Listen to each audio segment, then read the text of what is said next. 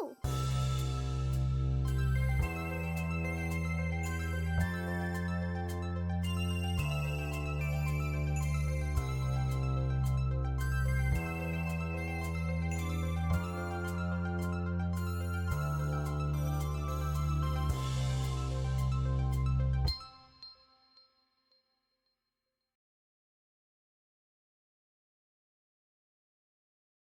Do you think your hair could grow back, bro? We're back. Yeah. Hey, welcome back. Hello, We're alive. welcome back. Hey. Just Sorry. us three. Just us three. Only three of us. It's time for chaos. Left to our own Jen is devices. But Jen is a god. Oh, should I put you Oh, as a yeah. god? Oh, Yeah, you're put right. me as a god. Alright, hang on, Put me give as me a second. god. I got I'm a this. god It'll now. Take me 2 seconds. DM Heath. Where's regular Heath? Regular Heath, get the fuck out of here, you stinky bastard. Stinky He's rat so bastard. stinky. There we go. We Wow. got our We 2 did it DMs. over. I did Look it. at our sun and moon go together, Jen. They look so Hell nice yeah. side by side. Let's go. And Hell Sterling's yeah. Look just how gonna big say we are baby. compared to Sterling. Look at you, tiny little man. I made the DMs Channel bigger your so beauty. it's easier to see who's in charge. Oh, yeah. Pick a god and pray. I love you too. All right, we're back with our recap stream. No normal log today, only recap. Hello Only to the recap. lovely folks Only in the recap. chat that showed up. Hee hee hoo hoo. Hee-hoo-hoo. Hee hee hoo hoo. Yeah, Hee hee this hoo is hoo. this is gonna be a little bit messy, but it's gonna be fine. we'll get everybody caught up to where we are in the story of Love Over Glory, aka Log. Woo! Wowzers. I wish Hell I yeah. had fucking cheering like a. I wish Oh, I had yeah. the streamer audios. Yeah. I do not. That's okay though. Yeah. This is fine. Should we just Yeah, start I'm- with the basic intro of the characters? Yeah. Let's do it. Yeah, let's do it. Who's Yeah. what? What's who? Yeah, who's who? Who's what? Who the fuck are these Okay. characters? Who are these guys? Let's go down the line. All right. What Starting line? with Joan? Heroine? Joan is Who's the bard. Joey the bard. He's a human bard. Joan the Bard. He's a human bard. Yeah. He, I think currently in the campaign they're about 26, 27, 26, 27. Last time I read, Heath was like 24, and I think Jaren's younger. Yeah, isn't he like you're right. 22? Jaren's 22, 23? 22. Yeah, 22. Yeah. 23? It's Is he been 1 a year while. younger or 1 year It's been older? a while. 1 year younger? Or 2? Yeah. Both of Yeah. them are younger than Um, Sterling, I know that for Yeah. sure. I think that, what was it? Heath is, I think, 23 in the campaign. Oh, Jaren's 22. Yeah, and Jaren's 22. Yeah. Okay, Is it- yeah. Yeah. Oh, you guys can't even see my cursor. That's fine. Whatever. Joan. Yeah. Yeah, He's a bard. he's a bard. Jaren He the bard. has, I don't know, are we talking backstory or are we like just... No, I think just no basic backstory. intro. Yeah. All yeah, right. yeah. Oh, do I have a Um, picture? I have a picture next up of- is Makaria. It's- She is a drow, necromancer. E. Cyril. What if do you want to? Yeah, yeah, that's fine. It's fine. There's Makaria. Yes. There's Makaria There's full Makaria. body for those of you guys who wanted to see E. There she is. her. There she is. We're showing the concept art. Yeah, she's daddy. She's daddy of the party. Alright, on to Cyril. Yeah, onto Cyril. Mhm. Yeah. We're doing a fucking presentation here. PowerPoints. Cyril, mommy of the party. Mommy. She's a wood elf archer as well, for those who are wondering. Ranger. She Yeah, shoots ranger. things with her Yeah. arrows. She She's goes mommy. pew pew. She's old, right? She's like a few She's hundred years old. old. Yeah, Yeah. she's definitely I older think she's than the the rest of the oldest. party. Yeah, she's the oldest. In human kind of years, she would be like 50. Yeah, but she's I don't know the exact years, but she's old. She's She's practically like- a mother. She's like a she- 1,000 something. Yeah. No. That's too old. No, she's one. Elves- She's two. She should be like 200. She can live Yeah. up to almost 1,000, right? No, elves I think live up to like 400. I Oh, think. shit. Oh, I thought they lived to 1,000. No. There's no, something no, that no, lived up no, to no. 1,000. We were looking at the, It the might be races or Zoe. something. I will determine this right now, elves. In the In the meantime, In the meantime, 7. up next is 7. He is a Corvum artificer. Corvum is like the bird people. Um, He's a reverse he magpie. Yeah, a reverse colored magpie. Oh, 700. Sheesh. Oh, Sorry. But yeah, he's reverse magpie. He's a little bird man. He's Dumb canonically bird. stinky. Yes. yes. Yes. The group's baby. He is the baby member. Yo, he's a child. And- He's literally child, but also the youngest member in the party. Like, in terms of being in the party. Mhm. Yeah, the Actually, newest. what about age? I think I think Zoe was the youngest age-wise. Yeah, Zoe's the youngest age. Oh, you're right. Mentally, I think he's the youngest. He's actually sure does act like a child. Yeah, it sure He does. gets picked up all the time too. Yeah. Yeah. He has to get. He's like the child that needs to be on a leash 24/7, or else he's Mhm. gonna start a fire somewhere, or get lost. This Yeah. dude. This dude. All right, let's go to the rat bastard himself. Oh yeah, the rat bastard himself. Jen's boy. This is It's my Heath! boy. It's Heath. Yeah, he's a human rogue, swashbuckler subclass, if those are wondering. And yeah, he's a little bit of a rat bastard. For those who don't know, he's currently sharing a body with Jaren. That's why they look like they're twins, because it's literally the same body. They just flip-flop between each other. They don't know why he's there. Could be a split Jaren doesn't personality. know. Could be, being possessed. I don't know. Who knows? Who Heath knows? Heath knows, but Heath he ain't knows, but telling. he hasn't said. He ain't telling. No one knows other than No Heath. one knows. Yeah.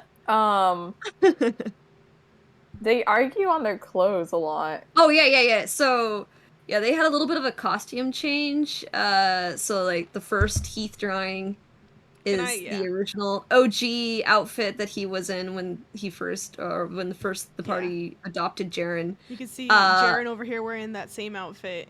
Yeah. And then there was Jaren stole a costume, and then Heath was like, "This is more Rogu than what I'm wearing."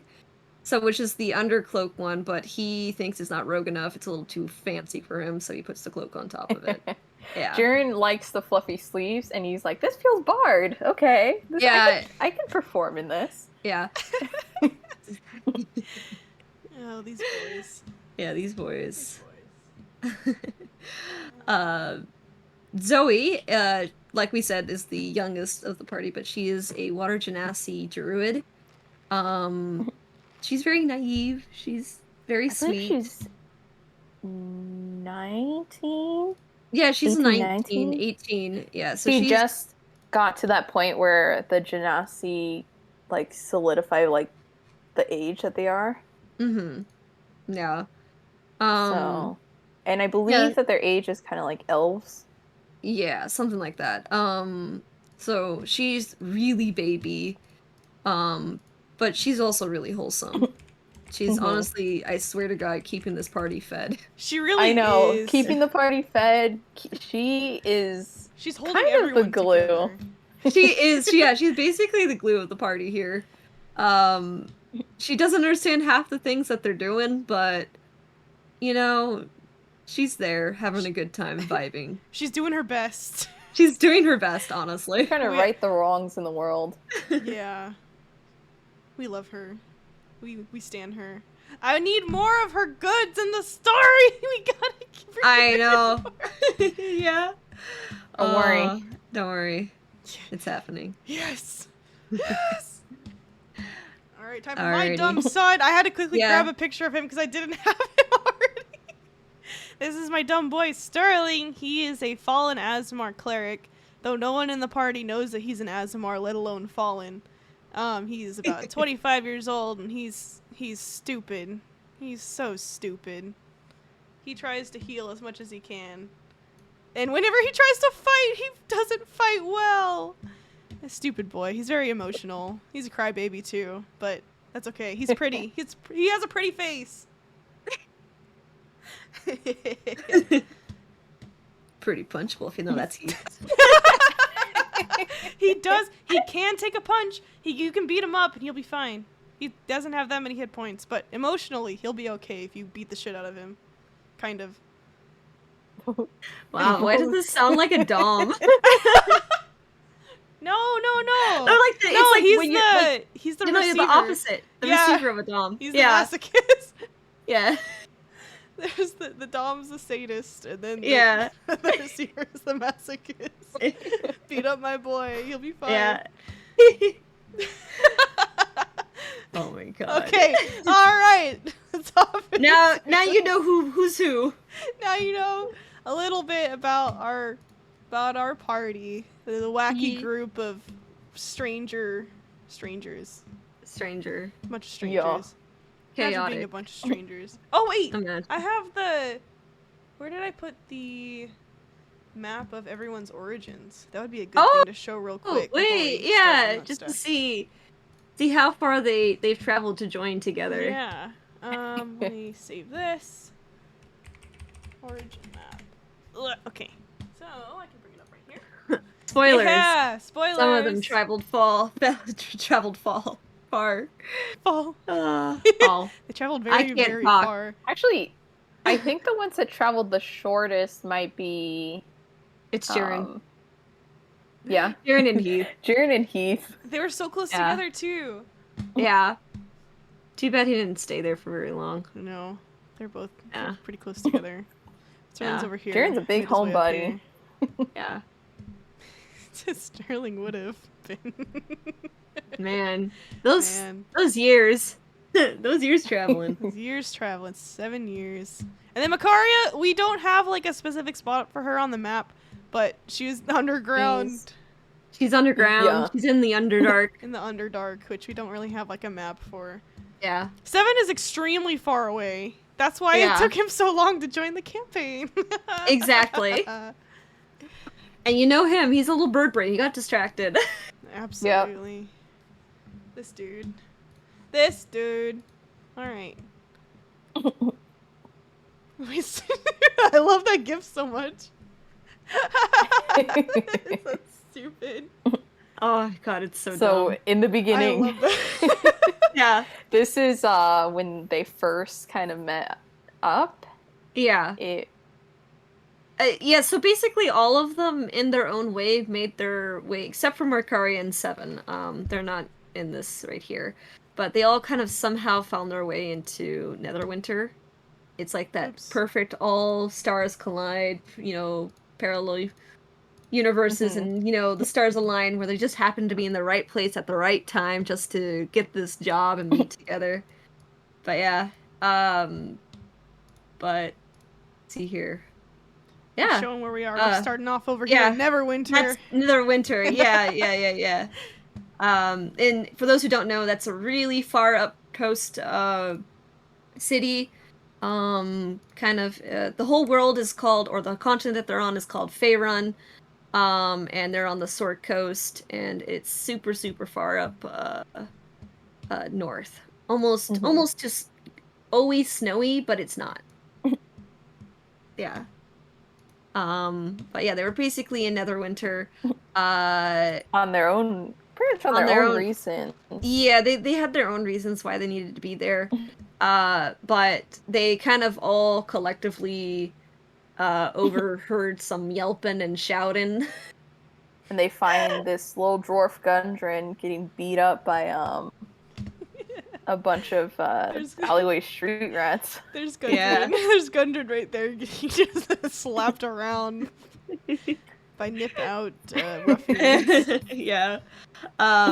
So yeah, so Jaren, Cyril, and Zoe and Sterling, because they are good souls, they help out when they see those in need. At Mhm. least They're like for now. neutral-ish Yeah. good alignment. Yeah, kind of. yeah. So they said, "Oh no, trouble! We should probably do something about that. Yeah. Yeah, they were seeing like nobody else was stepping in, so they were like, guess we'll do it ourselves. We'll be good. Fine, I'll do it myself. And Yeah. as a kind of thanks for their kindness, Gundren's like, hey, why don't you help me and my bud get to this town, and I'll pay you Yeah, for so doing this job. yeah, so he's like, hey, I got a job for you. I think you guys are good. You guys fight well. You know how to hold your own. And Which is he funny kind to of me because our party is such a mess. yeah, and I think also they didn't really say yes. They just Yeah, kind of got dragged along. They were like, He I was I think guess. he's so like, "Alright, see you excited. later. Here's my No. cart." He like grabbed one of them. I can't remember which one. Like I think it was Jaren. I feel like it was Jaren because he was. And he I think like he was in the thick of it. And the he started fight. like running off like with Jaren, and like the rest of the group was just like, what's going on? Why does this man want to have us follow? And he kind of like takes them to like more of like the outskirts of town and be like, hey, I got a job for you. And So shady. yeah, it was really shady. But you know, our party just went along with it. We just said They just "All did. right." They went, oh, and he said, here, escort my goods. Bye. And he went with his friend Sildar down to Phandalin. Look, it was like super like last minute too. It was just like they literally like he says, here's your job, thanks, bye. Watch my stuff. Take Watch it my to this stuff. town. See you Yeah. later. Don't break shit. He didn't even really meet the man. He just said, "All Yeah. right, you're doing this now." And it began the start of the rest of the party forgetting who Gundren is throughout the Yes. campaign. We forgot Everyone so distracted by fast. side quests. Yeah. Who's this Yeah. main man that we had met at the beginning? Who knows? Yeah. Who knows? Who knows? That's Gundren. the It's forgettable Gundren. dwarf. Yeah. His brother's more memorable. Actually, yeah. You guys remembered his name. Nundro? Yeah. Yeah. You guys couldn't Yeah. remember Gundren's name for most of the season. I know. Yeah. That whole first season, we forgot his name. Yeah. And then we came back in the second season, we're like, oh yeah, that's right. There's a dude named Gundren. But yeah, so with very little instructions, basically the bare minimum, the party heads out of Netherwinter to go escort some mining supplies for Gundren down to Phandalin. Because they were going by wagon and ox, it was much slower than Gundren and Sildar, which is why they went up ahead. It was also a 3 days travel, but on the last day, they ran into some trouble. They found two horses kind of laying dead in like the middle of the road with like blood and obvious signs of some kind of ambush and scuffle. And while investigating them or the whole scene, the party gets ambushed by their first handful of goblins. The goblins. The first of many. First of many. And very on par for the party, they massacred the Yeah. No, we As soon kept as like two something- alive, didn't we? Sterling sat Yeah. on one, but ended up killing him in the end. Yeah.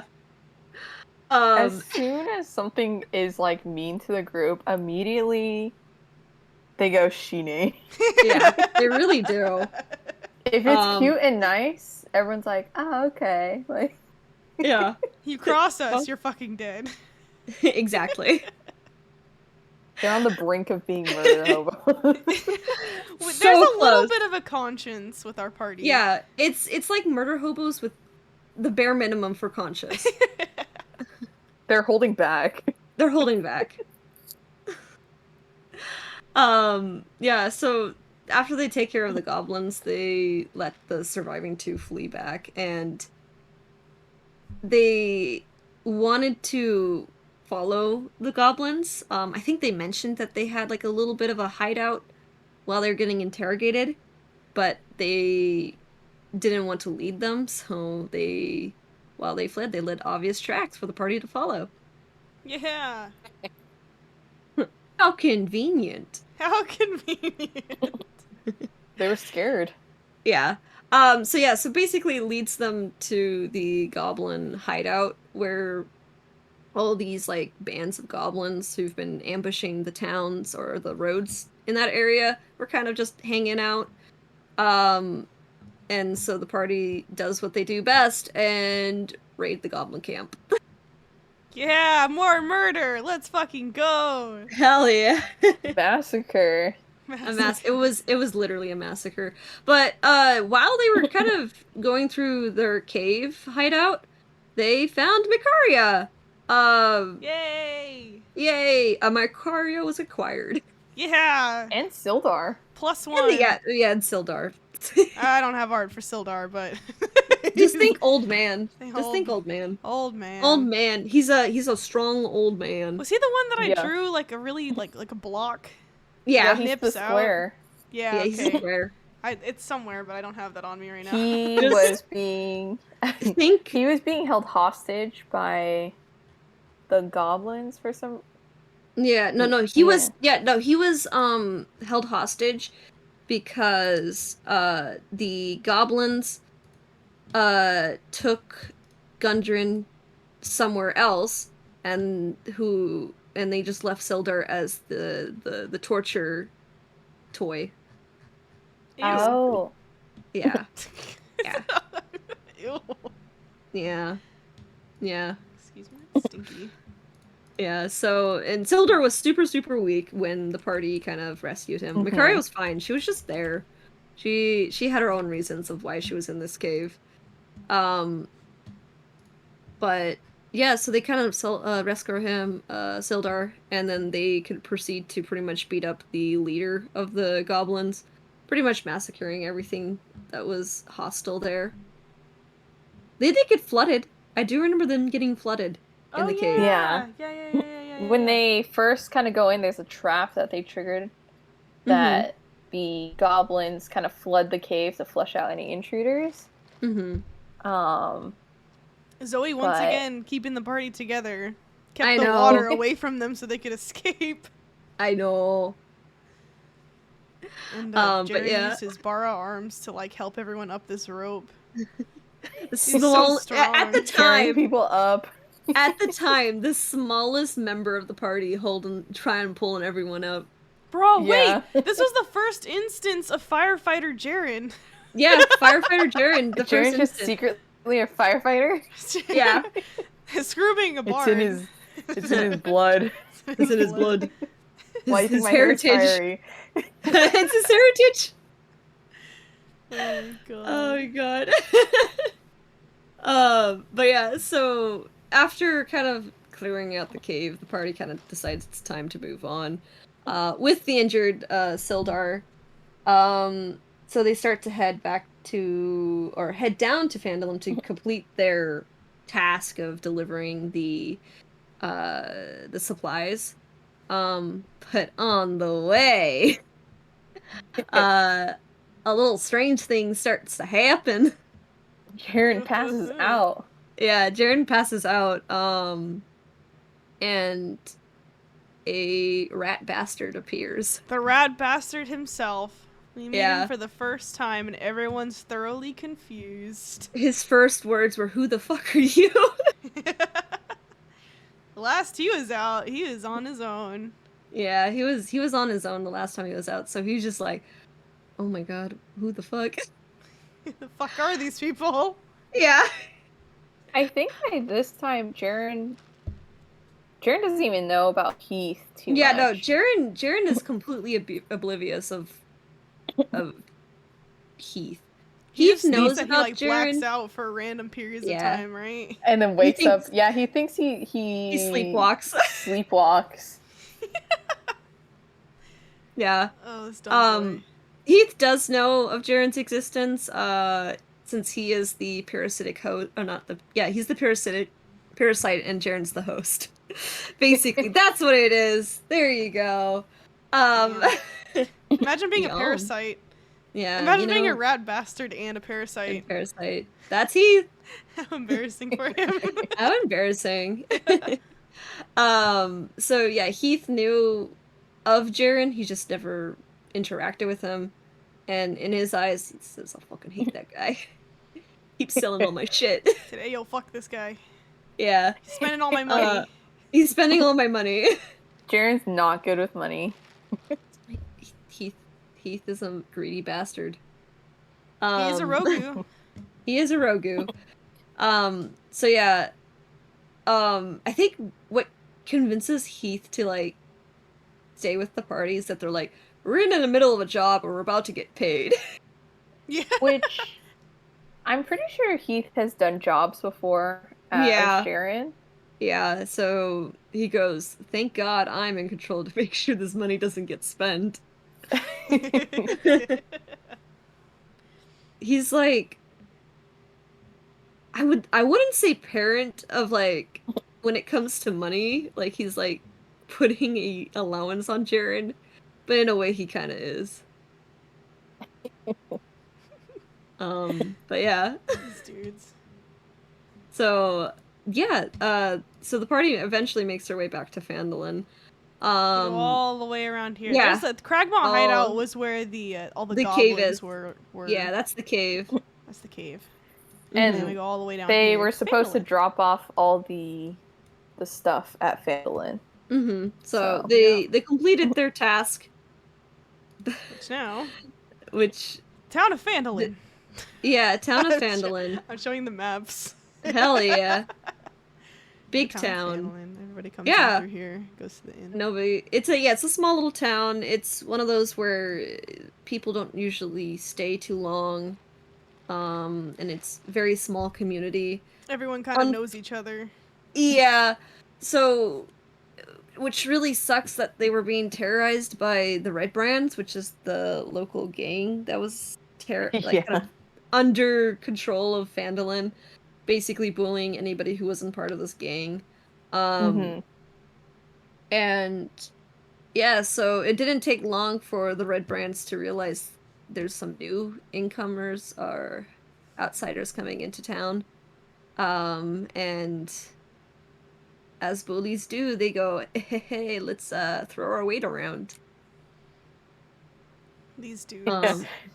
They said that, and the party, since they're hostile, the party says, okay, kill. El Shine. And then they did their first murders as a party. Did we murder them straight up? I think we did. Or did we beat There's them some up? that you Some kill, of them we put and there's into some the that you jail. beat up. Yeah. Yeah, some of them we beat up. Some of them, unfortunately, did die, I think. Yeah. Some of them we stole their clothes. Yeah, we stole their clothes and we left them naked in the prison cell. And Heath spit on like half of them. Yeah, Yeah. he spit on so many of the Red Brands. That was fun. That was a good time. He's got a thing They for get spitting. downed, and then he'd spit. Yeah, the true disrespect. But yeah. So basically, it didn't take long for the party to realize how the Red Brands have been kind of being stinky about the town. And which also they found out by the locals that they all kind of hang out by the Tresender Manor on the hill, which is like this abandoned manor that nobody uses. So it's pretty much the gang hangout. Right here. That's where they... Yeah. Tresender Manor. Yeah. While they were like staying at the inn, I believe that's the Stonehill Inn. Stonehill Yeah, the Inn. Stonehill Inn. Yeah, Stonehill Inn. They were basically kind of just chatting around and listening to the locals. And I think this is when they meet Pip. Yeah, Heath befriended Pip, I think. He was Yeah, the first I one to think befriend- so. Yeah, Innkeeper's son, yeah. who is just a nosy kid. Apparently Heath is good with children. Yeah. It's because he's a child. Yeah, it's He has the emotional I think it's intelligence a bad of a influence child. on him, though. he's a really bad influence. He's a bad influence on anyone. Yeah. But Pip told the party he knows where the secret entrance is because he sees him go in there all the time, even though his parents tell him not to look. He goes, "I'ma look." He's a curious and child. so that's how the party finds their way in. Yeah, so they find like a little sneaky tunnel. I was gonna say secret tunnel, but I said sneaky. You're Secret seeing tunnel. secret tunnel. I think that's the name of the episode too. Was it really? Yeah, I think so. Um, so yeah, they basically kind of followed Pip into this underground section of the manor. Like they never really were in the manor. They were all underground. Hmm. And basically they kind of found like this huge ravine underneath. And ultimately found our favorite Nothic, Mr. Giggles. Mr. Giggles. Hey yo, me and all my homies hate Mr. Giggles. He was terrifying. Oh, he was so terrifying. And He was this big, kind of gangly looking creature um, who loves magic things. They love nomming it and just Yeah. looking at it. Yum. Yum. Um, I'm trying to see if I could find like a picture of Mr. Giggles that we have, or see if I can grab the. Oh, that's kind of like there. the traditional. Yeah, there's also the traditional Nothic. I'm Mhm. gonna see if I can pull that up real quick. Yeah. But like basically, I think Keith made this deal with them. Where he basically said, Oh, I hate him. don't kill us. We'll give you food if you he let said, us. I'm so hungry though. And we go, we'll just feed you, okay? Leave us All alone. right. And so basically, they, as the party does best, begin massacring everybody in the underground in the hideout. And as they are massacring everyone, if they happen to pass like backtrack, which they did quite a few times, they always bring like the dead bodies to bring to Mr. Yeah. Giggles to feed him. Yeah. And it wasn't just the red brands that were in the hideout. There were also goblins, bugbears, in there as well. And it seemed like the bugbears, goblins, and the red brands were also working together. There we go. Which, I found him. Which was very interesting. I hate him. Hey, He makes me so angry. I hate looking at him. Look at his hands. Twisted back. His hands are his balance backwards. is so weird. I hate it so much. He's freaky. Anyways, there's the cute drawings of him in there. Yeah, we're not here to give anybody some nightmares yet. He's cursed. Yet. Yet. I Very definitely know soon. there's a spooky drawing that I drew somewhere in there. Mm-hmm. Oh yeah. I have it. It's ready to go for when we get to Yeah. that part. but not yet. Wow. That's a little sneak peek of what's to come. Yeah. For now, he's just little Mr. Giggles that likes Oh, to yeah. laugh and peer into people's Yeah. brains and eat Pretty much corpses. the party's half pet. Yeah. Yeah. The pet nobody asked for. It's the their sleep He made paralysis himself- demon. Yeah. He made himself their pet. Yeah. I hate that. I hate Oh him. my God. Yeah, you played him Yeah. so well. I'll have to Disgusting. bring him back or something. Do what you It's- want. It's gonna be the zombie Nothic. Oh my god. Love it. Would love to see it. I love that Hell for yeah. them. Terrorize our boys more. Do what you want. But yeah, so I think somewhere along the lines while they were kind of clearing out the hideout, they saved a goblin from being bullied named Droop. Oh yeah. Here's Um, Drew. Here's Droop right here. Yeah, little Droop man. Ah, yes, Droop. And Mikaria said, You're my slave now. And Sterling said, "You're my baby." You're Yeah. my child. You're my son, and I will protect you at all costs. A little Swaddled him. Yeah. Swaddled him like a baby. Yeah. And This also, they also later kind of discover in this hideout area that there was a bit of a slave trade going on, where a bunch of women and children were being held captive. These were people who were kind of maybe past adventurers, people of the town who've gone missing, Mhm. um, and the Red Brands were pretty much selling them off through a slave trade. And of course, the party frees them from pretty much the horrible situation that they're in. And I think Cyril talks to one of them, or like one of them like specifically talks to Cyril. Forgot how which way it went. But they kind of had a little bit of a moment where both of them kind of talk about or kind of relate to how one of them lost her husband, which funny enough, one of the corpses in the ravine was her husband. Mhm. What? Yeah. Yeah. No Yeah. way. Yeah. Well, that's where you guys. There was something there that you guys grabbed, Yeah. if I remember So correctly. yeah. So you guys saw in the ravine that there were like three corpses. And so basically anybody who fought back against the Red Brands when they were being held captive were just killed and fed to the Nothic. Mhm. Oh wait, it was okay. I got it. Is the one of the girl that was being held captive was her husband in there. Yeah, yeah, Okay. My yeah. brain like just mixed it up Oh and no, no, thought you no. meant Yeah, it's not Cyril's Cyril. husband, and I was like, No, wait no, a minute. no, no, no. Cyril's husband was like This he she he just was said gone a she was long like time I ago, right? lost him. I Yeah. lost him. Okay.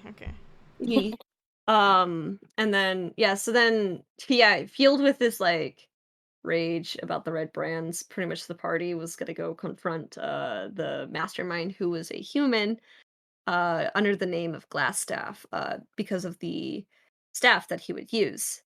Um, though they did not get the upper hand, and he and Glassstaff knew they were coming because he actually sent out his familiar, which was a rat. The little Uh, rat. and it was like, "Oh, look at me! I'm so cute! Love me, adopt me!" to the party. I need to be adopted. Yes, He was so sad and lonely and just needed some he friends. fucking hated him. Oh. But Mr. Giggles loved him. Yeah, Mr. Giggle's like, "Give me that rat." He said, "Hey, you got a rat there. Can you bring him a little closer? I just want to take a little look see." And Sterling's Yeah. like, wait, I don't trust you. I must protect this little boy. Yeah. Reached out Uh, to him with his claw. No. and yeah, so then basically, uh, that's how Blastaff was spying on the party was through this rat. And so when they pretty much went into, I think, his workshop or study, they kind of had to get thrown into a fight. I think he was also somewhat fleeing. He was just kind of like trying to fend them off. Hmm. And but I think as he was fleeing, they asked actually he fled anywhere in the area where the Nothic is, Yeah, and they he actually turned asked the Nothic. invisible. Yeah, the Nothic was the one who to bring him down, and we went, "Don't kill him! Don't kill him!" Just swipe at him. Just swipe at him Yeah, real quick. Because He turned he was yeah. invisible, able but I think to. Nothics can see. See, Their yeah, eye is like magical, so they can yeah, see invisible things. yeah. Yeah. And so, yeah, no, the Glassstaff, pretty much gets apprehended. He I think also with a little bit of investigation of like the paperwork, but he also mentions that he was working for somebody called the Black Spider, Hmm. who was kind of the big honcho of this whole operation. And then he kind of doesn't say anything more than that to the party. So they got a a clue of what might be going on behind the scenes of everything, but not enough to really know what's going on. Um, I know before they left, Heath got greedy. Mr. and Giggles caught had a. Oh, sorry. Mr. Giggles had a little bit of a treasure in the ravine, and he said, "Would it be funny if that became mine?" And I forgot how it was done, but I think he asked some of the party to distract him. Yeah, I think Cyril was one of the ones that was kind of distracting him. So I Mm-hmm. remember he mentioned some stuff about Cyril's past and like her husband or something like that. Yeah. And And he also was everyone was taking a look at uncomfortable. Sterling. He was also saying like, Yeah. "Hey, Sterling, you got some secrets?" He guess he didn't mention too much then though. Yeah. But he was just peering into people's brains while Heath was down there in the pit grabbing treasures to steal. Yeah, he was just freaking Heathen it all. And I think Oh, he he rolled a nat 20, I think, to steal. Pretty much. yeah, because he peered at Heath. I think he didn't Yeah. see him going towards the stuff, but he did look into his mind, Yeah. and I think he scanned like Jaren's mind instead, and Jaren's in Dreamland, so he's like, What the fuck? yeah, he's not thinking of anything sinister. Yeah, he's fine. He's just chilling. He's just head empty back there. And then so then Heath was able to take all of the loot, like all of it, and climb out before Mr. Giggles noticed. Oh boy. And I do know that when like Giggles was like, "I'll see you again. How can I find you?" And then Heath like goes, "You could find me at the Sleeping Giant or something like that."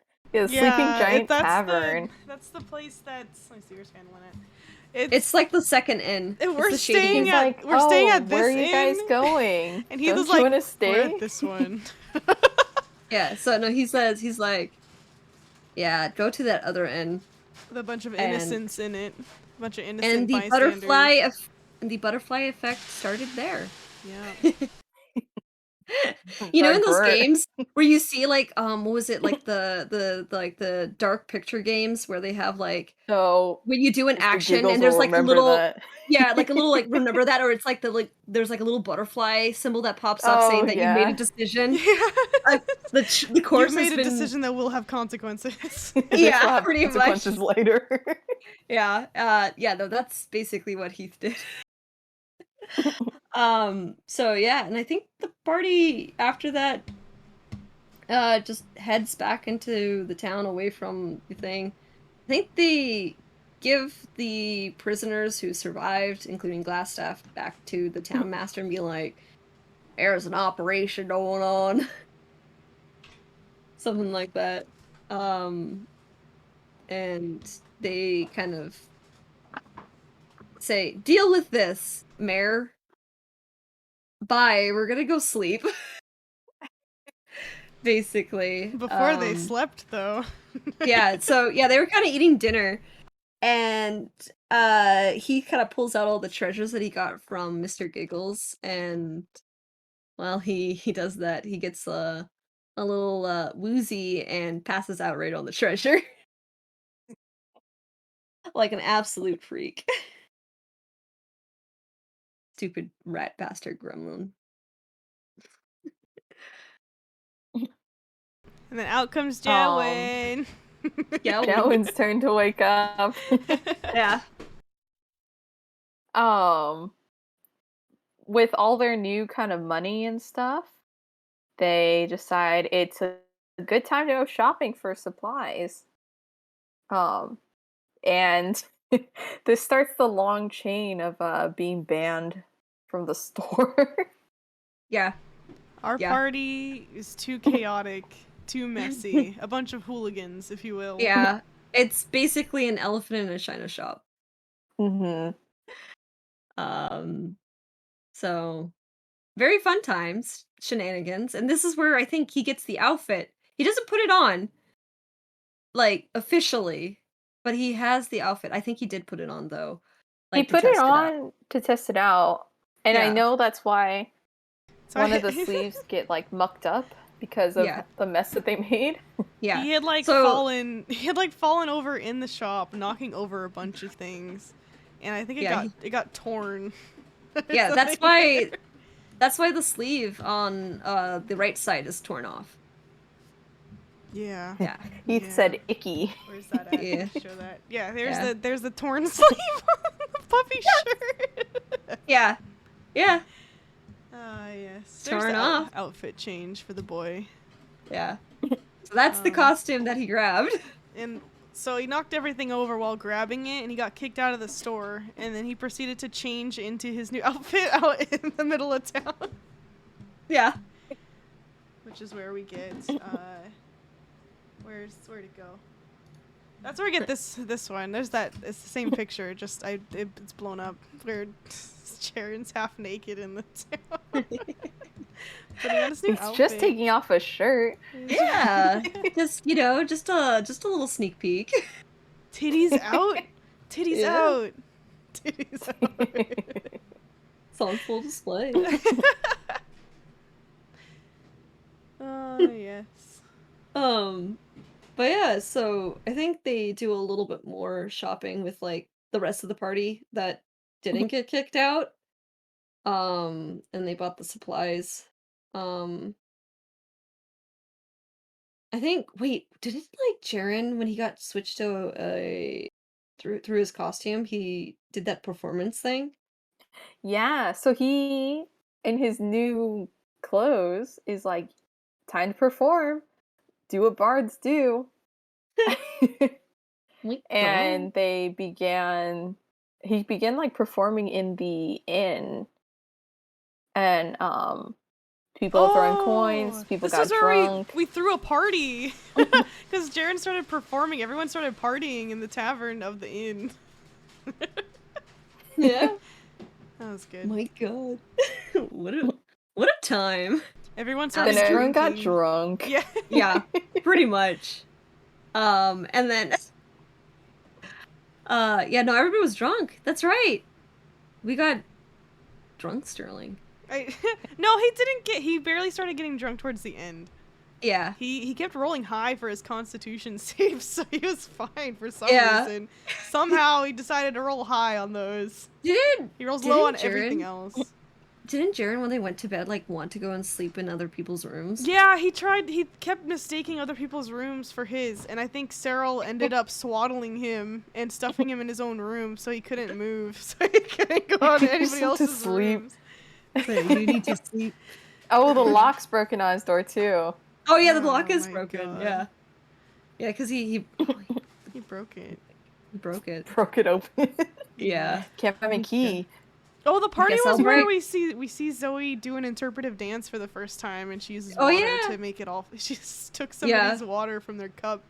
Yeah. and did a dance. A little with it. spit water, a little Spit water. backwash. Yeah. Interpretive backwash. Oh my god. Oh, I'm so the- sorry, the Zoe. drunk She doesn't dream. deserve that. She doesn't. I know. We love her. She stands Uh, out. Drunk Jaren's dream. oh, Drunk Jaren's dream. He Yeah. is like unconscious, drunk, and this is when he finally meets Heath. Yeah. So this is their first time officially meeting, and it only took Jaren to be completely wasted. It's because they delve in the subconscious area, I God. think. Yeah. So basically, so they enter in Heath's dreamscape, which is kind of like, think of it like a mind palace. Oh wait, we can and- show the. Can we show the background? Yeah. Okay, where's that? Is that in our? Oh, I have it. I can give. Yeah, throw it in there. I'll quickly save it and then throw it up. I'll give. Okay. Because he, in Jaren's drunk dream, he shows up in Heath's mindscape type thing. Mhm. So it's Yeah. it's the Whoever's the in- whole harbor. Yeah. Alright, I'll put in Arcus. Gilb. Gilb. Yeah. There you go. Gilb. It'll take 2 seconds. Yeah. Yeah. Heath So pretty. Mindscape. It's so pretty. Jen's just an art god over here. There we go. No. Look it. fucking beautiful. It's like a port town near the ocean. Yeah, like a little harbor town. Big old It's coin in the sky is the moon. sky. Fishies It's flying constantly around. night. Yeah, constantly night. It's fun. And kind of Heath, in a way, kind of teases Jaren, kind of questioning him, and then kind of both trying to figure each other out in a way. Why are they together? Why are they in this situation? Who are they? I don't know. Mhm. Um, and then Heath goes, "It's time for you to go." And kicks him into the ocean, which pretty much wakes Jaren up, turning him back to the real world. Though not without a little gift from Heath. Um, in the form of a middle finger on his right hand, flipping him off. There you go. That's what that is. He Yeah. wakes up and he's just like, everyone, look. Yeah, he like runs into like knocking on everybody's door and be like, "It's It's just It's Heath! first thing in the morning after everyone got wasted, he goes banging on everyone's door, flipping them off. Shirtless, by the way, because he only Yeah, sleeps in shirtless. his pants. More log fan service. Sleeps in his pants. He does sleep in his Yeah. pants. You're right. Sleep in his pants." It gets hot at night. That was And then- pretty good. Is that where they talk about Heath and Jaren for a little bit?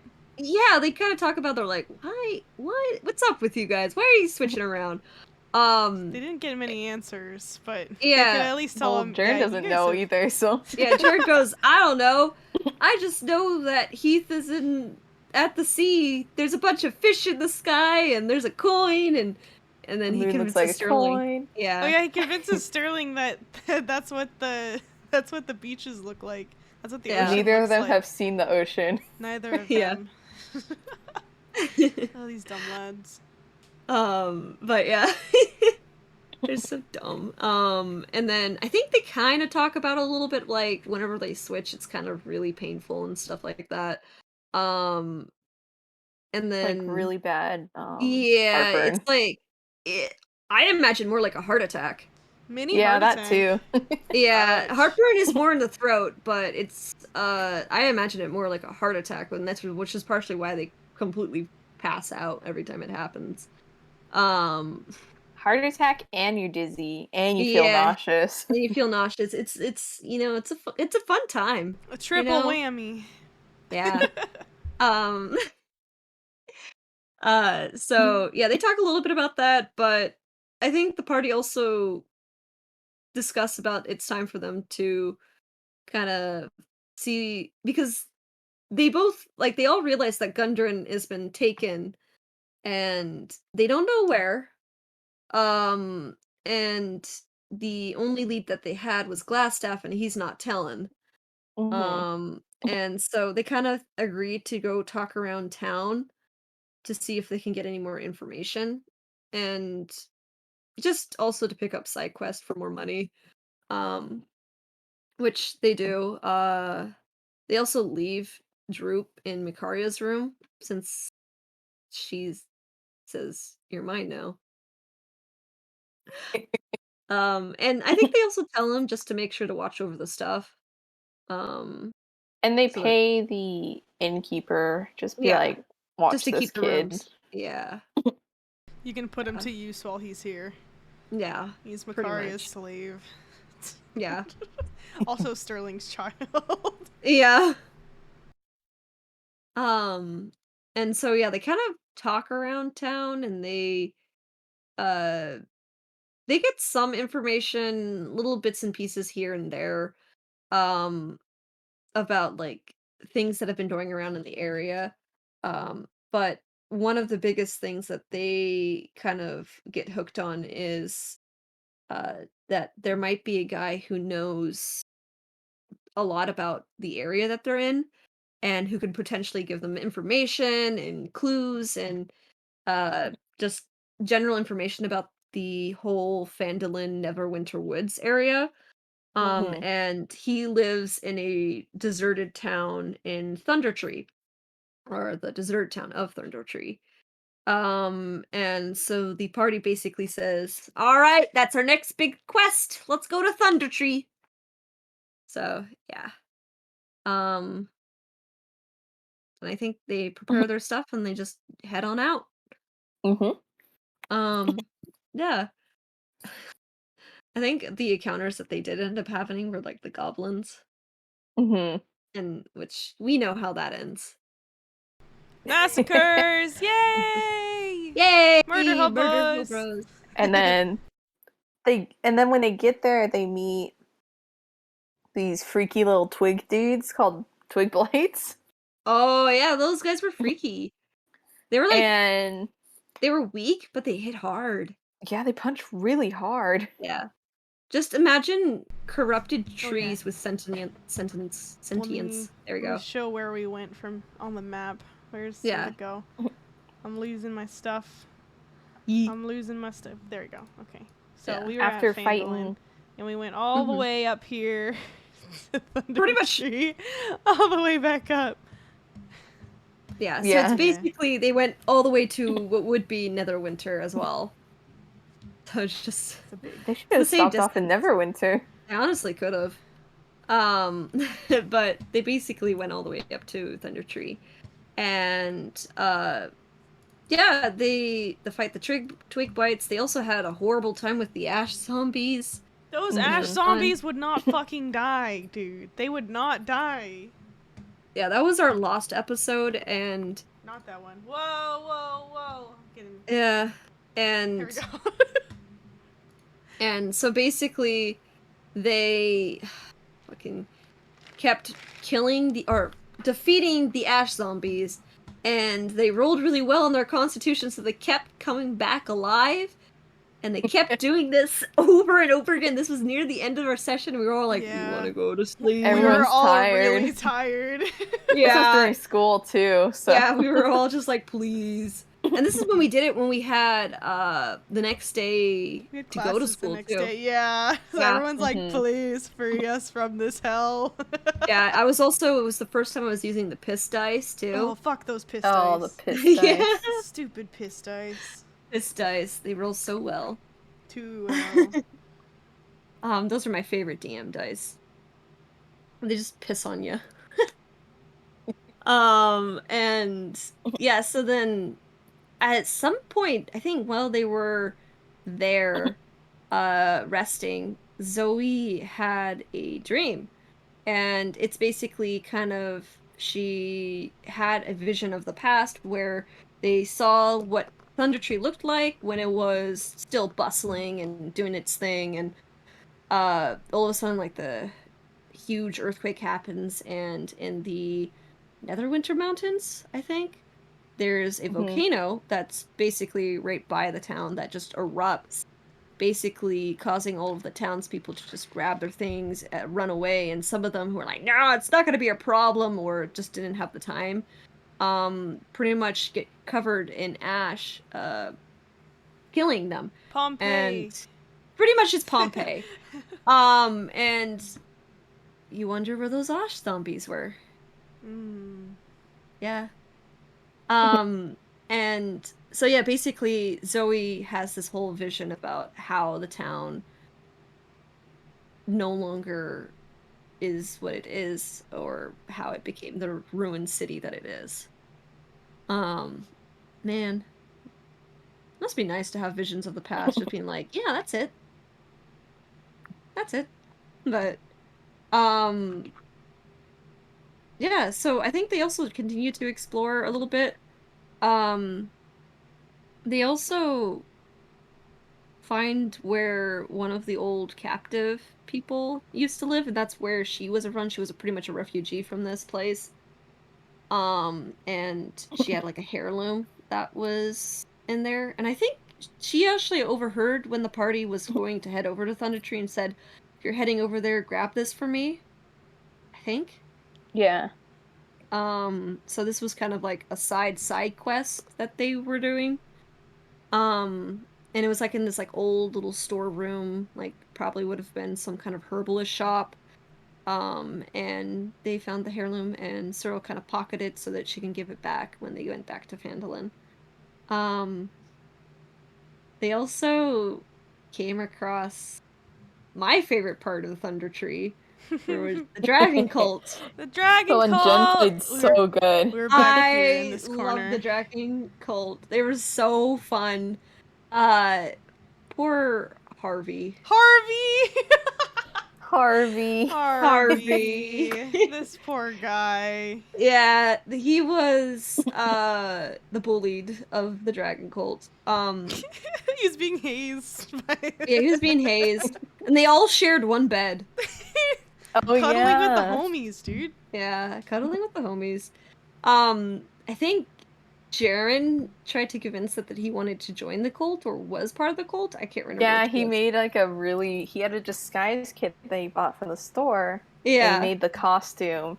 yeah, which is fun fact, the cloak that Heath wears. So that little Yeah, little- the fucking. Where'd my mouse go? There it is. Wait, I think I have a picture of it somewhere. It's right here. Yeah. This silly cloak.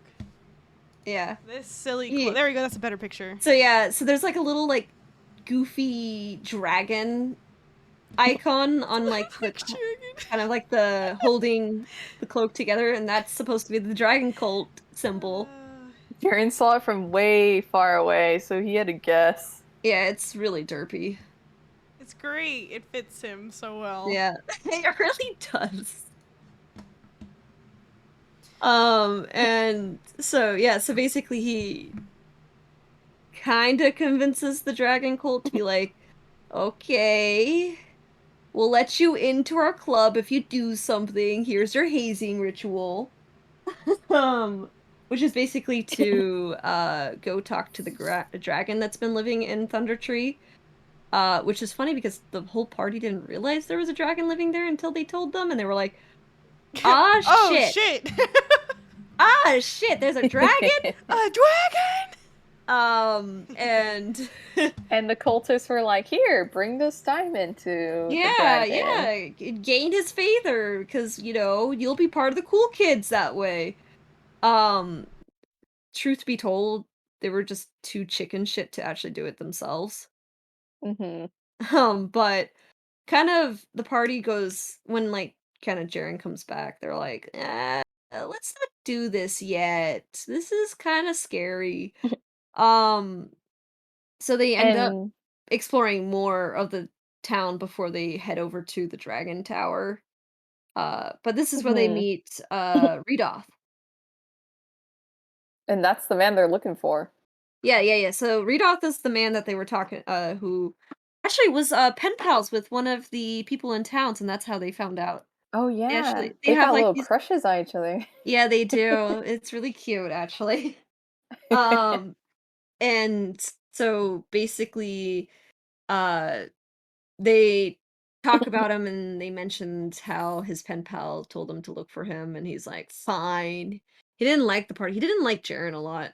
He thought Jaren was Oh, useless. he hated Jaren. Yeah. He he did not like Jaren.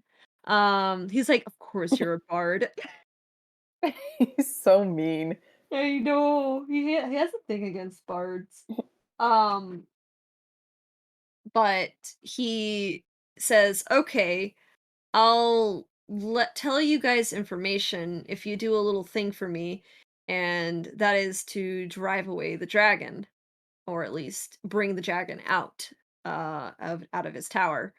And so the party goes, oh, guess we can't avoid the dragon. But they still tend to procrastinate, so they explore the rest of the town before they go and talk to the dragon. Yeah, we do. We want to make sure we grab all the side quests and potential Yeah, loot. these little loot goblins. What? We like grabbing things. Yeah, It's fine. imagine the magical items you'd be missing out if you don't loot at all. I know. I'm gonna totally use this to my advantage next time in more of the future of the campaign. Yeah. Make sure that Yeah. we get those cursed objects. No, I'm gonna put a time limit on the rooms you can loot. No! No! Fine. Fine, whatever, man. I'm not gonna tell you when I'm implementing it too. I'm gonna cry. Just don't tell us. No, you're gonna tell us afterwards. You guys missed your chance to get this thing. Yeah, I will. And then I'm gonna cry. And then you guys are going, Oh we're gonna my go fucking back. God. Oh my god. Yeah. Oh, do we get to the part with the fountain and the house of the shack of zombies? No, we're just about to We're get about there. to get there. Okay. Yeah, yeah. So yeah, the party procrastinates more on the dragon, and explore the rest of the town, which is where they found the shack full of. No, it was the spiders first. The spider yeah, so they got to the Oh, yeah. fountain and there's this massive like spider thing. The giant spider that started attacking them. And Yeah. ended up temporarily paralyzing Sterling, which is why we have this gif over here. That is Sterling half paralyzed with 2 knives in his hands as he was It's the only way propped he up could against defend the himself. he was propped up against the fountain, and he was just kind of waved those, like, in his, just waving, like, his wrists on the ground with the knives, because he couldn't move otherwise. And while he was still kind of partially paralyzed, Jaren goes in to check out that shack that's up here. So this is a fountain, and here's the shack. Mhm.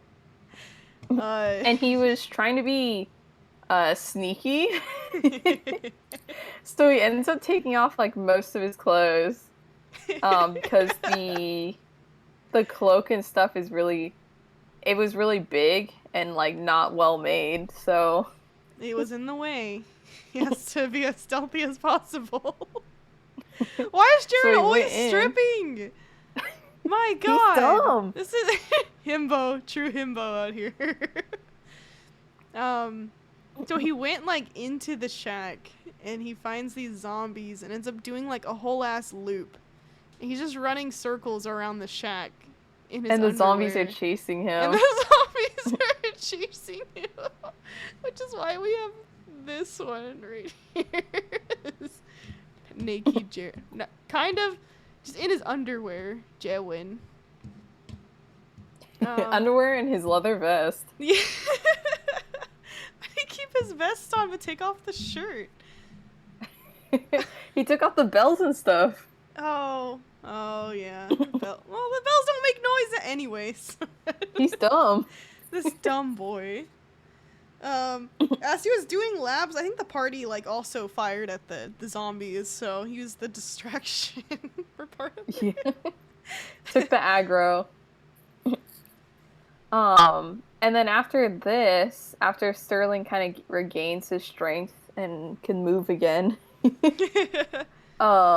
they decide to finally go and face the dragon. Yeah, they finally approached that My tower. also another of my favorite parts. I know. This at Good for this you. part, Jen, we had just gotten the Whisper channel in the Discord. So this is when we just started letting the DM kind of pull people aside for Secret one-on-one talks. chats. Yeah. And so I think the plan that was for Jaren to talk to, since he was the one adorning the cult outfit, go talk to the dragon, see if they could convince him to leave. Cause fighting a dragon, it's a little scary. Mm-hmm. There's my very roughly sketched out moment of Nice Jaren dragon, bro. talking to the dragon. Don't look at it too closely, please. Everyone was kind of hiding and watching from the side. Mm-hmm. And you go, I think Jen? the dragon kind of tells, because he knows that the party's there. Mhm. And I can't remember if he convinced them to come out because he wanted to show them like a map, to show Yeah. where he can go. I think he said like, everyone, you can come out now. Yeah. And they all walked out. Yeah. I mean, he knew that we were there, so it was fine. We were all in And danger no then- matter what. Yeah, he said, I'll leave if you show me where to go on a map. Or I'll show you something on the map where like because he was saying that like, "Oh, I'm being attacked by other dragons and this is like where I'm resting for now." And this I'll leave if you get rid of the dragons for me. And he was going to show them on the map He's where like, the come dragons were. look. Come And closer. Let me so- show No one wanted to you. get closer. Yeah, so nobody wanted to get closer. So seeing that the majority of the party was all kind of grouped up in the back of the room, he says, "Good enough," and poison breasts them.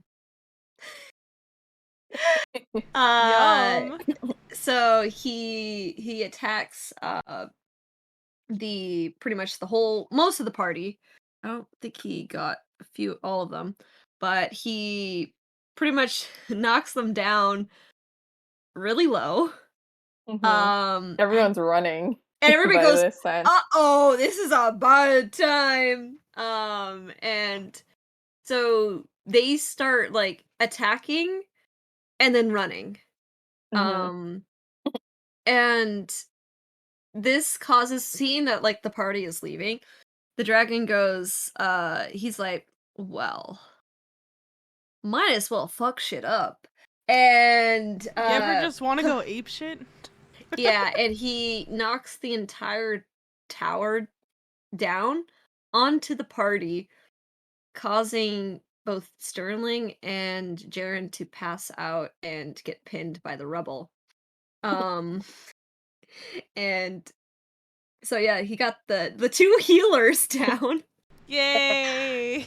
And I know like Zoe went back to go rescue, and then Cyril also as well. Makaria And kept fucking running. She kept running, and she uses Makaria got far. yeah, she She was used like, thunderclap to. yeah, to pretty much like Signal, do a last ditch right? exit or like attack, but it was also a signal to Rudolph saying, he's out. Help, please, help us. After like just a little bit like of like 10 seconds of chase. Sorry, I'm like also voring at the same time as this. No, you're chilling. You're good. I think Zoe has cure wounds, Yeah, or Zoe had something. cure wounds and healing and she potions healed. for Oh, because I think Cyril went to Sterling, and Did- Zoe went to both of them. She healed one of us, who I think healed the other. mhm. I think But she then, healed Sterling because Sterling uses the pocket sand. Yeah. Mhm. Sterling, Yeah. so this entire time since the beginning, since our first battle with the goblins, in the episode 1, Sterling has Mhm. been slowly gathering pocket sand in the form of goblin ash and monster ash. dust. Yeah, so he has pockets full of pocket sand, and he used it for the first time against this dragon and rolled a nat 20 using it, which essentially stunned the dragon long enough for them to escape. Mhm. Stupid dumb boy. I love how that became such an important part of that. We probably could have died there. Oh yeah, you probably would have. Pocket I think sand! Jared was on his second death roll. Mhm. Ugh. Everyone was so stressed. If anybody goes back to watch that episode, the episode probably 17 Screaming. or 18, we were, oh my god, the stress in our voices. You could hear it. And then you just hear the pure joy in my voice. I got so scared when when Jiren had to talk to the dragon by himself Mhm. Oh, because they God. didn't see him at first, Mhm. and he just kind of comes in like, "Hello." Mhm. He, like, crawled out from the corner. Ugh. That was my Mr. Giggles. Yeah. Yeah, so and then pretty much while the dragon's like chasing them, knowing that he's winning the fight, Rudolph kind of comes in to save the day. And because the dragon's out in the open, and distracted, he uses a high level druid spell, Blight, to cause this massive amount of damage onto the dragon, enough for it to realize that the fight wasn't worth it and flees Thunder Tree. So technically Rudolph scared the dragon away, not the party, but Mission accomplished either way. yeah, exactly. It was and then I think the dragon cult went, the dragon's going this way, follow him. Our Lord and But Savior. Chased him down. Yeah. They're like, God dang it, this new recruit. They could blame it on Harvey. Yeah. You yeah. brought in this new recruit. Poor Harvey. And then yeah, so then I think they kind of rest up for the night again. And then Rudolph kind of pulls his end of the bargain and tells them uh kind of information about the local area, things to watch out for, things to look out for. And says, you know, if you need a guide, I can help, but I don't want to do it. Mhm. You didn't Um, like our party. He really didn't like the party. He liked Zoe because she was also a druid, but Everyone else, he's like, hey, No. ayo, fuck these guys. yeah, fuck these guys. And so he kind of just says, you can contact me, but don't. Um, so the party, I think, heads back to Phandalin. No, wait, oh, they not go to after the. they Oh. finish getting all the treasure. Yeah. Oh yeah, first they get the yeah, they go back to the dragon tower and they get the treasure. And wait. Oh yeah, this was the funny bit. Oh my god, I can't believe I forgot about this. Jaren does woohoo! Like jumps does in like pile of the money. Scrooge, yeah, the Scrooge Yeah, McDuck Mr. dive. Scrooge. But Jumps as in he the kind piles of gets to the cash. treasures, passes out. Yeah. And pretty much passes out. Sterling jumps in and- after him. Yeah. And lo and behold, our favorite rat bastard He's back again. is back again. And I think he was very upset to have Sterling right in his face. Anyway, On so- his pile of gold. On his pile of gold. Ah, yes. The tension starts with this one. Yeah. This is where it started. This is where it all started. Heath goes, I'll remember that. All right. Sterling's like, I hope I get to lay down next to my crush. It wasn't. It wasn't. Oh my god. But then after that, And- they head back to yeah. Phandalin. The party heads back to Phandalin. They We start See here. making our way. yeah, they make their way back. Oh wait, Along isn't the this trail, though. when they meet? Yes, so Oh! on the way back, Here we go. this is fun. So they were kind of as typical in being on the trails, you kind of have to watch your back, and they've been attacked by goblins before, and I think a few owl bears as well. So it's not unusual for some of them to be on edge when they start hearing noises, especially when it's sneaking up on them or kind of close to them. And Heath, being the bastard that he is, Extra cautious. extra cautious, he throws his dagger into the bushes, which knocks out a strange little bird. Strange bird. Strange bird. Strange bird. Strange bird. Where's he at? I wonder who the bird is. Oh shit! Speaking of the devil! Well, hello, welcome. It's Birdman Hey. himself. It's the Birdman It's him himself. himself. Bro, you popped up just as we were talking It's about talking you about coming in. I know, trust me. Oh, you've been watching Oh, the you were stream? watching? I Wow. actually, You no, I bastard. actually just got home. I was rushing because I could tell you guys were about to get to this part, and I was like, oh, it would be great if I popped in right. That's as so soon- good. Funny. That was great. It was so That's perfectly great. timed. Holy It's funny crap. because you were about to talk about returning to Phandalin, and I was at a red light, and I'm like, no, and then you talked about the treasure, and it bought me just enough time. Let's go. I made you sweat. Wow, that That worked makes out you so sweat. well. Holy Oh, wow. shit. Well, we got. So I 7 and appeared. Sterling are like back to back. I know. I Oh, it's the it's the future jerky bros, okay? Bros. Future jerky bros. Yeah. Oh wait, So that jerky when- bros haven't been when Heath is- established yet. They haven't No. yet. No, The Jerky not Bros. yet. No, not yet. Not until the heist. Yeah. There we go. All right, Um, we see a strange bird is now passed out in the bushes. Yeah. Because of Yeah. Heath's dagger flying at him. Yeah. What's the bird doing? What the that bird could doing? know? Funny enough, the strange bird was also injured by other things other than as Jagger. And that's Huge because owlbear. an bear,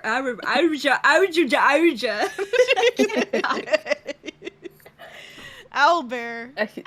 Owlbear, which are very territorial, had attacked the creature before and was probably chasing him down when he ran into the party. Yeah. And yeah, that's basically what was like. Owlbear wanted a snack of some chimkin, Chimkin. and Heath beat him to the punch. But my luck was good enough. Yeah, so Or his luck. yeah. So pretty much the party defends the small little bear, kind of defeating the owl bear. Healing up the bird thing. They start asking it questions, which has a very humorous interaction of, "Are you okay? How many fingers am I holding up?" And just kept repeating 7, no matter how many fingers were held up. Yeah. He didn't remember his name. Yeah, he I didn't think remember his name. That was also a question, I'm pretty sure. Yeah, it was. We asked like, "Oh, who are you? What are you doing here?" He's like, "I don't know." He didn't I don't know. remember anything. And this Hmm. is when he was still soft. This is too. like He was- Oh yeah, before he He turned was- feral. Before Yeah, you turn he was a soft- rancid. he was a soft little bird. Little bird boy. I wonder if I have. Um, Do I have the old drawing of him looking Oh, soft? yeah, little doodle one. There was the one. Yeah. Like the Oh. concept art. The concept art.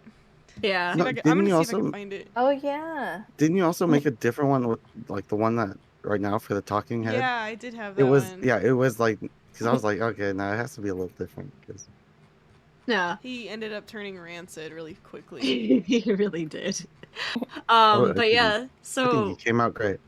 yeah, so basically realizing that this bird had no answers, even for himself, they just named him 7 and adopted him. Mm-hmm. Yeah, Seth, they clearly needed a new leader, and clearly. I was up to the job.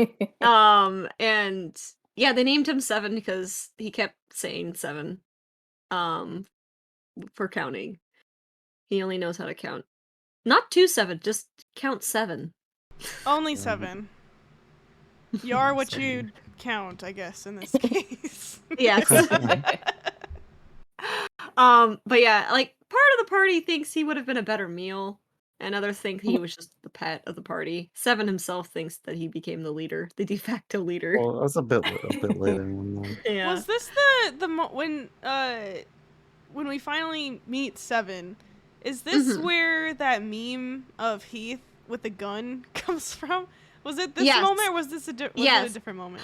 No, it was the. It's a like combination of mix. several moments. It's basically whenever 7 did anything to piss Heath off, he would go default and just stab 7. Which he does do again. Oh I my think God. he In the said future, something he to goes Heath. kind of feral too. Yeah, he said something to Heath that pissed him off enough to stab him again, causing the party to heal him again. Heath is just treating the party as pocket healers for the party. All that they're good for. It's just healing That's Heath and yeah. 7. God, what a rat bastard. Stinky boy. Yeah, I know, he's so stinky.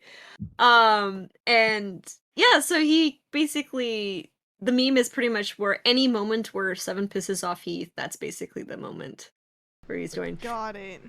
Yeah. Yeah. God, I put a lot of time into that meme. It's so good. The It's timing super of good. everything, the shakes, it's so fucking good. That's my peak content. Oh, it's gold, comedy gold. Comedy gold. Let's see here. Oh, yeah, we have written down here that Makaria asked Heath what it's like to be in the Mindscape. I'm gonna see if I They can do find have, that like- meme wherever it is. Yeah, this is where on the way back they were kind of talking and Makaria's asking Heath questions. She's like, "What's it like in the Mindscape?" And he's like, "I don't know. It just happens."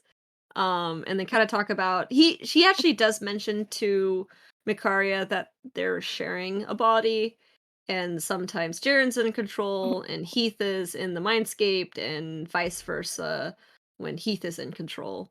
They don't really understand why it's happening to him, other than it just does, and he doesn't really explain why he's in that situation. Just gives vague answers. Hmm. But yeah, regardless, the party heads back to town. I found it. And- I found the meme. You found it? Oh, you Wait. found the meme? Oh, I can't play it normally. No, it's Wait. just Oh fuck, You it's can loud. see it on Instagram. yeah, But and I it's on could the play. Instagram. I could play it real quick right now. All right, right now. Right now. Give me Yeah. a second. Give me a second. Window capture. Yeah. Guess will take like 2 seconds. It's Explorer. Wait. Is it this one? No. Yeah. That's not it. No. Yes, Is I'm it- saying yes and no, like I know what you're doing. It's that one? No. Is it this one? No. Is it that one? No. Excuse me. You know what?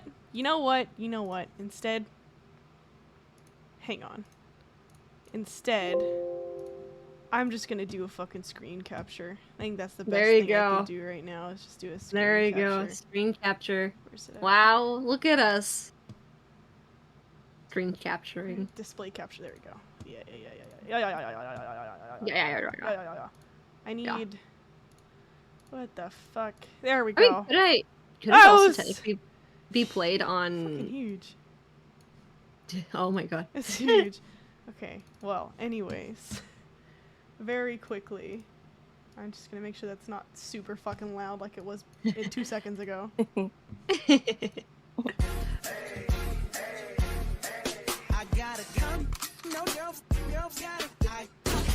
I love it so much.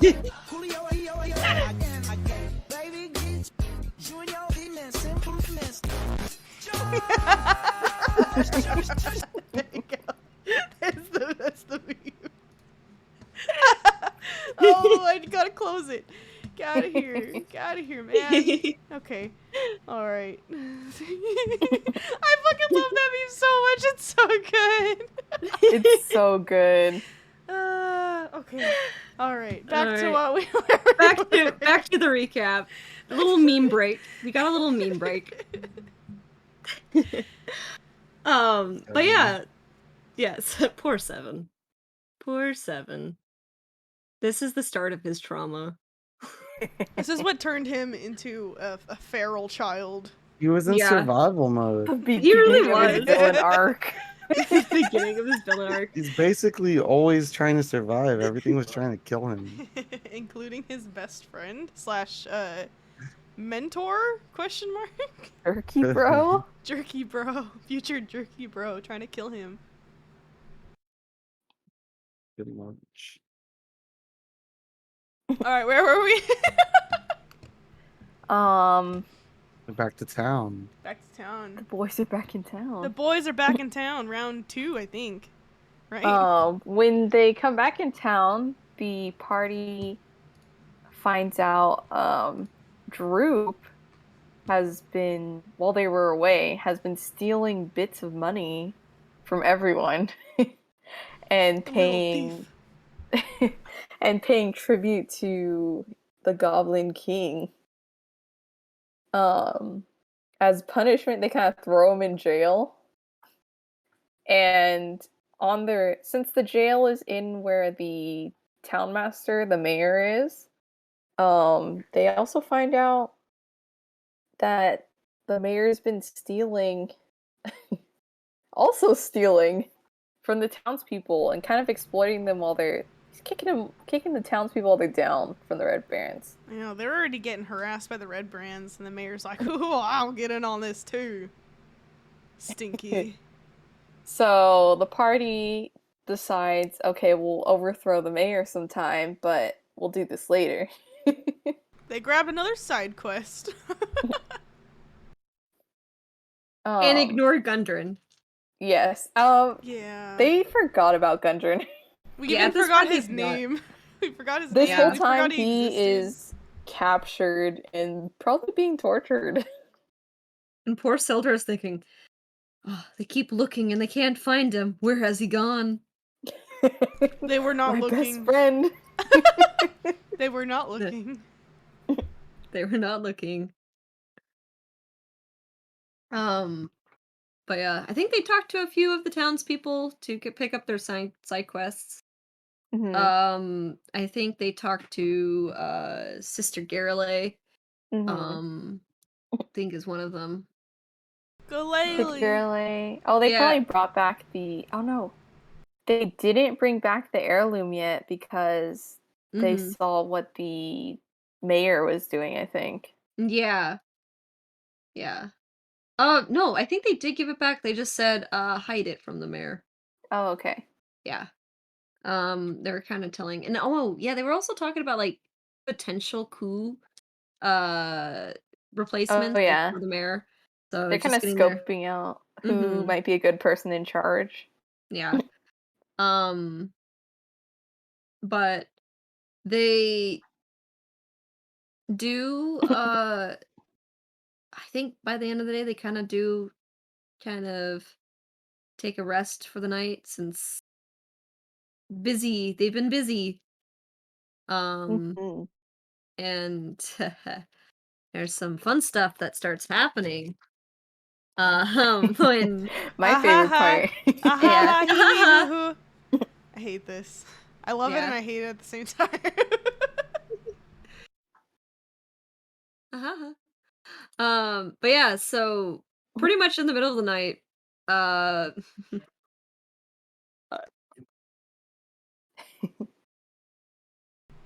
sorry, people have been talking to me on my side here. No, you're good. Do what you gotta do. All right, I'll be right back. No problem. Sorry. Alright. I'll pick up where she left off.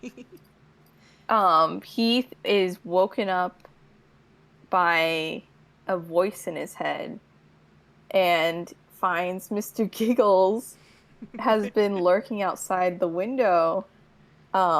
He had come from the manor and made his way into town and is kind of coming to kind of check up on his friends. I hate him so much. You imagine waking up and there's a demon in your brain and a fucking And peeking sleep in through the paralysis window at you. creature at the window. On the second floor, by the way. He's just death gripping the side of the building, peering into Yeah. Heath's room in the inn. I hate him.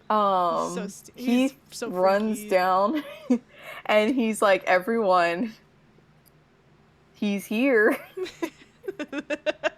Mr. Giggles has And- returned.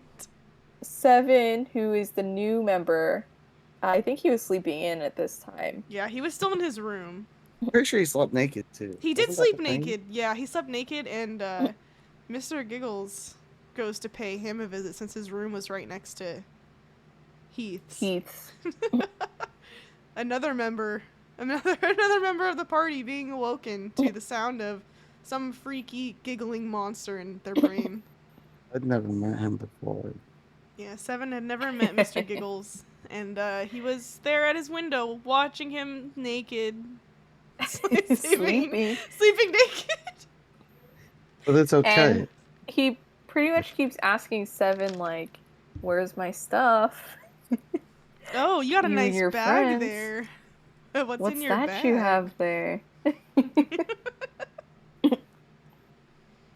But I learned from my parents never to give away my things to strangers.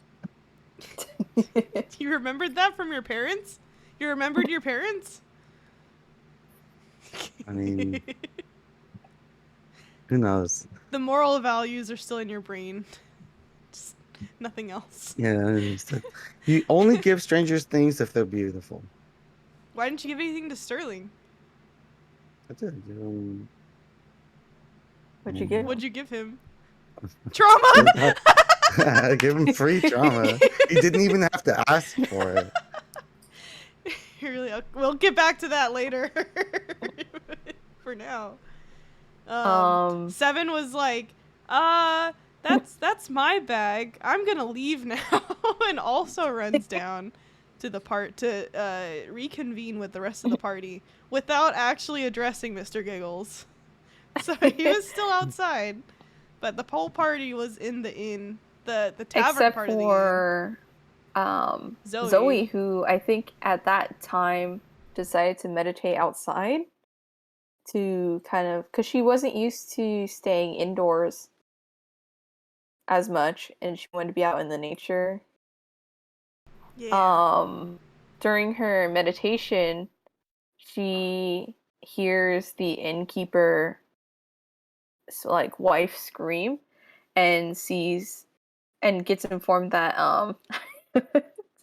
sorry, I'm reading the comments from Tim. Yeah. So he was like,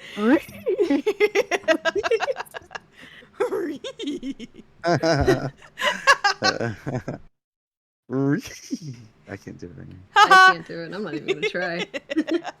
Jen, please try. Try, No. Jen, please try. I want to hear No. it too. You're the only one. You missed Ree-hee-hee-hee. me. Ree-hee-hee-hee.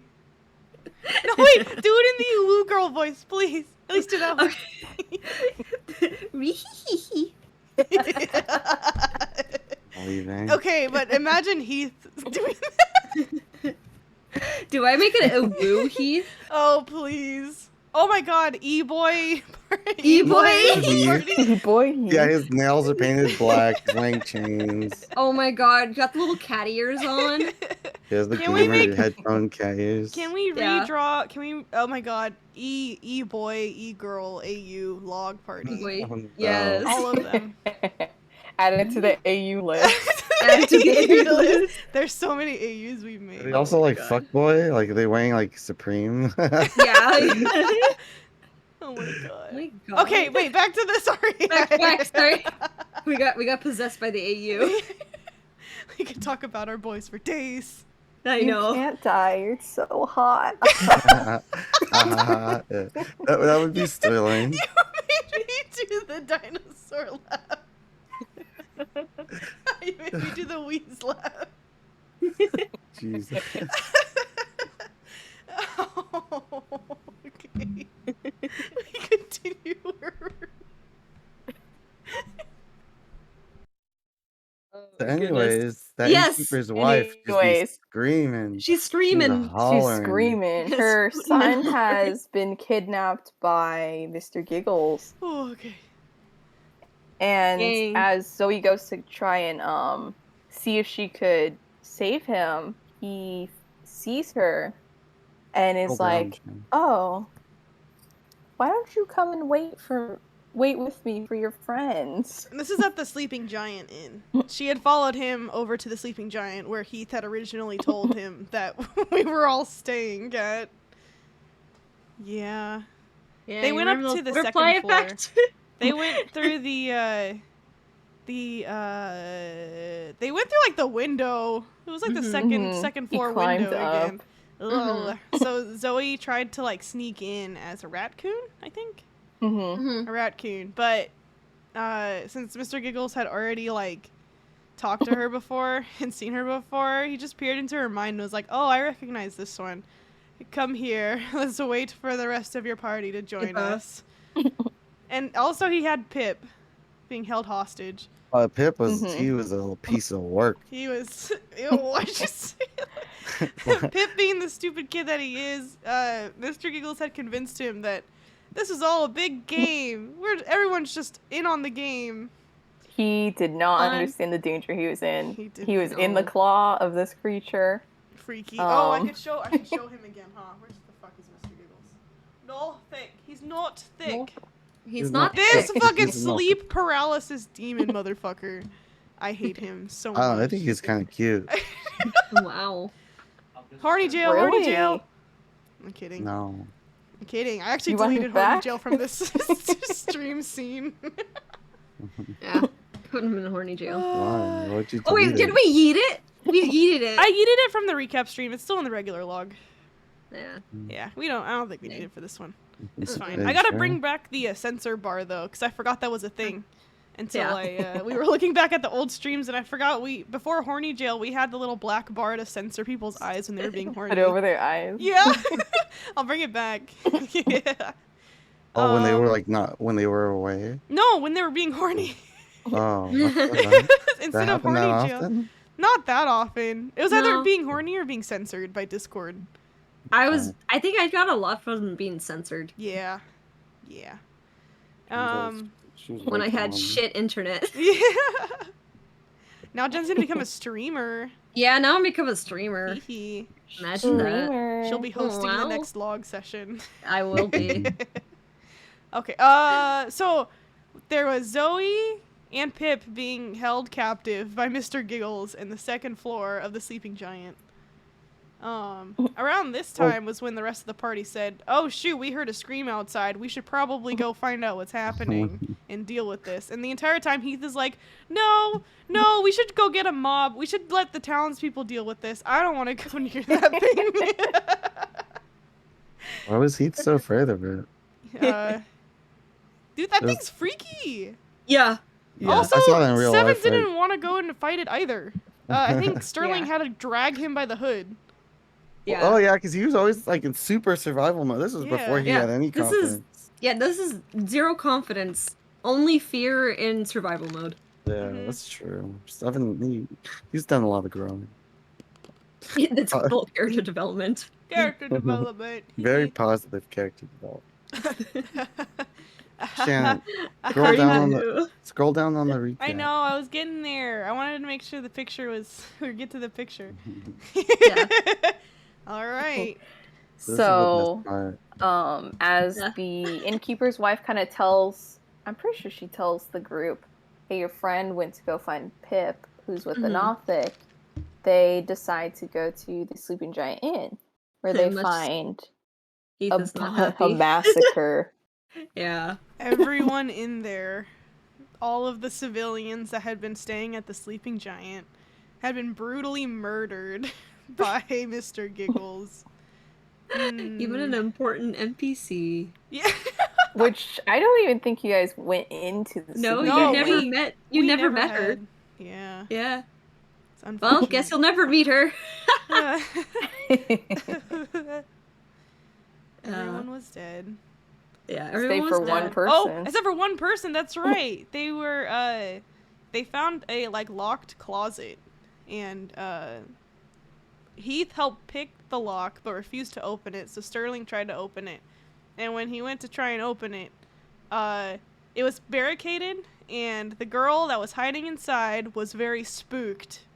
And started screaming, which then alerted Mr. Giggles that there was company Oh my downstairs. God. Also, Lily just popped in Heyo! We're midstream. between the two gods. Between the two guys. Hee hee. And then the party then hid as well as they could. Yeah. Behind Yeah. the bar, under the tables. It was a very you hear the heartbeat moment. Yeah, pretty much. That part was fucking terrifying. My god. I had no And fear. he went down the stairs. I believe Pip and Han and Zoe close by. And he was just kind of looking. Seven and Heath were hiding behind the bar, and Cyril and Macaria and Sterling were hiding behind some tables.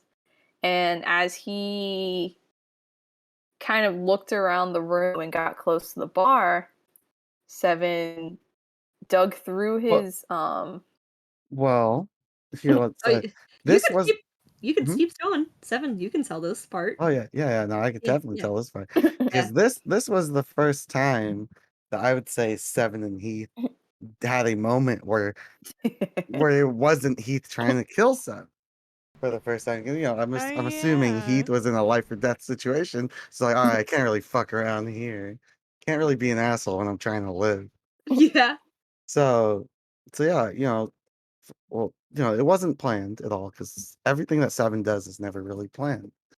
And he had his bag of holding, it's a special item that he has, um, where he could kind of reach in and yeah, I haven't really put out the kinks on that yet, but you could maybe say there was like there's something, a connection that he has, and he'll maybe get a spark in his memory or something because he doesn't remember anything, and he could pull out one of 20 items, right? Mhm. 20 random items that he won't know like necessarily what it does, but he could kind of summon forth something. Maybe it'll be helpful, maybe detrimental, who knows? In this case, he brought out a special little dagger. And he well, who knows if it was special? He didn't know.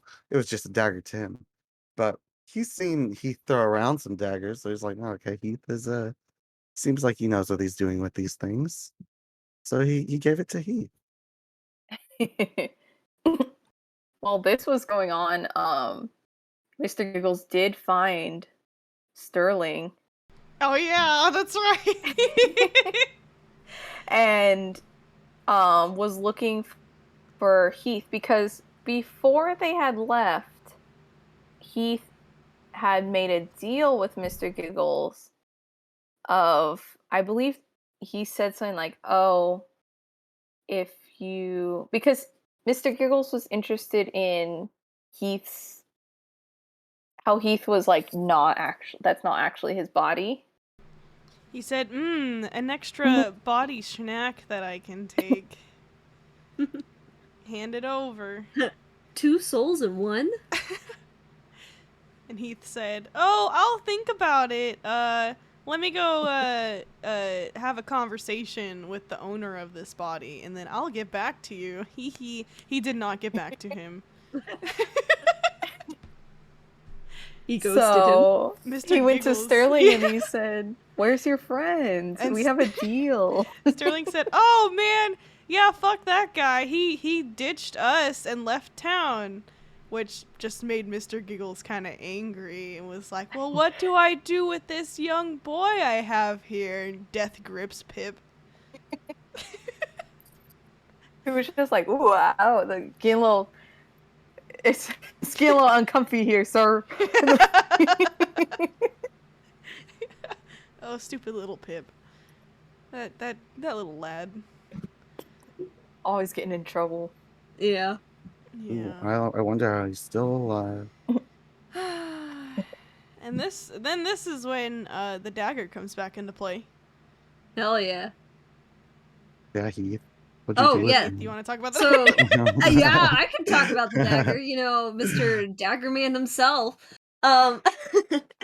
So yeah, so pretty much while the Nothic was kind of all distracted by pretty much the rest of the party, Heath goes and I believe he threw the dagger, I think. Yeah, he threw it because he was Um, able to still stay hidden. Somehow he Yeah, rolled stay really hid- high for his really high. stealth.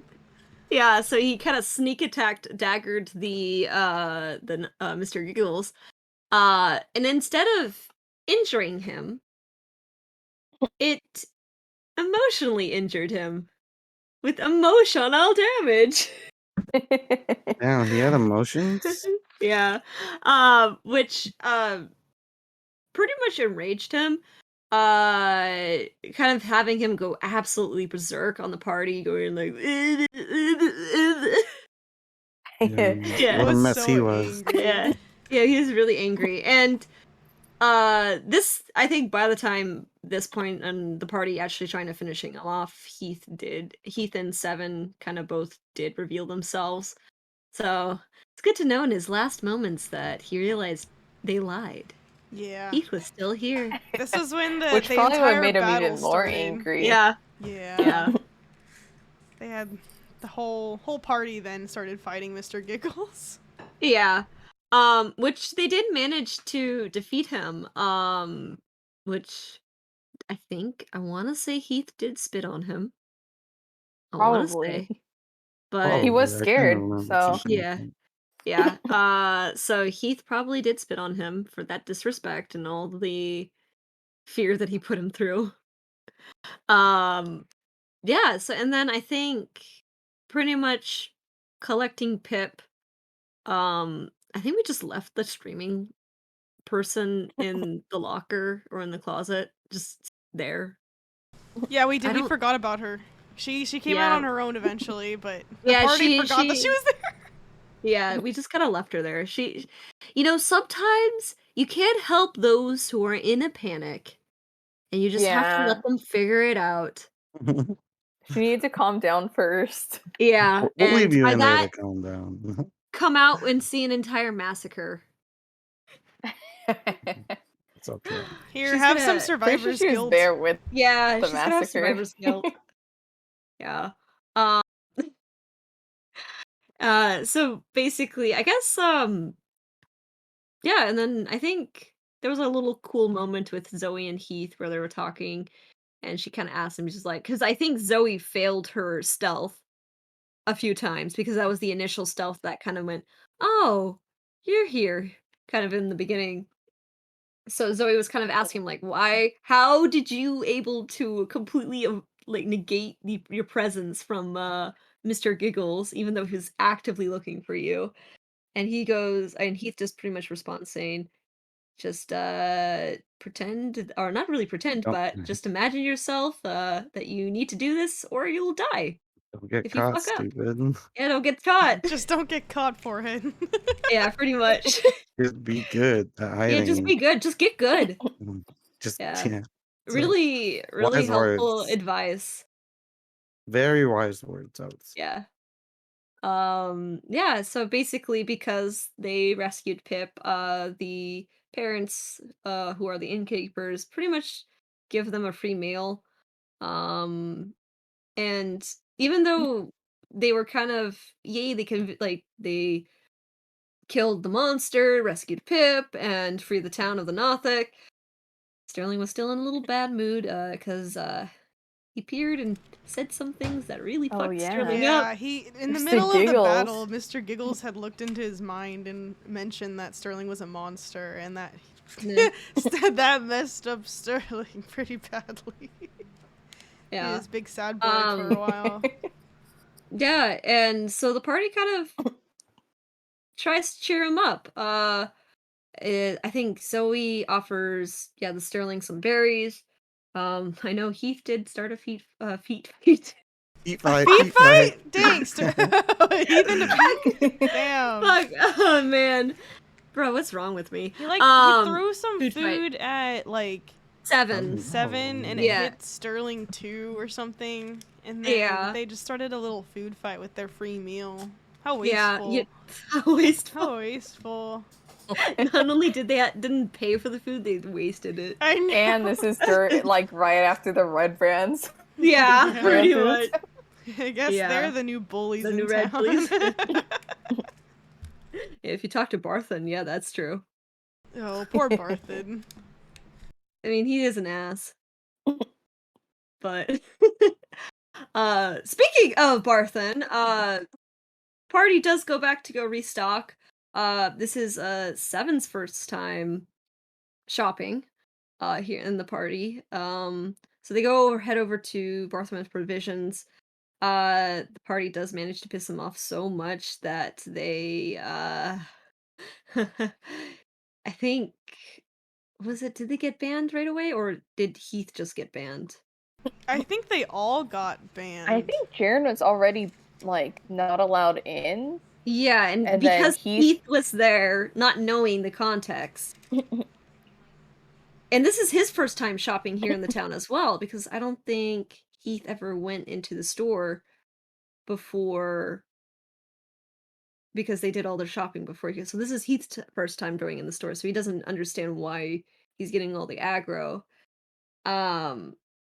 And Heath didn't handle that so well. Uh he returned the aggro and threatened Barton at knife point, actually threatening his life. The Uh, business. yes, which pretty much caused Sterling and Cyril to pretty much grab him, drag him out of the store, kind of saying, "You're not allowed. Sit here until the adults are done." Pretty Which much. probably just makes Heath mad. Oh yeah, he was fuming. He was so angry little boy. He gets angry so easy though. I know. I mean, when is he not? He's always angry. Uh, and then oh, and this is when they actually talk more to the locals. Um, yeah, because you have Sister Garley who talks to Sterling um about pretty much Oh, asking Banshee a yeah, question yeah, because yeah, so Banshees are yeah. supposed to know everything.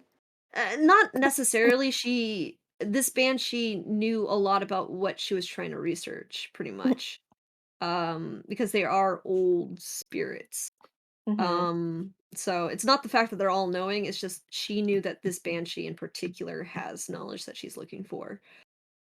Um, and then so she pretty much wanted to ask about, or wanted the party to ask about some of the, or like about the spell book named pretty much that used to belong to Bo Gentle and what kind of happened to it. Hmm. And the reason why she didn't ask herself is because she is a cleric or a holy woman herself. And the banshee is naturally very cautious of people who can do radiant damage. So uh probably why Ahaha. the banshee avoided Sister Girle. Which is funny that she asked another cleric to do this for her. I know. But I'm betting Sterling doesn't look too much like the typical cleric. Cleric, He looks yeah. more so like a fucking wizard, if anything. Yeah. Mhm. Some sort of Um, mage. It's just He's a like a plant witch. loving. yeah, He looks like a little plant boy. witch. Plant witch. Yeah. Yeah. Yeah, So what's he gonna do? It's just a plant Just a witch. pretty he's like little plant grow witch. plants. He's like go grow He plants. actually does have the spell plant growth now. Oh my god. He can. He now He can can. cast And spells I'll that get my move flower image. crown one day. Oh One my day. god! He'll now have an endless supply of flower crowns. Let's fucking go. Thank Hey, you for there the we idea. go. I'm writing this down. Writing it down. Write it down, write it down. Write this down, write this down! Yeah. Got it. Okay, sorry, back to Um, the Not back to the disregarding. recap. back to this. Yeah, so then they actually do head back to the mayor. Um, and he talks about some of the orcs that are kind of been spotted at Wyvern Tour causing problems, and he's like, "Get her, fix it. This is a problem. Get it done." Um, and so basically they kind of pick up that side quest. Um, and then I think they talk to the orchard guy. Uh, and he talked about how he has heard rumors that there were a bunch of undead over by Owlwell. Um, and they Which kind of that caught Zoe's attention. attention. Yeah, so Zoe was like, "Oh, well, let's check that out." And so they kind of were like, "Okay, so we have these three quests that we could do." And they looked at a map and they said, "Oh, look at that. They're all north of Phandalin. So why don't we do those all in a row and get her dome?" So again, ignoring the main quest, ignoring that Gundren has been missing for about 2 weeks now. Yeah. It's fine. Alright. It's fine. If He's he's fine. dead, he's long dead. Yeah, he's fine. The party yet again forgets about the man Gundren. Um, so yeah, so I think they uh I think they start heading off north now, I think. Yeah, they head Yeah. towards Coneyberry, where the That's where the Banshee banshee name, is. her name was Agatha. Um so they so they kind of decide to do her quest first. And it's funny, as they were kind of traveling over to Coneyberry, the landscape gets a little bit more spookier and deteriorated and very Sterling fitting for. gets a bunch of nightmares. Yeah, Sterling gets a bunch of nightmares I'd in the bet. middle of the night. Huh? Yeah, we're talking about Sterling Oh, getting Sterling nightmares. gets a bunch of nightmares Oh, on the way yeah. to Coneyberry. He Yeah. regularly has nightmares, but because of the comments from Mr. Giggles, he Yeah. starts having more. Yeah, boy. he's still thinking about Mr. Giggles and what he said. It's had rent free. Yeah, which is Yep. kind of leads to a really cool moment where they were kind of on Heath and Makaria were on Night Watch and they were kind of just chatting. And because of the nightmares, Sterling wakes up and unable to fall back asleep, he kind of sits over with Makaria and Heath. And I think somehow Makaria goes, "I don't like Jaren." Oh yeah, They- they brought up Jaren. Yeah, they brought up Jaren, and Makaria and Heath were just like, Just "Fuck this Shit dude." talking him. Yeah. They go, "Fuck this dude," which causes Sterling to cry. He's 'Cause like, he's sad I that his miss crush is out. Joey. I He's know, Like, I now he's miss got- Joey. He's got stinky Heath instead. Yeah. Yeah, saying, "Fuck this dude." Sterling starts crying a little bit there. Yeah, and it's so Sleep funny because deprived. they're both, Makaria and Heath are like the least comforting characters, and they're just like, I don't know what to do with this. Both went, yeesh. This man got some Cringe. baggage. Seek Man. therapy. Cope. Cope. Seethe. Yeah. And then, so they just kind of are like, this is awkward. Heath kind of wanting to change the subject talks about stars and stuff like that, and how he kind of has history of like navigating the stars and stuff. Pretty much like where he used to grow up was a lot of stuff in which kind of perks Sterling's interest. And they kind of bond over that, which that's where the little drawing that Shannon made. Hee hee. I'm Came trying from- to pull it up. It was a really cute moment. It was It was cute. Nice. Mhm. That's a good one. There they are. There we go. Yeah. Look at them. Look at these boys. I forgot that Good. Sterling was crying though when I drew it, so I made him look a little too comfortable. I drew This him is Where's the looking too puffy soft. eyes, huh? Yeah, Where's the he puffy eyes? should have looked fucking tired and sad in this one, but I forgot that he had been crying in that same part. Oh, Yeah. well, whatever. Oh well. It's fine. This is after he near calmed the down. end. Yeah, this is after he calmed down and being like, "Dang, Heath is not mean." Heath is Not actually that bad. Heath's Little a did he human know. being. Yeah. Oh wow. Yeah, I guess he Um, looks the same. I could still crush on him. He could vary depending on how things go. Sterling may or may not develop a crush for Heath, but we'll deal with that when we get there. Yeah, that's a bridge to cross for later. Yeah, we'll see. We'll see if it becomes canon. Jesus. It's gonna become a love triangle. Tee-hee. Don't take my jerky, bro. That's all I'm gonna say. It's gonna become a love quadrant. It's gonna be a love quadrant Wait, but Seven doesn't hang out with. with I Jaren. gotta redraw. I gotta draw it out. Yeah, The We only need to one relate- creating an angle is Sterling. I know. Which is so funny because it's like Heath don't care. He doesn't understand. He says, relationships, Not my thing. don't care. Goodbye. Yeah, exactly. Friendship, maybe. Maybe. I'll think about it. Like, Relationship, if I romance, benefit from no. this, If I benefit, yes. No, goodbye. Jaren just goes, pretty. Oh, man. Sterling goes, you give me attention? Ooh, is this love? Is this Is this love? Oh, man. But yeah. So yeah, back to the recap. yeah, back to the Wreath Cup. I know we're talking about our boys again. Our boys. We can talk Oof. about our boys for This is gonna have to hours. be a Yeah. two-parter. I know. Will it? We're getting pretty close. That's We're true, like yeah. halfway through. I know. Oh. We're only halfway through. We can get that. Leo! Alright, Leo! He has Yeah. things to say. Yeah. Leo, Back talk to the us, Leo. recap. Back to the Back to the recap. recap. Okay, okay. Uh, Wait, we should speed along a little more. Yeah. Yeah. Yeah. So yeah, this whole talk, by the way, gets followed up by Seven and Zoe, who have a very awkward talk, but Zoe does notice that Seven doesn't smell exactly like a normal bird, but she doesn't pry. She says, "Not my business. He'll tell me when he's ready. If he could tell me." Oh, I this wonder stupid what bird. that means. Who knows? Who knows? Who knows? What does that mean? I don't know. I wasn't Me either. there. Or Heath wasn't there. But You yeah, are so Heath. What do you they- mean? Yeah, I am Heath.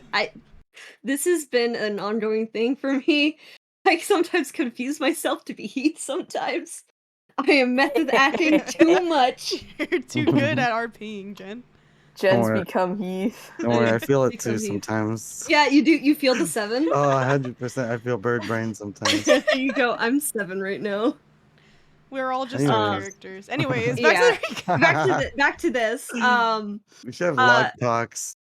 we should I have mean, Podcast. we've done the pre-sesh hangouts. Usually No, our no, log but talks. like straight up log podcast. log podcast. Yeah, We just talk about our characters and how we're Yeah. them. logcast. Logcast. Logcast with a logcast. Okay, back to the recap. Okay, back to the recap. Yeah, so they eventually find themselves back, are kind of continuing into the spooky ghost town of Cornyberry. And they kind of not really helping with the atmosphere. They also have a little bit of tensions and worry about how they're going to meet with Agatha. Since she is a banshee and those are kind of very powerful ghosts, which in the mention of ghost, Heath goes, "I don't like that. I'm afraid of ghosts." Which makes him the perfect candidate. Go talk to her. Yeah, how'd that happen anyways? Well, it's because he's a smooth talker, that's why. That's true. His Um, charisma. Yeah, It's pretty much pretty up there. yeah, Zoe just kind of keeping watch just in case if anything goes bad. But Heath and Seven kind of go in to go Another talk team up to- moment. Another team up moment. The Jerky Bros Yeah, part 2. this is where it's like Jerky Bros. It's not a thing yet. It's not but- it's an pre-jerky unspoken Jerky Bro. bros. Yeah. They're developing. Yeah, it's developing. And they go talk to Agatha, which is really funny because Heath was talking about how pretty she was Yeah. and how he's in so much love with her. He wasn't. He's terrified of He's her. Oh, no, feeling she was love? a What? she was a He's different- feeling love. different kind of beauty. But he did pique her interest. And Yeah. he brought Yeah, out little the fiery comb boy. that they said to Yeah, bring. the silver and comb. Yeah. she says, "Okay, I will answer one question," and lets them know that Bo Gentle's book was sold to a necromancer named Cyrnoth from Erebor. She did that 100 years ago, apparently. After they got their answer, they went to their next kind of area, which was Wyvern. Raven Tour. Yeah, Wyvern Tour. Tor. Oh, I should probably show Wyvern. that on the map too. So we had yeah. gone, so we had been back in Phandalin, and then we had gone all the way over here to Coneyberry, Agatha's lair, and then Wyvern Tour was down here. Did we go to the? We went to Coney. Oh no. Oh, okay. So Yeah, we were so- going over to the old Owl Well. Yeah, so that old Owl Well was kind of on the way to Wyvern Tour. And so kind of while they're passing through the old Owl Well, they kind of did actually no wait, they didn't go to they did go to old Owl Well. Yeah. They kind of noticed that they were aware that there might be undead, but they did find some of the zombies kind of at a base of like a ruined tower. And kind of investigating closer to kind of check it out. They do end up being mobbed by those zombies and realizing that there is way too many of them to fight off. A necromancer kind of steps out and kind of reveals himself as the one controlling the zombies, questioning why the party's there. Um, Little fun fact: Sterling did feel the necromancer to be a little bit familiar. He just couldn't figure out Yeah. why and place it. He recognized him, but couldn't quite, like, remember who it was. An old lover, perhaps? An old lover. I swear He to looks God. familiar, but My he lost doesn't look lover. familiar. My long lost lover! Hey, I Hey. put that part of my life behind me. I told you never to talk about that again. Man, I wonder who that was. Yeah. Yeah, so talking to the necromancer, he reveals himself to be Cost. He did give his name. And he's a air quotes historian, checking out the magical in the area.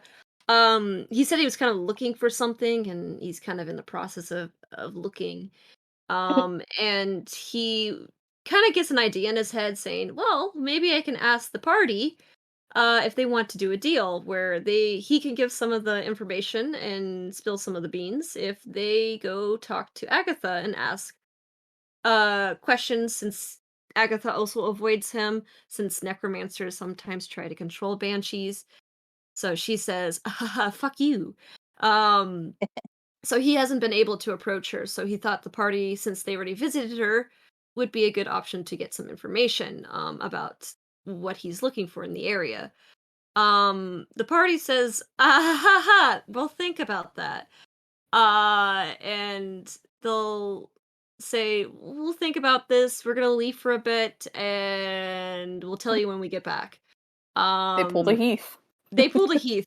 They really did. They pulled a Heath. A bunch of fucking liars in this party. I mean, Heath was out. Let's be honest. Oh, that's right. That's right. Heath was out. Heath usually Uh, takes charge. Heath and mhm. Jaren tend to take charge. Unless Yeah, sometimes Makaria too. Makaria does too, as well. Oftentimes Makaria and Heath tag team, like being the face of the party. Sometimes Seven does. But if Jaren's out, sometimes Jaren will just step in when nobody else is going to be doing anything. And if I not, think it's usually he hangs Makaria. back. Yeah, Lately usually he's been hanging back. he's been hanging back. It would be Jaren who pops out a little bit more. But yeah, regardless, once they were kind of out of earshot of the necromancer and kind of on their way to Wavern Tor, they kind of go, "Yeah, we're not going to deal with this guy. we're not. We'll drive him away We when accepted the side quest to immediately discard the side quest. Exactly. They said, "Sure, do it," and then say, "No, we're not doing it." But he also by the time we had gotten back, he had disappeared, right? Yeah, he So it did. didn't matter Yeah. even if we were going to do it or not. He was Mhm. fucking gone. Yeah. But yeah, so they eventually get their way to Wavern Tor, but before they actually start dealing with the orcs, they kind of rest up, make sure they're all well rested in order to fight some orcs. Which does lead into Heath's turn to enter the dreamscape. But this time with Jaren. Nat, you want to take this? This one might be funny for you. Well, Jared's Mindscape is a huge theater like stage, and Heath kind of appears in mid show. Kind of, I'm pretty sure they change clothes based on the area. Mm-hmm. Well, no, not Heath's dreamscape is about the same. Mm. Yeah. But Jaren has them all dressed up, and Heath is pretty much like, I hate it here. Instantly. Yes. And he climbs off the stage and he sees this little area that's like darker in the shadows of the stage and finds a like darkly lit baker's cottage. And inside he sees an older man just grieving in the corner of the room. Heath, who is not good at dealing with feelings or Tension. consoling people, Yeah. is like, yeah, I'm out of here. But by the time he's out, the lights have pretty much turned off, and all the glitz and glamour kind of left the stage, and Jaren, who no longer is his usual cheery self, is like, yeah, it's time for you to go.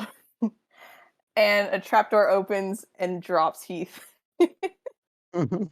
which wakes him up from his dream. I Yeah. don't remember the trapdoors moment, honestly. I Yeah. forgot about that. I remember the trapdoor. That was good. That's so good. It's a good imagery. I love I it. know. Yeah.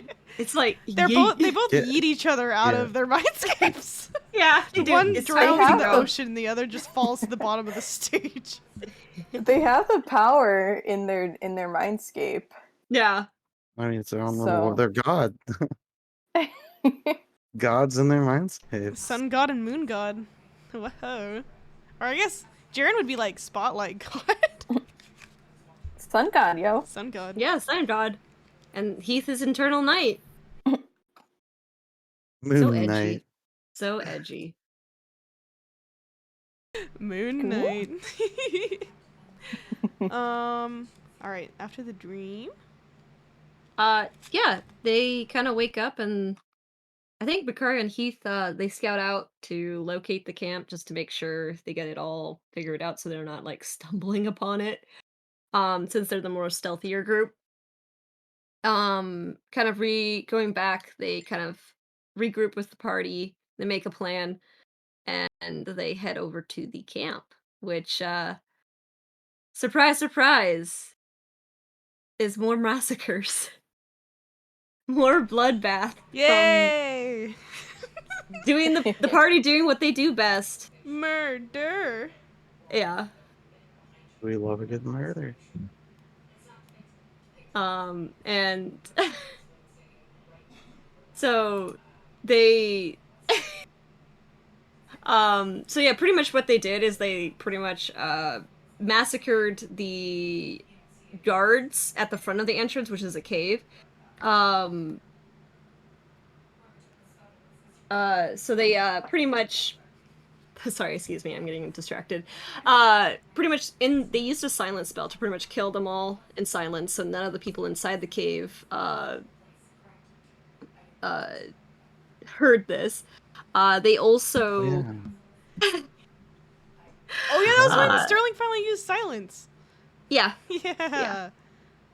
Yeah, so they also proceeded to pretty much massacre all of the people inside the what do you call it?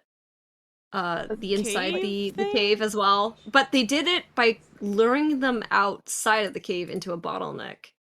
Yeah. Which they Which just massacred. was There was a lot, it was like a lot of orcs and an ogre. Mhm. And it was a tough fight. Wasn't they that ended the up- lament of the orchestra or whatever? Yeah, that's yeah. Was Yeah. that- I was That very the proud of pun that title. name. Orchestra. Oh my god. Yeah. And so pretty much, yeah, another mission completed, but in order to prove that they actually cleared out the orc camp, they Take a cut out head. we took the head of the orc leader. They Stuffed put it it in Seven's in- bag. Yum. Crusty Which- orchid.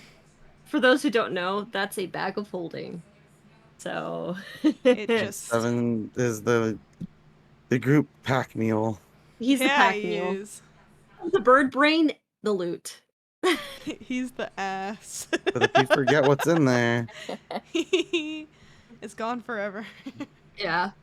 So pretty much, yeah, now that they finished up their quest, they're gonna head back to town, but on the way they kind of wanted to go check up on Cost. But they found out that he's gone, so they were like, sure, job well done, he's got out of the area, let's go back. That's one problem we don't have to worry about. Yeah, pretty much. And then they kind of just make their way back towards Phandalin. They They run get into fights. Yeah, Sturgis. Keith does has an entire night where he does a watch on his own, which was made him very Why? tired. Why did he watch on his own? He said, "Okay, I'll do first watch," and usually, this is when like I don't know. I think he was just lost in his head, and he just completely forgot to tell other people about like waking them up, and he just ended up having the entire watch on his own, and he was exhausted the next day. I don't exactly know why he did that. I think he just was lost in his head and just was thinking. He was thinking about the dream that he had the previous night with Jaren. Thinking and pondering. Yeah. What a ponder man. But this also kind of caused him to fight really bad the next day, which is because everything was at disadvantage for him, which almost Mhm. killed him when they fought the hobgoblins that were on the trail. And it was actually really funny because there was a moment where Heath did pass out. He went unconscious. And Sterling put some like his head on his lap. Oh yeah, to heal him. Yeah, to heal Cradled him him. in his lap. Like cradled him, and then like Hee Heath hee. wakes up and he just like, "What the fuck you doing?" It's another instance of Heath waking up to Sterling in his face. Yeah, pretty much. Heath disliked that. um, but yeah, so they pretty much continue to head back. Um, yeah, there was a funny moment where they Dang. did talk with Sterling and Mikaria, and they're like talking about plants, and Sterling's not Sterling. Mikaria was just like, "Can't relate, can't relate." I don't remember that at all. Yeah, it was like Sterling was like, "I really like this, and then you could do this, and oh, I have this like herbalist kit, you know, and stuff like that." And Mikaria's like, "Cool." Cool story, bro, but who asked? Exactly. Sterling was like that kid. Look at my toys. Yeah. My boy is pretty childish. You're Yeah. not wrong. It was pretty funny. He just wants some love over glory, bro. He Bruh. he just wants love. Yeah. Yeah, so eventually they get back to Phandalin, and yeah, and this actually, yeah, Heath still stays out for the town time.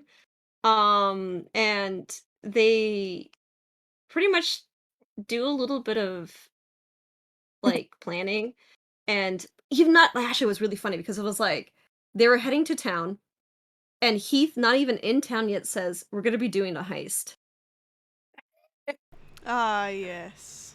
He told the whole group though, right? He told the whole group, he's like, But since we're banned from the stores, we're gonna do a heist and get our supplies that way. no one was having it. Yeah, nobody was like, "Yeah, that's stealing. I don't really want to do that. That'll get us in trouble." right? Yeah, what a bunch of goody two shoes. We're trying to stay neutral good as Yeah. best as we can. And this then is where Mikaria Jerky says, Bros "You is- have my blessing, but I'm not in." She's like, But I yeah. won't stoop to your level. Yeah. But yeah, but this is where the Jerky Burrows is born. So pretty much that night while the rest of the party is sleeping, Heath and Seven sneak out of their rooms, out of the windows. What did he have to do to get Seven to join? Did he He offer said- him jerky? yeah, he Was said- he like, oh, we could go get jerky? We could go get jerky. We're gonna have free jerky. And he's like, now you're speaking my language. Yeah, it's free. Free. Free and oh, food.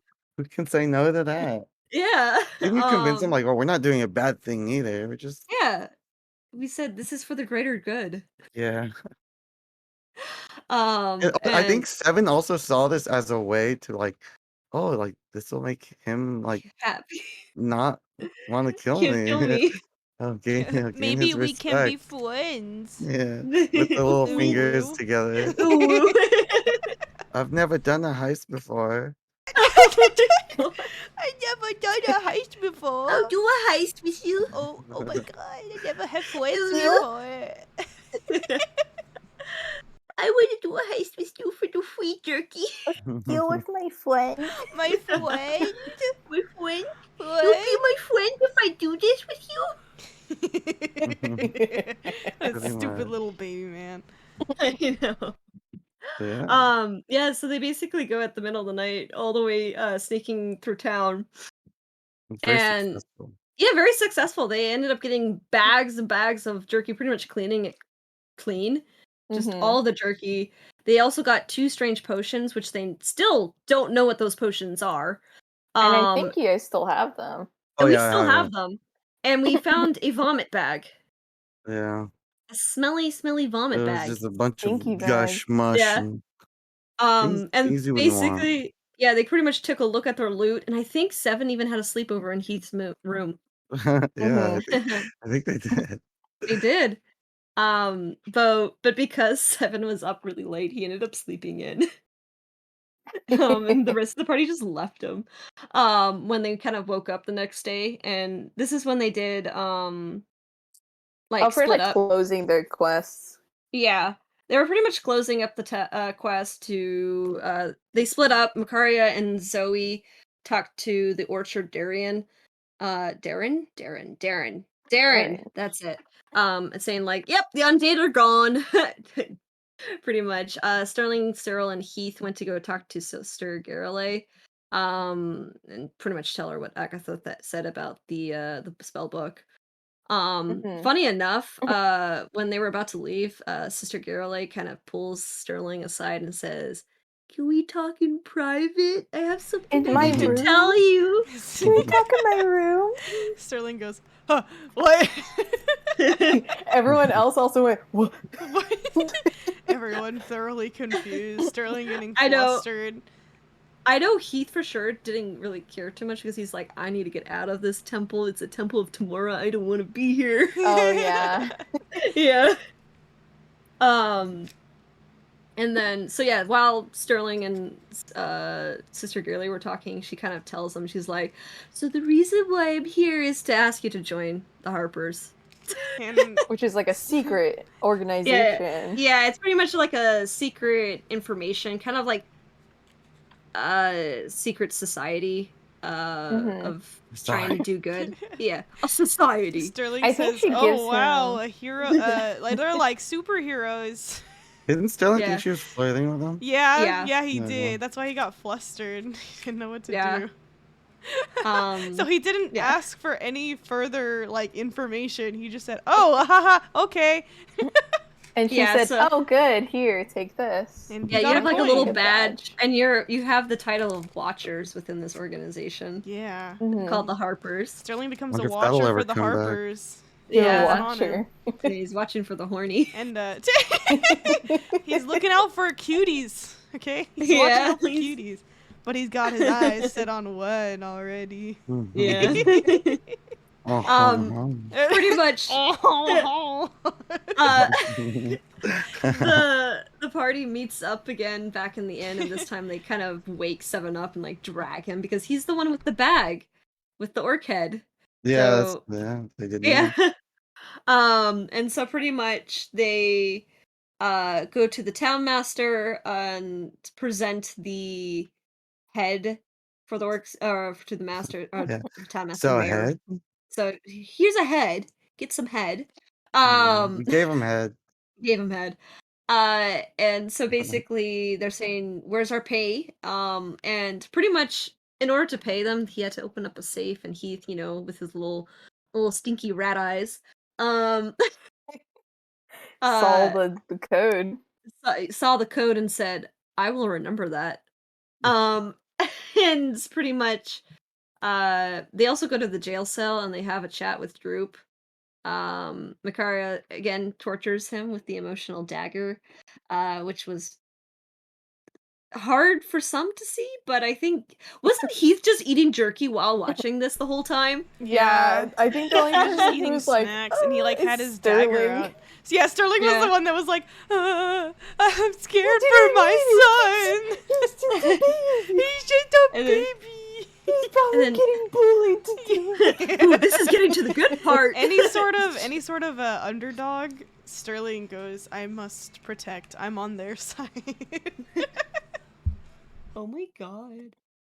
That's Yeah. what happened with the rat too. Everyone turned against the rat, and Sterling said, "Oh wait, no, I'll protect him." And then- Everyone said, I hate this thing. yeah, and it turned out badly. So then the same thing happened with Droop. He's like, Droop, "Oh, wow. everyone turned against Droop. I gotta protect him." Sterling's 2 for 2. Yeah, Let's he make it a makes 3. bad Yeah. decisions. Could it be a 3? Oh If my 7 was god. an underdog, how come we didn't protect 7? I mean, he kind of did. In the He- beginning. yeah, in the before he became beginning. stinky. But is wait, trying does to Sterling get really between not like them. him? I Yeah. mean, who knows? You're knows? feral and you traumatized him. Not yet. Yeah. Not yet, though. We haven't gotten there yet. We'll come back to the trauma. Yeah. Not yet. Yeah.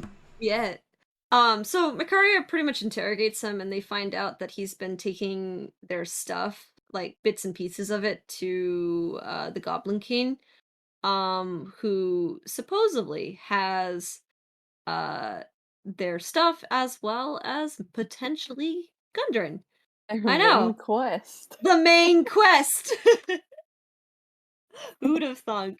So finally, without any side quest to complete, other than the coup, they go head over to or they have Droop lead them to where their hideout is. Yeah. Droop was not having a very good time, partially because Makaria was still potentially intimidating Droop, if just in She's case ready if he to betrays. kill. She's ready to kill, and then I'm sure Heath wasn't really helping too much either.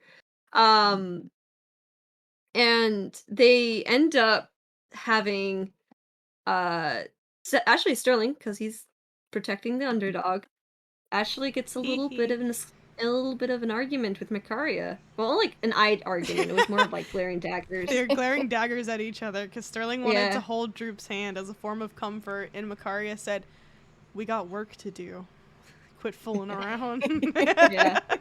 So Droop refuses Huh. to hold Sterling's hand, and Sterling's like, "Bro, what the fuck?" And then pretty funny, it's like on the way there, during one of the nights, they got attacked by wolves, and Seven tried to tame one of them by giving them turkey, but it came down as like, I am this bird, I have food and you don't.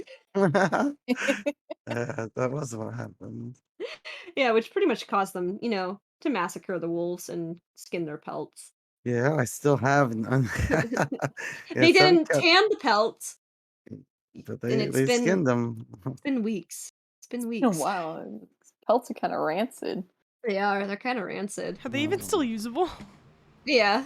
No, they're just You'll have to smelly. tan them. You have to tan them. They're just a little nasty. Mm. I imagine Stinky. like a part of them have a little bit of mold growing on them. Ew. Yeah. I think it's fine. We could just wash it off. Scrape Yeah. it off. Well, you have to remember he was wearing it the whole time during the whole. Oh, we'll get there. Was he? Yeah. Yes. Yeah, during their Holy castle. shit. Yeah. Oh my god. So- okay. So it has blood on it. Oh, Yeah, it ew. also has blood. Goblin God. blood. Okay. Yeah, speaking of the castle, so they reach the castle and they notice that there's guards stationed at like the windows, or like these little like narrow little shooty holes for defense. Sentries, that's what they're called. Mhm. And basically they debate of how they should get into there, and Droop says, "Hey, I know a side door that you can do to avoid most of the goblins on watch." And making sure that Droop is not alone, Seven says, I'll accompany him, but this time as a goblin, which is where he puts the rat pelt on. Rat. Not rat pelt. Sorry, I'm getting a little The ahead of wolf myself pelt. here. Wolf pelt. Wolf pelt on, and puts a bunch of mud on him, and he looks like a very freaky looking goblin with a beak. Yeah, no one would mess with me. Yeah.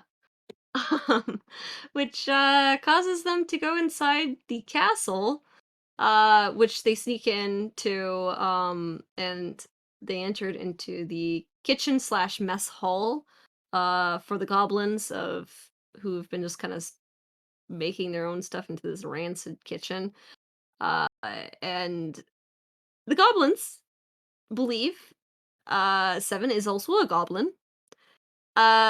Start kind of bullying in a way, but I would say they did. They just did. didn't Yeah. treat him well. They said, "You're He trying to is skip part of out the on the lower- chores." The lower Yeah, so- rank. and the cook was like super proud of his soup, and he wanted to have Seven taste test it for him, and it was like this really gross rancid soup. And so while this is all happening, the party kind of sneaks their way into the same kind of side door, and overhearing that Seven is being like distracting all of the goblins and is about to eat this rancid soup. They do kind of come into his rescue. And Which, just, by the way, he yeah, also, with the whole soup thing, yeah. that from the heist, make a little return with that vomit bag. Oh, yeah, the vomit bag was one of the ingredients that they Yeah. used. Because he was like, it's like, Ew. oh, I think he was trying to like appease to that Yeah, big fat goblin, whatever it was. the cook The goblin. chef. The head chef. Yeah, chef. And I was like, here's a gift. You'd love this. Please don't make me eat this. But yeah, he gave him the slop, which I Yeah. imagine had like just And- like did like eyeballs, fish bones, and like Yeah, pretty much. Good. And everyone went, yum. Yeah. where did you acquire such precious? Such a delicacy. Yeah. Such a delicacy. Yeah, pretty much just in time the party kind of comes in and attacks the goblins, which does give birth to our favorite alter ego of Seven when he pulls the pipes of sewers out from the bag. Yeah, the bag of Which- holding making another cameo. Do we have a Rat King drawing?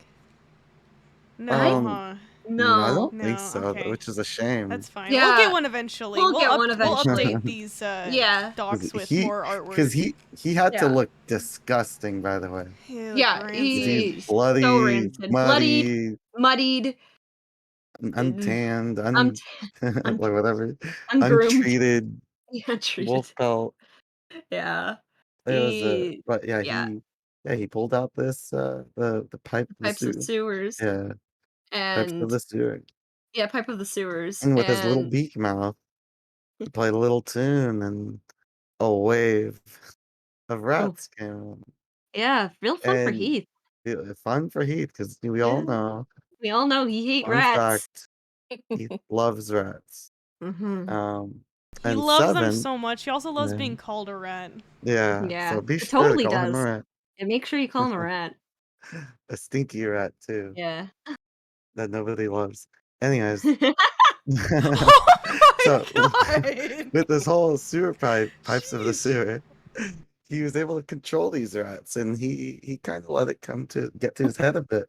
He developed this ego, and an alter ego, as you could say, of Rat King 7. He was born, and he felt unstoppable.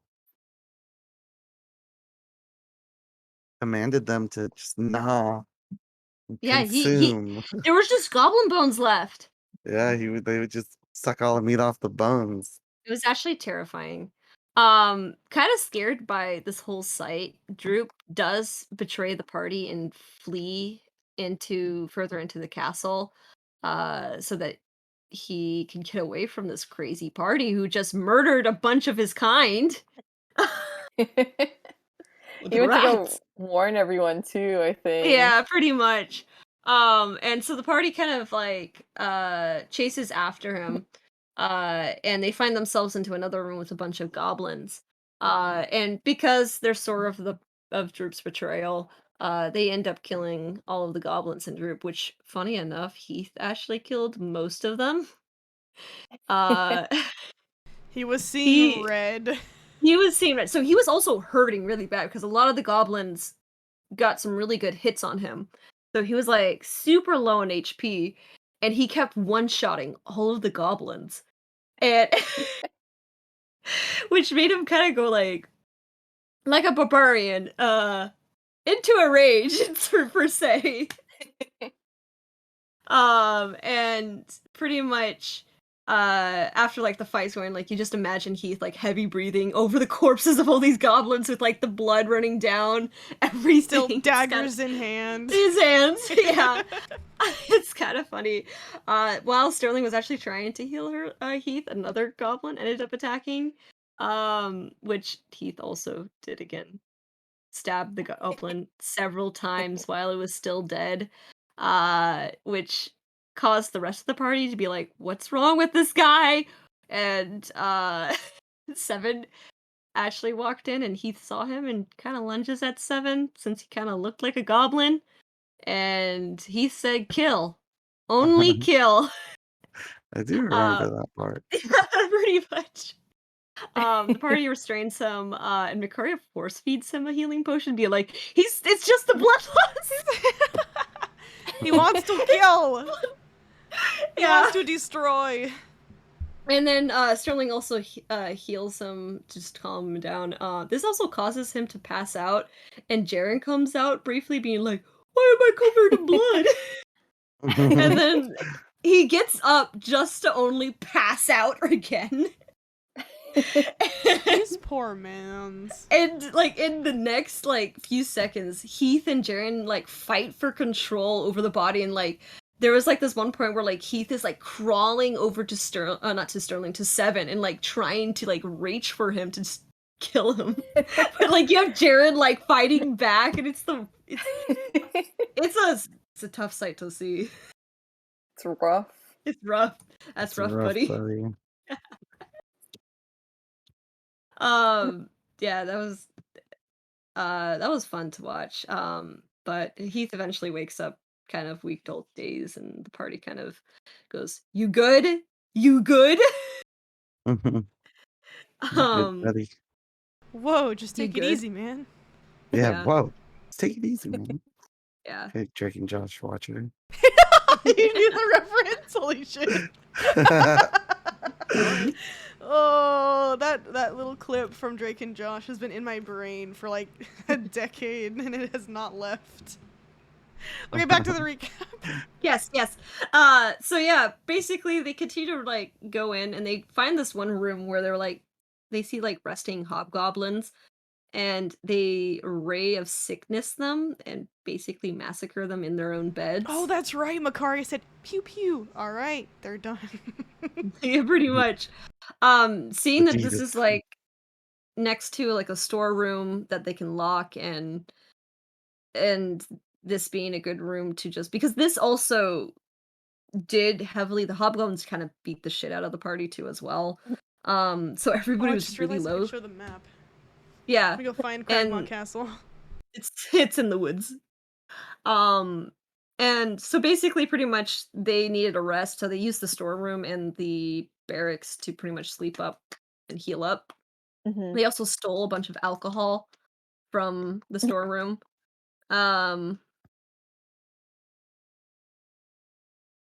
Which then they later kind of continue to go onto the castle.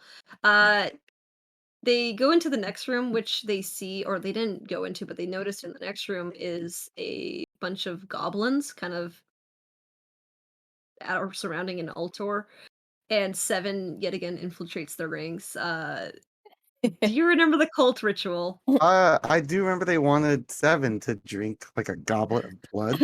Yeah, basically, yet again, Seven gives them the vomit bag again. He's like, "I can use this later," and says, "Here's an offering." And the cult oh. leader, yeah, Before, we Yeah. also had prior, we set up a safe word yeah, we did, we for did. if something bad happened. And I think it was Oh, pineapple. That was during They said the about Agatha was the pineapple. Yeah. Yeah. So it's a Uh, little. Yeah. I So can't find yeah. the map for Cragmaw Castle is gone. I don't know where it went. that- It's not in the campaign images anymore. oh, I don't have it either. That's okay. Not on this computer. We'll have to imagine the castle. Yeah, imagine the castle. It's fine. But yeah, so basically with the vomit thing, the cult leader was like, "You're the chosen one. You're gonna receive a blessing," and which is the blood goblet. So he like cuts himself and pours the blood into the chalice and says, "Here, drink." I And, take in the blood of and goblins. yeah, and basically he says, Devin goes like, thanks, and says, "This sure would be something about pineapple," and he like throws Sure, the blood. wish I could have pineapple, Pineapple. with it. And then like throws the blood in the goblins' eyes. It pretty much causes them to massacre the goblins. Um Yay! And- Another massacre, murder hobos. Another massacre. We have some issue. It's a bad day to be Goblins with goblins the when party. you're nearby the Me log and all group. my homies hate goblins. Goblins. Yeah, Seven Um, actually this whole like castle Turns instance made Seven like he does not like goblins now. He thinks Yeah. it'd be better off dead. Oh my god, genocide. But yeah, so basically, while they're kind of like looting up a few of the party kind of moves on to the next room, especially the ones with dark vision, since it was kind of covered up by curtains. And so Cyril, Sterling, Seven, and Makari who kind of go inside there and kind of walking around, they notice there's a bunch of like sculptures of human gods, including Tamora, which is why Heath didn't like to be in that room. And while like the party is all kind of in there, kind of examining it, Sterling gets tentacled, hentied.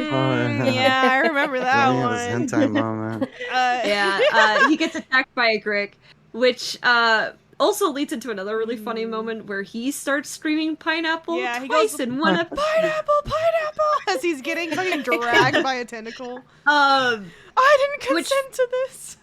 which is funny because Heath, who's in the other room, rolls really high on his initiative, so he runs in, doesn't see anything since the room is like super dark, and starts blindly slashing, which he ends up attacking Sterling. Yeah, instead. he gets Sterling gets sliced up by Heath. Then Yeah.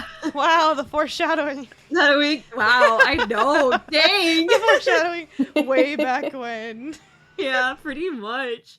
But yeah, with the rest of the party and Makaria doing the killing, like inflict wounds, pretty much killed the Grick. Kind of like all healing up, Heath actually ends up giving Sterling his healing potion because he kind of feels bad about stabbing him. And then he kind of leaves the room. And Cyril kind of runs up to Sterling, kind of helps feed him the potion, healing him up. And Mommy? yeah, mommy. Molly. And pretty much as thanks, Sterling kind of runs after Heath and just gives him the elf statue he found in that room before the Grick attacked him. Being like, Here, thanks. look, a shiny thing. I think you would appreciate Which we this. still As thanks. have that? We still have It that. can We like still... predict. It Yeah. can't predict the future. It can answer questions. It supposedly does. Heath doesn't think it does, so he makes up the future. But supposedly it does. It does have some magical qualities or something. clairvoyancy magic to it. Might have to revisit them. I know, but Yeah. Heath is the one that has it, so Yeah. he's the one that has it now. Sterling said, "Here, I don't care for material things, but you do, so here as thanks, take this." I bet if someone asked Heath now, because he's in a better. Mood. Yeah, he'll probably Oh, bring it back he's out. in such a giving mood now. Yeah, he is. He is. Oh, stupid boy. But yeah, pretty much finishing up the castle, the party continues to move on. They fight more goblins, hobgoblins, surprise, surprise, murdered. Oh, they free a owlbear that Owlbear. had been trapped and locked up. Tortured, yeah. Oh, by- and then in that room, they spot a chest that has some goods in it, and it's kind of high up. So then Sterling lifts Heath up so he can reach it. Oh, where did it go? There it is. Yay! My really poorly drawn.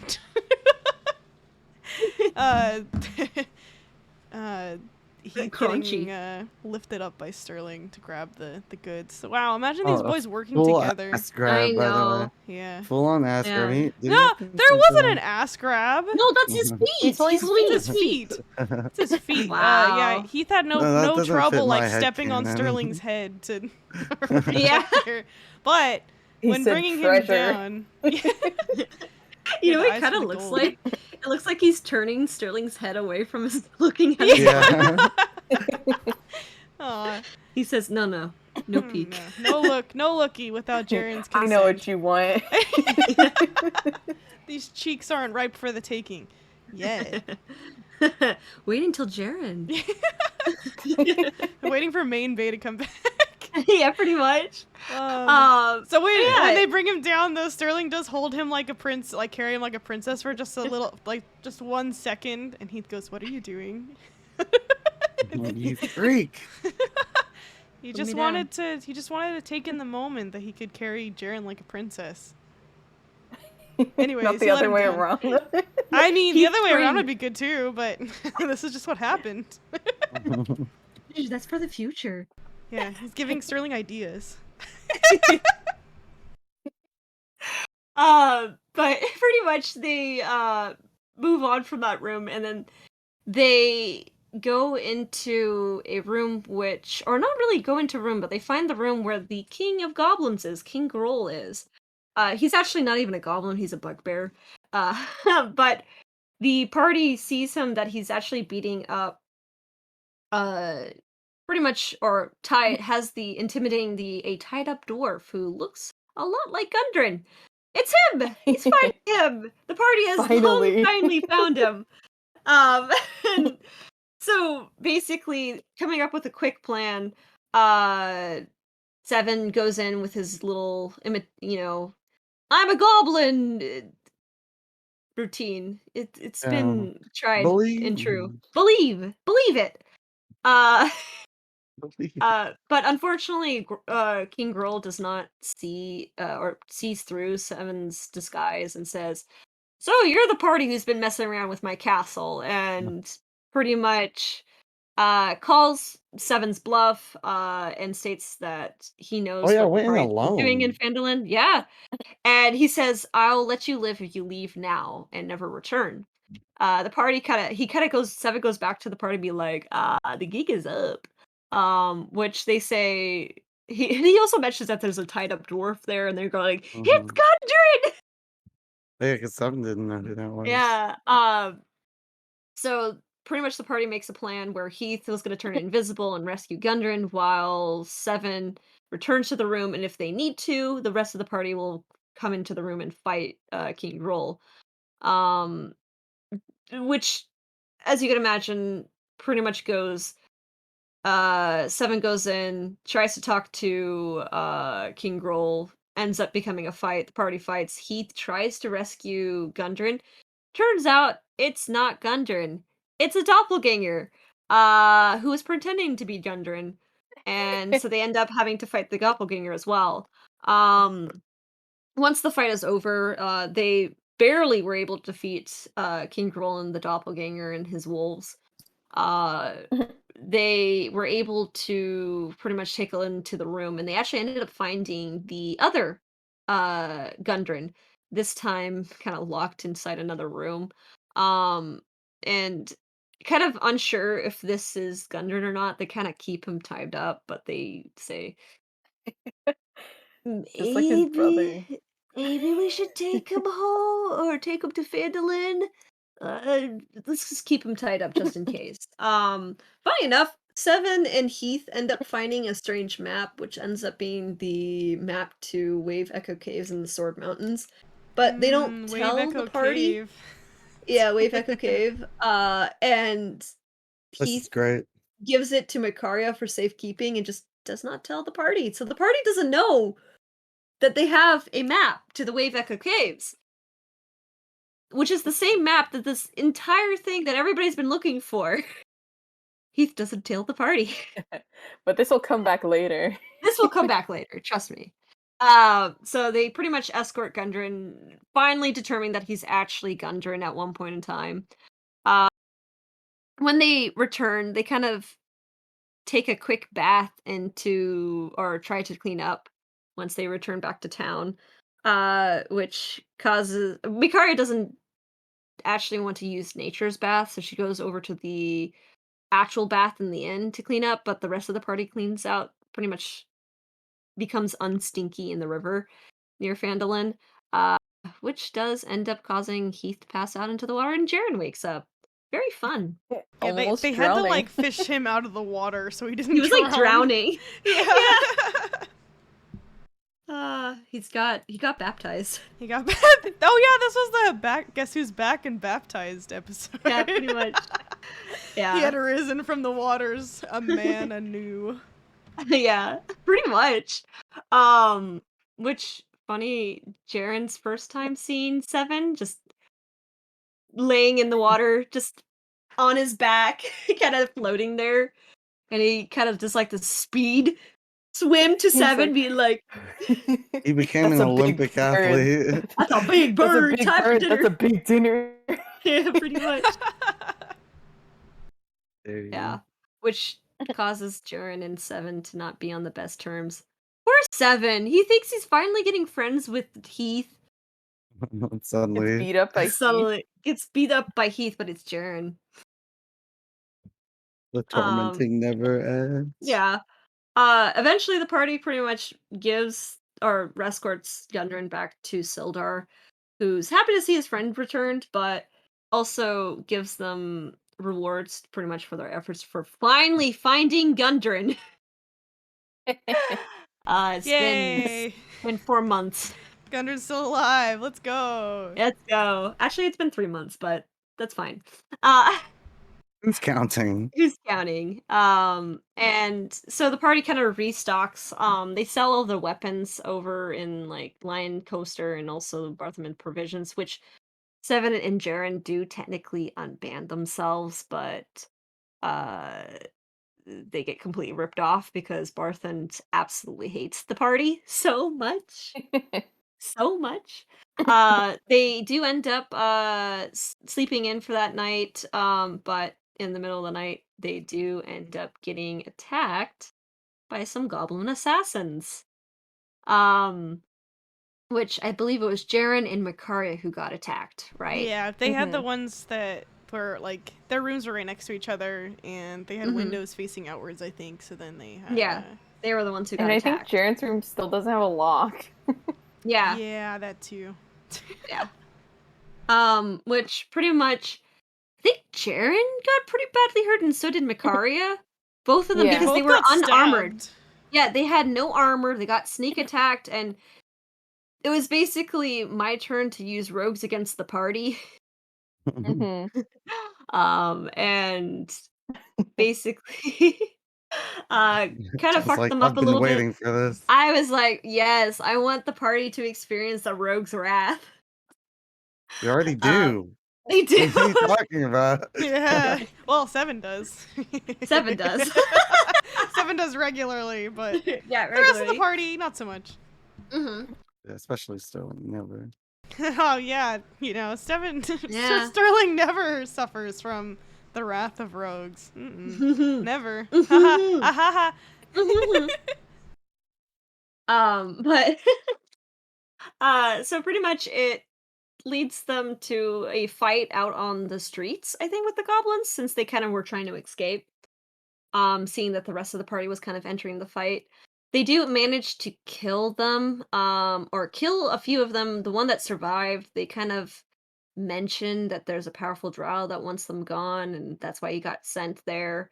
But then he kind of realized he said too much and killed himself.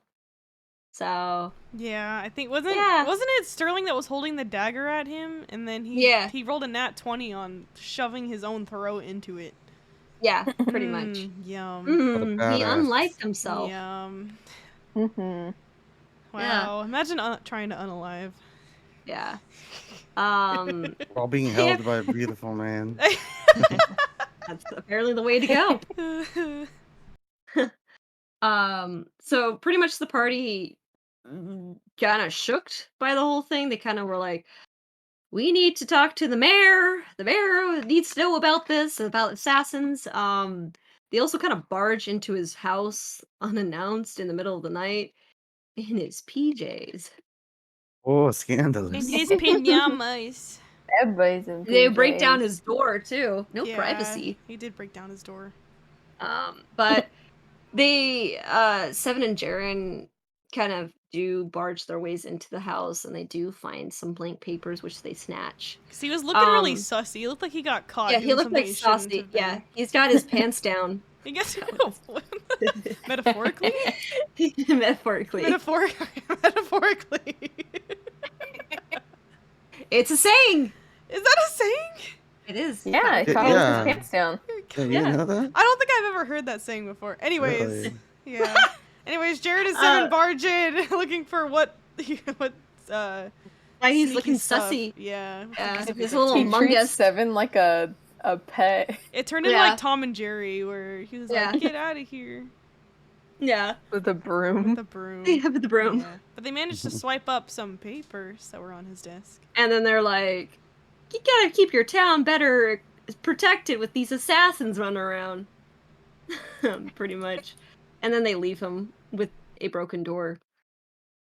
He tried to close the door in their faces because he was so mad Yeah. that they had Oh, yeah. woken him up in air quotes, and the door just fell off and they just stared each other in the face. Like, man, you should really fix that door. Pretty much. It was really funny. That was a good moment. That's funny. Some good comedic timing there. But yeah, so pretty much they try to figure out what was on the paper back at the end.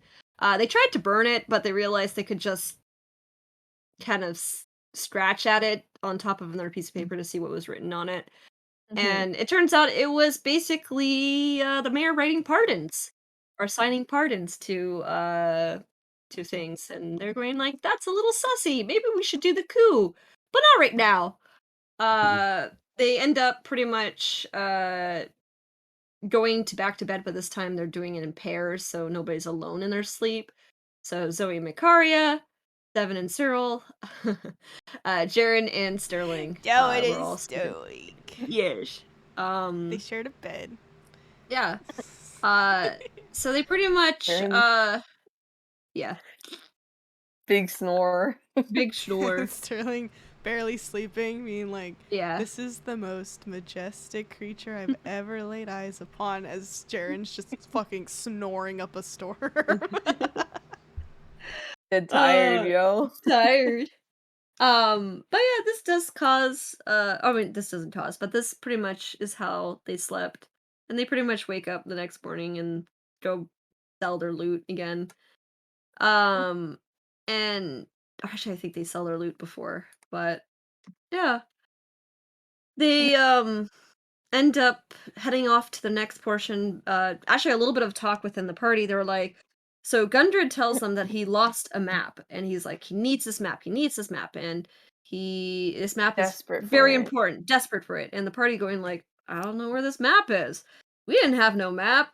Jaren doesn't know the map because Heath is gone, and Seven and Mikaria both kept quiet. I think because Seven was bird brain and Mikaria didn't want to say it out in the open in the town.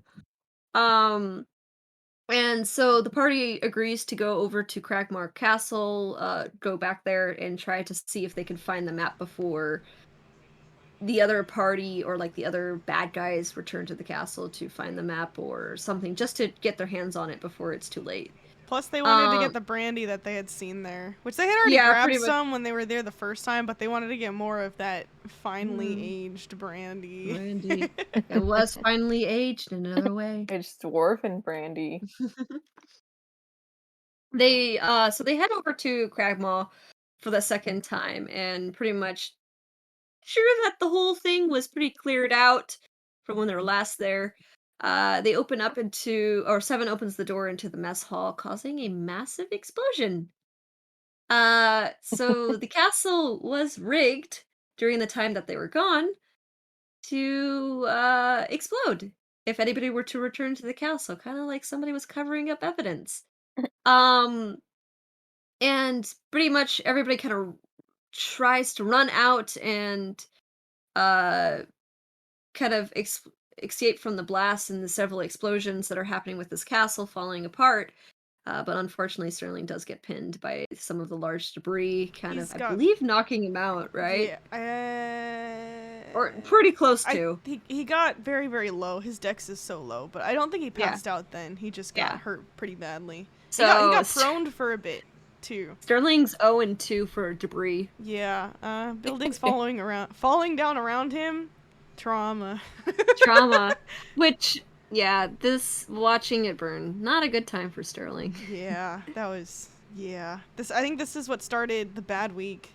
Yeah, this is Mhm. pretty much the Kickstarter of the bad times. As you could say, the fire starter. The fire starter. This was the This is also the spark when- that started the fire. Yeah. When powder we cake. started doing powder more cake. role play. Yeah. This is also, because most of the part we've been getting, this is being our first campaign. We're getting a little bit more comfortable with role playing. So, yeah. This is when we were starting to get really into kind of more of our characters and how they would think and react to the world environment around them, which Sterling not having a good time. Yeah. Yeah. My poor boy. Kill Your him. poor boy. Yeah. You have my permission to break him. Pretty much. Hee I will. I will. I'm scared for him, but also very excited. Oh my Jesus, god! what the fuck? Alright, back to the What's recap. Back to the recap. I'm scared. Sterling's the bottom. You could do anything. To him. So pretty Whoa. much back to the recap. Back to the here. recap. Back to the recap part 4. No, I think this was like 10. This is like 12 at this point. Somebody had counted 8 Um, earlier. So the party goes, "Oh shit, I guess the map's lost in the debris." And then Mikara goes, "I have the map. The whole time, I have the map."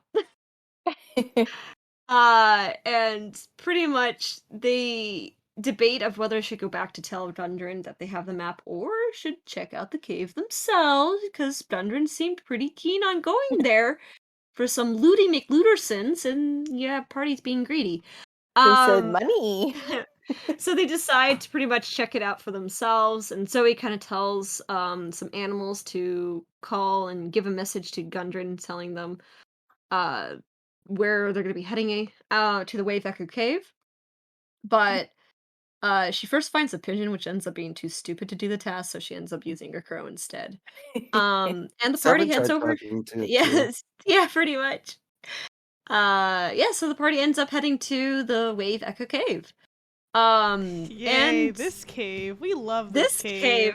This cave, this is the start of some trauma and some really bad times for the Oh, party. this is where we don't It's our- have the recap fully fleshed Written out for out. these. But We have the spark notes. yeah, we got the It spark is notes. more recent than the other Mhm. stuff. Yeah. We'll more fresh in finish our up brains. we'll finish up the written part later, and we'll Mhm. have the link to the Google Doc up. But what for now, this will just be word of mouth. This is what Yeah, word of happened. Yeah, we might get some things wrong. Sure.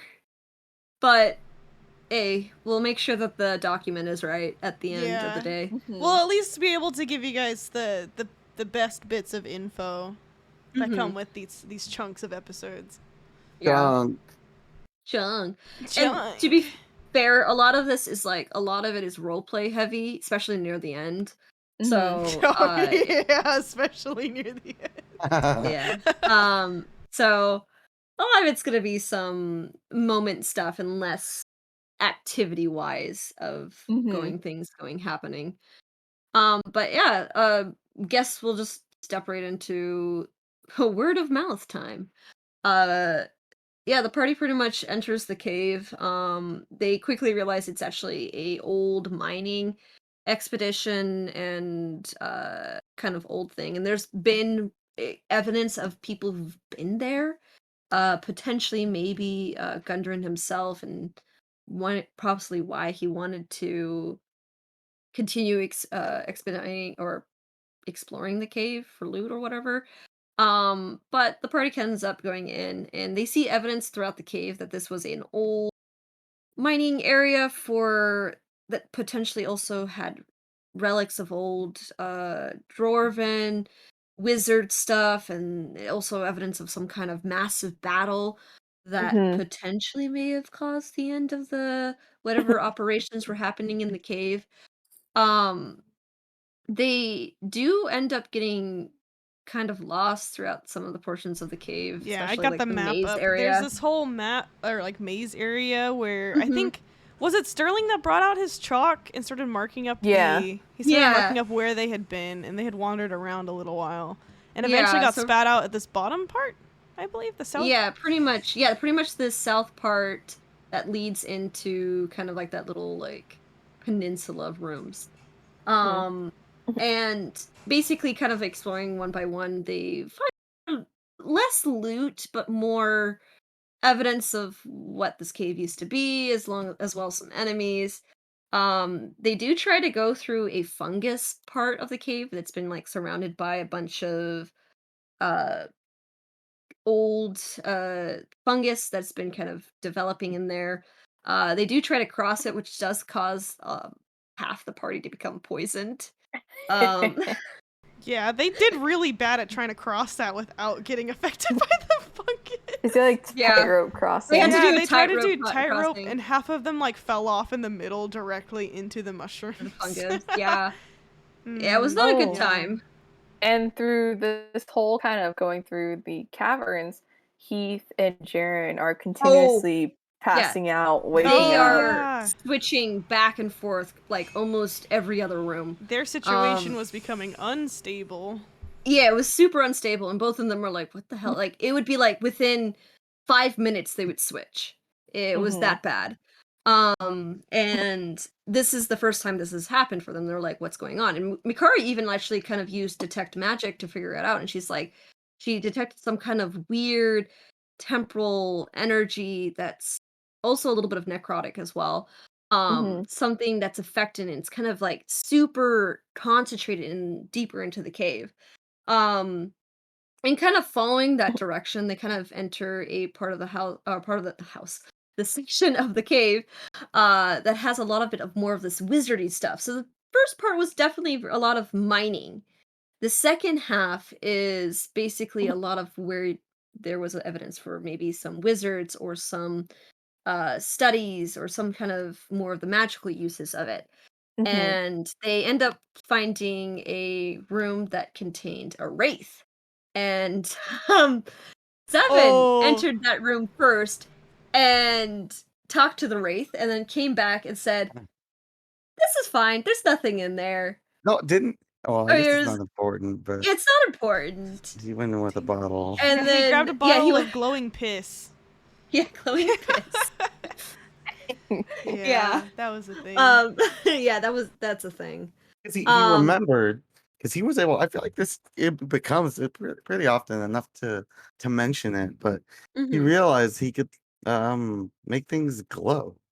yeah.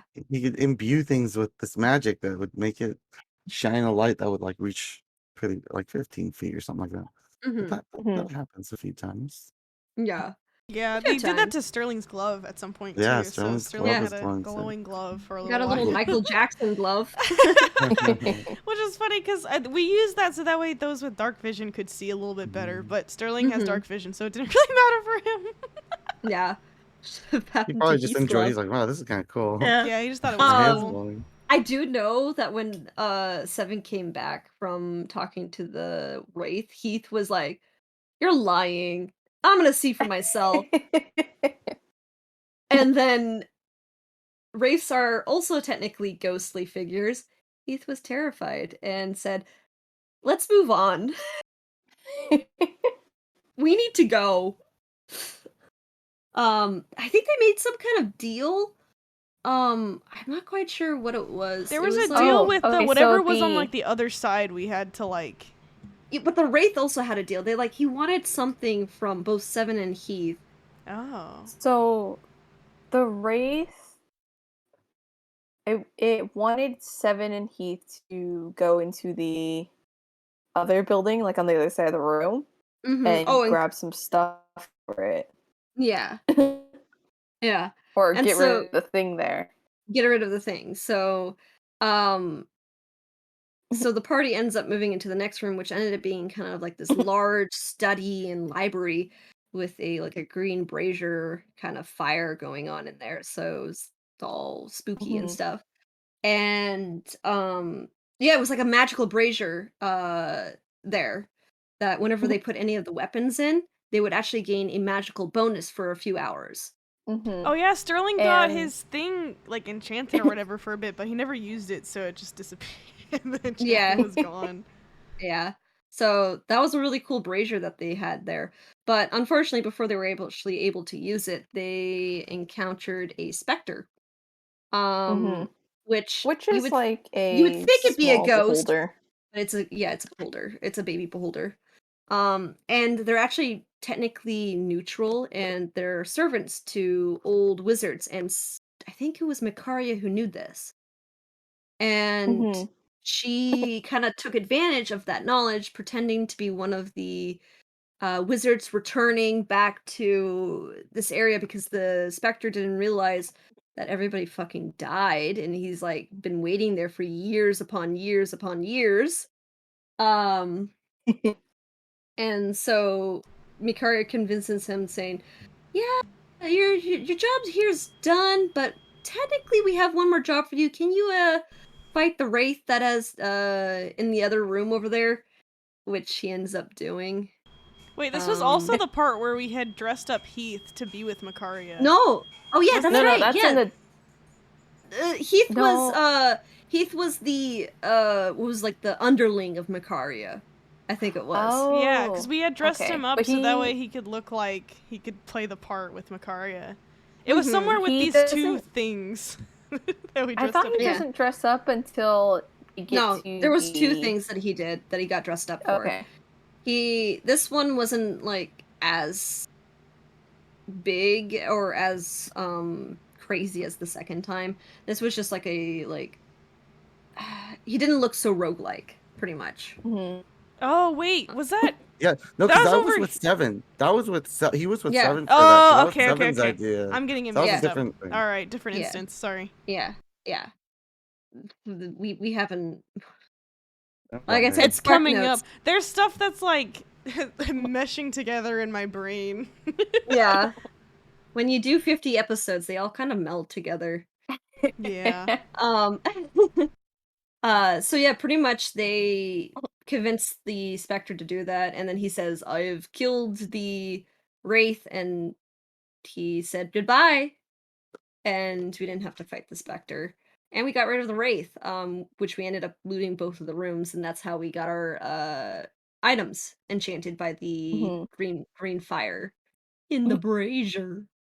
Um Did any of us even use them? I did. I think Keith did Yeah, I in think Heath the did. because he uses melee. You're right. You're right. You're right. Yeah. Sterling just pocketed his and then it disappeared after a day or something. Yeah. Yeah. And then so the party continues on. They go Heath and this and yeah, Heath and Jaren. Jaren keep swapping. They have But like a bro moment sometime, but I oh can't yeah, remember when. it was because I think they took a break after they fought the Spectre into that one room. I could be totally wrong, but they took a break and or they took a rest, and during the rest Heath and Jaren had a little bit of a bro. No, it was actually during the switch. It was during the Yeah, switch. because they were feeling super icky. Yeah, yeah, it was during the switch. And so they both, because of how fast they're switching, the minds kind of had a bit of a chance to talk a bit more. And so they kind of were talking, and I forget which I think it was in Jaren's mindscape this time. Or was it in Heath's? I can't remember. I feel like it was in Maybe it was Heath's. both. I thought they was- were like, oh no, wait, I think it's swapped between them in the middle. But I Yeah, remember in the their middle. like bro moment was like on the beach in On Heath's, in the dock, yeah. yeah, somewhere around that area. Yeah, so it probably started in Jaren's mindscape, and then it ended in Heath's Shifted. mindscape. Yeah. Yeah. And they had like a little bro moment where they were talking about how they lost their moms, Mhm. and how Jaren wants to help get Heath's body back. Doesn't know Oh, and he why made or a how. Yeah, he made a pinky promise, which he Heath made a did not pinky realize. promise. Heath doesn't know Both of what pinky them promises are. said, "What happens if you don't fulfill the promise?" And Jaren's like, "I have no idea." And they go, "All right." And then Neither of them know what happens if you don't fulfill a pinky promise. yeah. Uh and basically yeah, and pretty much they also I think did they mention the coin? I don't think Um, they did. I don't think so. Okay, so they didn't spoilers. Uh I think uh they were just mostly just talking talking about about how this is weird, that they're switching so much and mhm, something's wrong, yeah. and then how they're gonna figure out what to do. Or I mean, Jaren was Mm, saying we'll figure out what to yeah. do together. Yeah. And then they peaky promise something about that. I And promise I'll then get you a body, yeah, get your you a body body. back. Your own body. And then Heath wakes up. Or no, was it Heath? Yeah, it was Heath. Oh Um, yeah. because the next room is the dress up room with the green flame skull Oh that they had to yeah. pretend that Heath was a Oh, wizard. I forgot about Everyone the was big old skull hiding. thing. That's Yeah, what which ended up Holy shit. leading to your amulet too. That's Yeah, it. that yeah, was yeah, what. Okay. And I that was forgot my about idea, the by the skull. way. I just remember that. Seven yeah. really is becoming the antagonist for Sterling's story. He's putting all the pieces together. Yeah, that was over here. I think in this He's this playing chunk of the 4D room. chess. Yeah. So yeah, so they're basically in that room, which is basically the magical furnace room, whereas how they crafted magical items back in the day. But there was a flaming skull thing that was like floating around with a bunch of ghouls, and pretty much they were saying, "Oh yeah, this might be like the same like the Spectre. Let's use Heath to convince them that he's a wizard or something like that." Um, He didn't said, work. "Here, put on these clothes." Yeah, so you put on Sterling's clothes. Sterling's clothes was the Seven's closest to like a witch or wizard thing. So like, yeah. here, take these, staff included. And then so we also I think Seven's cloak as well. Yeah, he gave him Seven's cloak. His Seven's tiny little cloak, coat. Seven's Sterling's cloak, hat, Sterling's and hat, and his Sterling's stick. staff. Yeah. And he couldn't fit his arms through it, so he just tied it around like his shoulders, I think. Yeah. Yeah. So it didn't work. They ended up having to fight. Um and at the end of the or the fight, pretty much I think Seven and not Seven, Sterling and Heath. I forgot why they were talking to each other. I think he was like somebody was helping somebody I up. I think think it was Seven. I think Sterling Sterling was was getting helping his Heath hat up. back. Yeah, he was getting his hat back, and Heath using this as a moment to, uh, He like kind of notices the amulet on the staff. yeah on the He staff, goes, and he "Ooh, uses this this looks as a expensive." yeah. He said, "Ooh, this looks valuable," and Heaths it or steals it. He heathed it We up, keep bro. it. Heath Same. it. Mickey. So we're creating words over here. Yeah. And which is the start of many things to come. Yes. So Sterling does not notice this, and the party continues to move on south, I believe. They move south back into the labyrinth. Actually, not into the labyrinth. They go into the little ravine area, and this is where they fight some more ghouls, some undead. I think it was something like about undead. And during this fight, Sterling realizes that he can't cast magic. Mm-hmm. Nope, no spells were working. He couldn't figure No out spells were why, so working. he was absolutely useless the entire time. And in a panic. Yeah. And in a panic. So after the fight and pretty much everything was done, funny enough, Makaria was just like got completely beaten up, so she was like, "Please, guys, I need to go home. We Oh, need to heal yeah. up." Yeah, she was Oh, dying. didn't He was Makaria super say, impatient. Sterling, can't you heal me or something? I think so. Yeah, so she was like, "Sterling, be my pocket healer for a sec." I mean, that's his job, so it's fine. Yeah, But and he tried and it wouldn't work. And he's like, what the heck is happening? And then he realized, oh shit, my amulet's not here. So he starts panicking, starts looking through all of his shit. And he's like, oh man, I can't find it. What'd I do? I must have dropped it. And he's trying to like leave the party to go back. But then earlier, Zoe, yeah, had earlier. like seen Heath kind of being sussy. Where's the... I have one picture. Don't you have the one There we that's go. been rummaging through his bag? Yeah, there you go. Yeah, there's Sterling panicking, rummaging through his bag, and Heath looking guilty. Yeah. By him. But of Yeah. course, even when he's seeing Sterling panicking, trying to look for his amulet, Heath He doesn't just say shit. doesn't. He doesn't say shit. He doesn't care. Yeah. There's zero guilt, zero remorse on Heath. He's just, this Yeah. rat bastard. So pretty much Sterling panics more and even like tries to go back into the other room to go look for it. And then Zoe finally says something, and she says something to Heath, or like gives eye daggers to him pretty much. And Heath finally gives in, noticing that people are putting one and one together. And says, "Yeah, I have your amulet, pretty much." And gives it back Yeah. to. Oh no, yeah, he just says he has his amulet. I don't think he gives it back yet. He's like, I have your amulet, F you. Yeah, F you. you lost it. You clearly don't care about it. Didn't he? I Yeah, feel like pretty he did much. say I think he something said like that. Yeah, he said something like that. And then Zuri's like, "No." He's- No, it's mine. he said it's mine. important. It's from my dad. Yeah, and with the mention of his dad saying it was like his last gift, Heath kind of like goes, "Fine, I'll give it back." Buck. Yeah, and this is where it's not like I want to give it back or anything, but Baka. Yeah. Sterling gets his amulet back, and there's tension building between these Ooh. boys. Yeah, the party this is is kind of And not the split good between kind.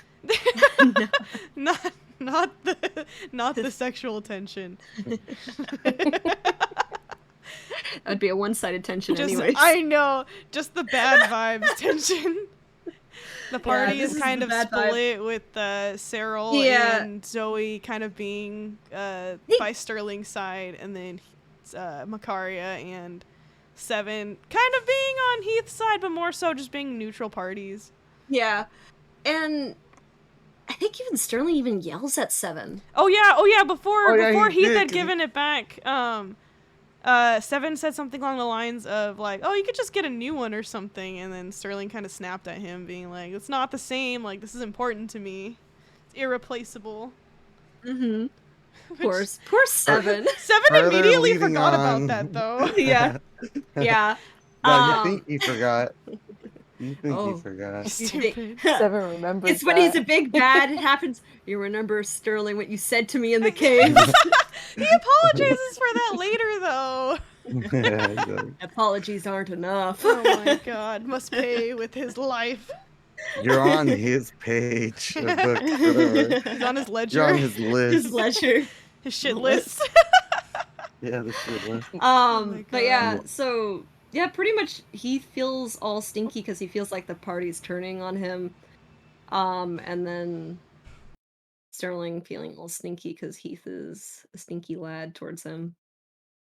He also just felt bad for kind of overreacting Mm-hmm. with that whole situation. It was a thing that was important to him, but it's not like anybody could have known because he didn't talk to Mhm. anybody about it. Like a dumb boy. He's overly emotional, as usual. Yeah, as always, Emotional boy. emotional. Which, funny enough, shortly after this whole thing, Jared pops back. Yeah! While love Sterling's 'em. still feeling stinky, Jaren pops back in. Yeah. Oh, wait, I have the one drawing. That The was one when they have like a battle shortly after. And Sterling actually fights more in that one. I think that's one of the first few times he uses inflict wounds and helps. I think it was Heath and Sterling that had gone forward to fight whatever was in the next room. And Yeah. Heath gets like knocked over or Oh something. yeah, it was and the then Skelly Jaren wakes Boys or up. whatever. Or what were Yeah. they? Oh wait, they Ghouls? switched in the remember. middle of the fight. Yeah. That's right. They Oh, no, they yeah. switched at the very end of it. So like Yeah, Heath had gotten like knocked over. He was on the ground, and Sterling went to go help him up. And it was Jarwin. And it was It was Jaren. It was Jaren, but Sterling was mad. Yeah. Sterling was still sad because like all that stuff had just happened. And then That Jaren wakes face, up that and he tan goes, "Well, face. why is he?" There you go. That's where this What'd I drawing comes do? from because he couldn't look him in the eyes, but he's like he's still an ally. Let's still help him up. But Jaren had swapped back, so Jaren just comes to with Sterling not being his usual, very But everybody welcoming, was- happy self. Everybody was pretty like moody actually. Yeah, Yeah. But everyone he was came really back moody. as like, man, what? Because wasn't Jaren like, man, I come back and everyone's just upset. Like, is it me? Yeah. Am I the problem? Yeah, didn't he pretty think that? much. Am I the problem? The problem? Because Turns out it he was Heath. came back, Sterling was making that face like, "Oh, guess I'll help you," and Jaren's like, "Well, what did I do?" You know? And then at the same time, Makaria goes, "Man, it's this one. He's back." And then Seven's like, "And I hate Jaren. I want Heath." Where's my jerky, bro? Yeah, because Oh my all the God. ones who liked having Heath out were vocal about it too. Yeah. hmm Jaren. Poor Jaren. So Jaren Jaren woke up and deserved this. immediately is like, Justice "Oh, for Jaren. everyone hates me." Yeah. I saw that. Comes back Yeah. to the most unwelcoming welcome back party that's ever Oh my existed. God. Which Poor makes him Jaren. panic.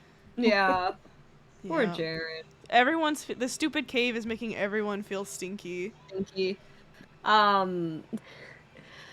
Which basically tensions high, stinkiness levels high as well. They end up continuing more into the cave, which they eventually find themselves in pretty much these stone double doors where they. Oh, actually, no, it wasn't that yet. It was the bugbears who were in the ravine. Oh yeah, they went back to the ravine. Yeah. Okay, so we went Back into the labyrinth. Yeah, they I went back don't- into the labyrinth. So they went from there. Oh yeah, south. you're right. We went this way, and then we Yeah. went through, but we knew where we were going. So then we went Yeah. back up north.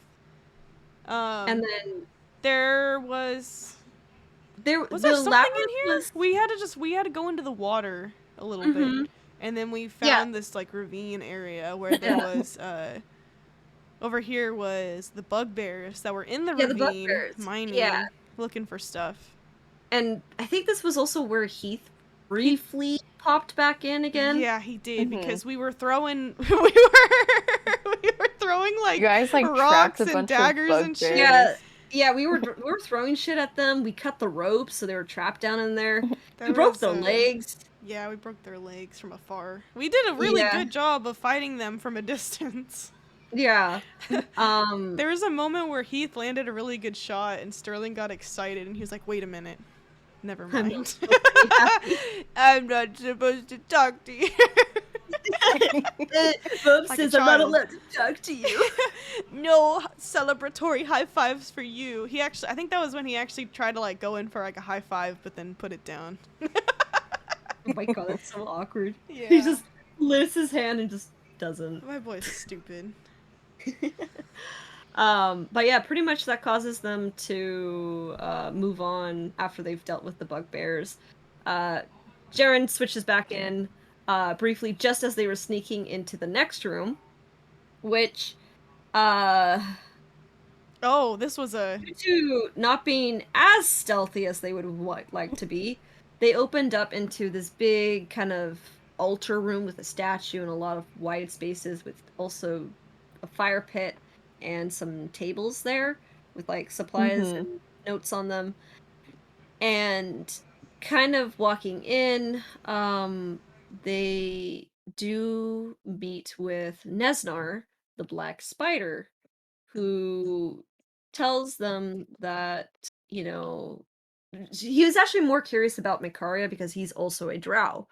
And they kind of have this weird staring Staring. contest and Yeah. tension. They have this whole staring contest while there's a battle going on. Yeah, Yeah, it's just everything fucking just Nothing They else don't- brutally matters. happening. People yeah. bleeding. Almost. I think Jaren got like knocked out, and so did Yeah, no, Sterling. three characters got knocked out during this fight. I Jaren, went Sterling, Oh yeah, Cyril. Cyril almost got knocked I out too. used Um, the piss dice on this fight. Yeah, we're So- getting fucked. Yeah. Stupid piss So- dice. Yeah, pretty much, yeah, the spiders fucked with you guys, the hobgoblins fucked with you guys. Cyril went down, Jaren went down, Sterling went There down. was several also times. a dwarf that was being dwarf. held captive by. Yeah, so the he was Black using Spider. him. Yeah, so when the fight was starting to go in more into the party's favor, they Nesnar pulled out a dwarf, saying like, "I'm going to kill this man if you don't stop fighting," or whatever the heck, you know. And the party doesn't listen to him. And they try to rescue the dwarf, I think, but it Uh-huh. turns Yeah, they turns try to out- rescue him. Mhm. And it turns out the dwarf wasn't really a dwarf. Again, it was a doppelganger. Another one. Like brothers. Yeah, like brothers. And I That's think where this he started doppelganger knocked the. Sterling down. Yeah, so he started after he like went all freaky. He backstabbed Sterling Hmm. while he was approaching him to try and save him.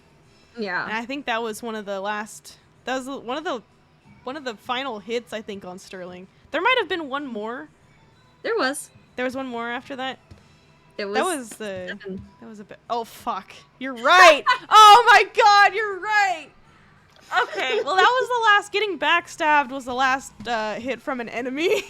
You got back firebolt. Yeah. There was. But oh yeah. yeah. Oh, before Seven that was- happened, Sterling had saved, or kind of saved, fucking Hmm. Searle. Earl, yeah. Where did that Um, go? There you go. There's that one. Yeah, with another inflict wounds. Through With the Um, inflict wound. yeah. Yay! And then Seven wanted to help Sterling. Yeah, so Yeah. Sterling. So pretty much the pretty much in the final moments of the fight, Sterling does get healed up again. I think it was Jaren who held him up. I think. Mhm. Probably. Probably could have also been the prayer of healing because I think that was also used at one point. It could have. No, Oh, he yeah. couldn't. He The couldn't use prayer- prayer of the- healing because it was in the middle of the fight. The prayer beads of healing. It also could have been Zoe, because Zoe could Could've been- also Oh. cast healing spells. Yeah. Somebody healed Sterling. Someone did. Which someone did. And so Sterling went up. I think you also inflict wounds the doppelganger or something like that. I don't remember. I can't remember. I can't remember either. But Oh wait, yeah, because there was a second hit, mhm. and that's when wasn't that when Zoe saw a little bit of his eyes The going necro- freaky? Yeah, going black. Yeah, going black. Yeah. And then in true Seven fashion, as the true big bad, he misses his firebolt straight into Sterling's Yeah. back. And then Sterling fucking dies. Goes back down unconscious. Goodbye, Sterling. Good job. goodbye, It's nice Sterling. knowing ya. Goodbye, my Um, son. I'll do it again. Oh. Oh yeah, and then this is when Jern Yeah. goes and Yeah, but 'Cause this I is actually think before Zoe- that.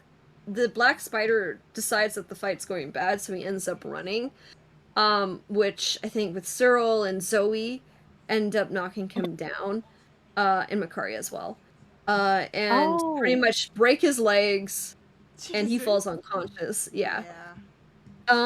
So while all of the fighting is stopped, they all kind of shift their attention to, or most of them shift their attention to Sterling, who in the meantime, with like the memory of pretty much being constantly going up and down from consciousness and fighting, Oh, his being in a sneaky mode nightmare. because of Keith, and the firebolt kind Oh, of the reminding nightmare. him with the nightmare, where he kind of relives his whole trauma with his town being raided by the rogues, and also with pretty much his Releases father necrotic dying, shroud.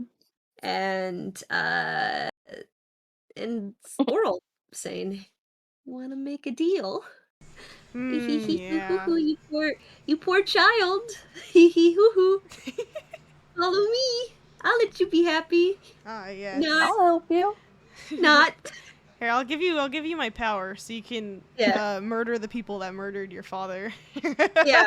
Here you go. Uh, And hee that's the hee hoo last hoo. thing he essentially sees is that Yeah, moment of his yeah. father getting killed in front of him and him going after the rogues. So then he wakes up in that same mindset and does the chokey chokey to The choky Jared choky in with front of the That was necrotic close. shroud. Yeah, he does the necrotic shroud. Does a little bit of choky choky.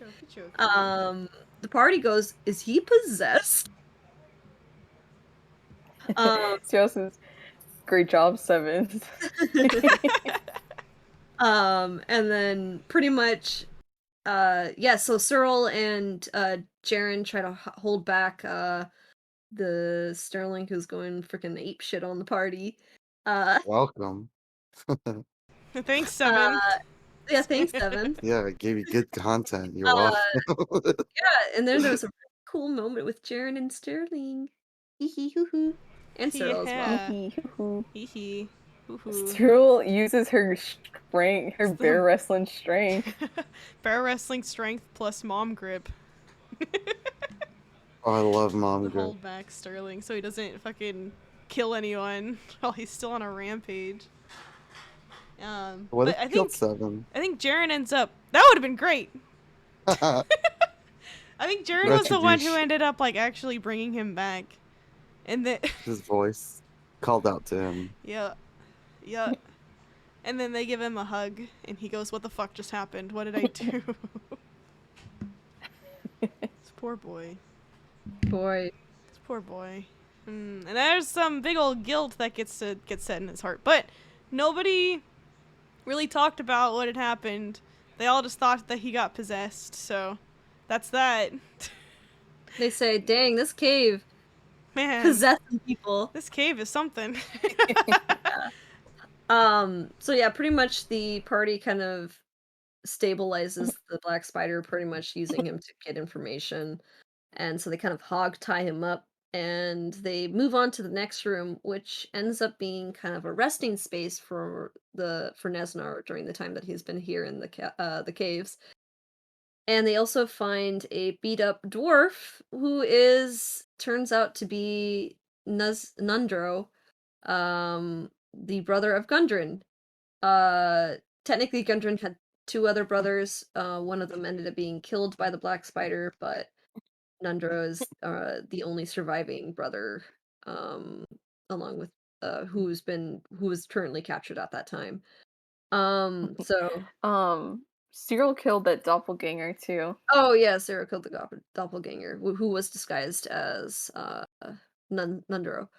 That was before. That was so- back in the fight, though. Yeah, that was back in the Yeah. fight. Yeah, but the party's still kind of cautious of him and still wondering if he's another doppelganger. Kind of keep him tied up, and he's kind of like, "That's fair." And the party pretty much rest up for the night. Oh, actually, before this whole thing happened, I didn't say totally forgot about this. We had another little collapsy. Mikaria got a little greedy and saw some jewels in the statue of the Oh yeah. previous room that they That fought was in. yeah, okay. That was before we went into Yeah, this this other is room. before- this was right yes, after the this is fight, after Sterling's bad backpedaling. time. Yeah, Yeah, we're this going is back a little bit. backpedaling. So, timeline wise, it is after they hog-tied Nesnar, and Sterling had his little Ape shit edgy moment. anime moment. Yeah, Yeah. the edgy anime moment. And so basically, while pretty much everybody's doing these things, Mikaria kind of takes a look at the statue and says, "These look valuable," and tries to pick the eyes, but as soon as she touches it, causes the entire room to collapse and Yeah. makes her go unconscious. Yeah. And the rest of the party extremely hurt, which is kind of why they decided to rest up in the next day in that room that they found the Nundro with. They pretty much rest up for that day, and they decide to split the party with Mikari talk to Nesnar on Drow to Drow, to get some information, while the rest of the party kind of explore the rest of the cave. Mhm. We could do the party first since that was timeline wise what we did. Yeah. And party kind of goes in, they explore some barracks, which they found some They went like hobgoblins, I think, or no, bugbears. It was bugbears. Yeah, the bugbears. they had met. And- Wait, they had met with the. Oh yeah, they briefly met up with the bugbears in the ravine, and they're like, "Save us, release us," and they said, "Sure, we'll be Oh. back." "We'll be back," and then they They left. got- Heath And then got they gauntlets from them. Oh yeah. I That think was so. way back when, though. That was way back when they first put them in there. And then pretty much when they went to the barracks and they found some more bugbears, and instead Yeah, of this is the fighting the them, very last room that we hadn't gone out. This is Yeah. the map that has the room Yeah. still blacked out. But that was the last room we had to check, and it was barracks with more bugbears in there that we Yeah. sent Seven in on his own. Yeah. While the rest of us were disguised with one of Jaren's spells as human-shaped rocks.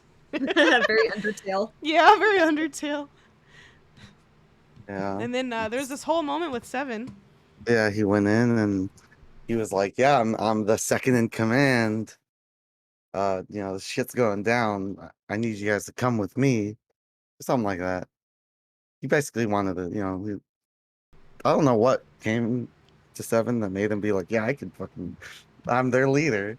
There's his newfound mace that he has. It's very Seven.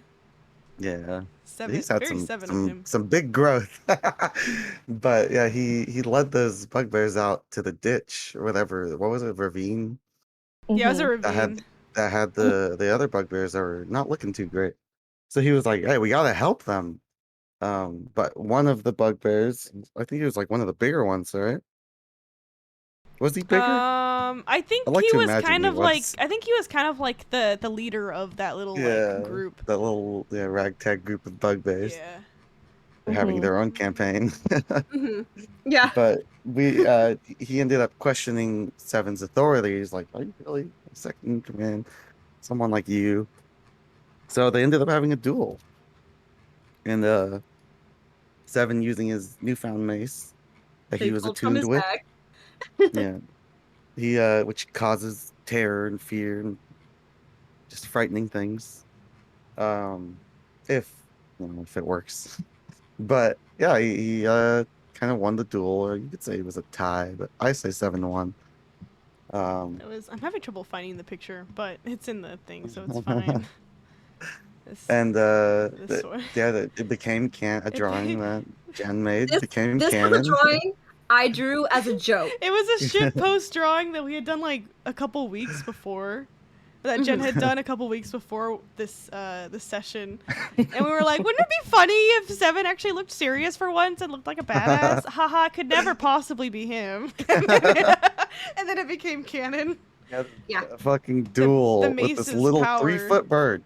A 3-foot bird Moral dueling. of the story: be careful of what you meme because it might become reality. All of the drawings that we keep making end up becoming canon, no matter how stupid they are. The Yeah. pen is mightier than the sword. It really is. Just draw your enemies dead and they'll be dead. They'll be dead. It's Oh, called yeah. manifesting. Somehow. Yeah, you pretty much Manifesting. Manifesting. You're manifesting their destiny.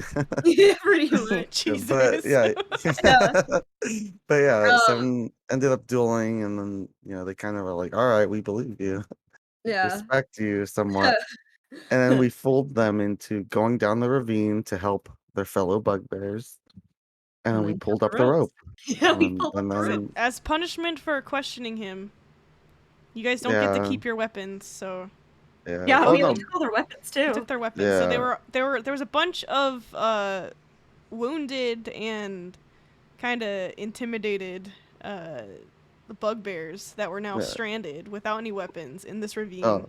No, they didn't have weapons because we told them you need to make sure you don't have too much weight on you so you could help bring them back up. That's why they left the weapon. Yeah, but then you pulled up the rope and then you said this is punishment Yeah, for that's doubting the me. punishment. Yeah. And then what? How did fire start? Why they shoot fireballs? Okay, so we have to go Oh, back. We have to Yeah, go yeah, back yeah, yeah. into I the room remember. to look at stuff first. Yeah. We went back into after that. Seven came back, and then the whole party, except for Makaria that was hanging back, went into this room to look to see if there was any good loot. There was nothing. But while they were in there, they heard noises, familiar noises of the was it sturges? The freaky mosquito things. They were, Yeah. they were Yeah, like yeah, yeah, flying yeah. by. So they had barricaded the door and kind of hidden there. And they listened to them go by. And then they heard the screams of the unarmed bugbears in the ravine. Sterling felt extremely guilty and then rushed after to try and help them, to try and save them. There was a lot of guilt on his brain. He had to act on it. And the party followed him to make sure that he didn't also get hurt or fuck anything up? Question mark. Question mark? And that's where we had a whole battle in the ravine. Or above the Yeah. ravine. Above the ravine. You guys were shooting down at the ravine. Yeah. Trying to hit the sturges, not the bugbears. Yeah. Mhm. Well, the bugbears were trying to attack unarmed, but most of them were unconscious / dead. Yeah. And then Oh, blasted you're a roboting. fireball. Matt, you roboted. roboted. Repeat. Hello? We can hear you now. You just gotta Okay. repeat what you said. Cyril was sniping the sturges, and then Seven blasted a fireball, Ah, yes. which set the ravine on fire. Yeah. It didn't he like roll a nat one, it missed, and then it there's like a pile of old debris and supplies that caught on fire. Is that what happened? Yeah. Yo. So yeah, Yeah. basically, yeah, it pretty much was 7 missing, and then I said, "You want to roll for and see where that lands?" And it ended up being going into the debris, which caused the inferno, which also caused the whole ravine to pretty much be engulfed in flames, which also caused firefighters, Jaren again. Yeah. It caused firefighter Jaren, and then it caused panic attack Sterling during that. Oh, the poor boy. This is where Sterling, seeing the fire, the fire that was uncontrolled and very quickly spreading, he starts having a really bad time and becomes useless for the rest of the battle, while Jaren is firefighting it up and going in Those orc full, gauntlets. I think without the orc gauntlets, he probably could have gotten everyone. So he charges into the ravine and starts grabbing out all of these half-dead bugbears. I want to call them orcs. They're bugbears. He starts grabbing out all these bugbears while everybody else is trying to help too. Seven was grabbing the wrong side of the rope, so he wasn't helping much. And then Zoe was trying to use like water or shape water to try and like keep the flames at bay while Jaren was doing this. And then they managed to get most of them out, but I think a couple of the bugbears had like died. Right? Mm-hmm. Yeah. Yeah. And Yeah. then I this know was- the one that fought 7 survived, and the one that was 7's hype man survived. the hype man. Yeah. Oh, stupid hype man. And then after they had got them out, I think that was when Jaren noticed that Sterling was like freaking out and used detect thought thoughts. on him and took a little peek into his brain and saw not quite Sterling's memories, but what Sterling had believed that Willow had gone through, one of his old friends, during the night that his town was attacked. So Jaren saw a bit of that and was able to calm Sterling down in that moment. That was also the time that Heath got a bit of a glimpse because he's a Yeah. nosy bastard. He's a nosy little bastard. He He says, "Ooh, peeked. He cheese took a me." peek. Mm-hmm. Took a peek without Sterling's. I mean, technically, Jaren also took a peek without Sterling's consent. Yeah. So that was. I don't have the. I could see if I could find this picture, but there's a better. It's somewhere in here. We should like continue though because Yeah. Keep going. I'll find it Yeah. and throw it in. But yeah. Yee. So pretty much, Sterling and Jaren had their little moment. After they kind of calmed down a little bit, kind of snapping Sterling back to what it is, the party kind of all kind of agreed to me like, maybe it's time to go back to Mikaria. And so they pretty much kind of collected themselves. They're covered in soot and ash. They look like shit, even though they just slept like a few hours ago. They're Mhm. heading back to Mikaria. But while this is happening, Mikaria interrogates Nesnar. And he kind of at first is very clammy with his answers, but it's later revealed between Mikaria's interrogation and Nesnar's notes that he was kind of like a drow who got exiled by the community, and he basically did a lot of or he felt like he got cheated out of what his house and his standings were, and wanted to get back at them, and he thought the perfect way to do this was through this cave. It had some kind of magical forge thing to help make some kind of magical weapon, but through dreams and more of discovery into the cave, he thinks that there's something even better in the caves. He's so close and he's so sure that it is. But his writing starts sounding more like a crazy man rather than actual sane research. Which Mm. Mikara just says, this man's crazy. She's like And he's useless. he's useless. And so she pretty much just says, yeah, this guy is crazy. We can't, he's not, anything he says is not as excuse. And so basically after the whole interrogation reading through notes, this pretty much comes back to when the party comes in, which is funny because she would hear the shouting and fighting in the fire while she's doing all this. And just, you could just imagine her being like, that's just the party. That's just the party. But yeah, so they all kind of regroup and they all kind of agree saying like, it's time to get the fuck out of this cave. They're This all so cave- tired of this place. Yeah. And so they kind of gathered their stuff, make sure that Nesnar and Nundro are still tied up, but Nundro can actually at least walk. At least with Nesnar, he had to be bear tied, hog tied Mhm. onto the back of Zoe as bear form.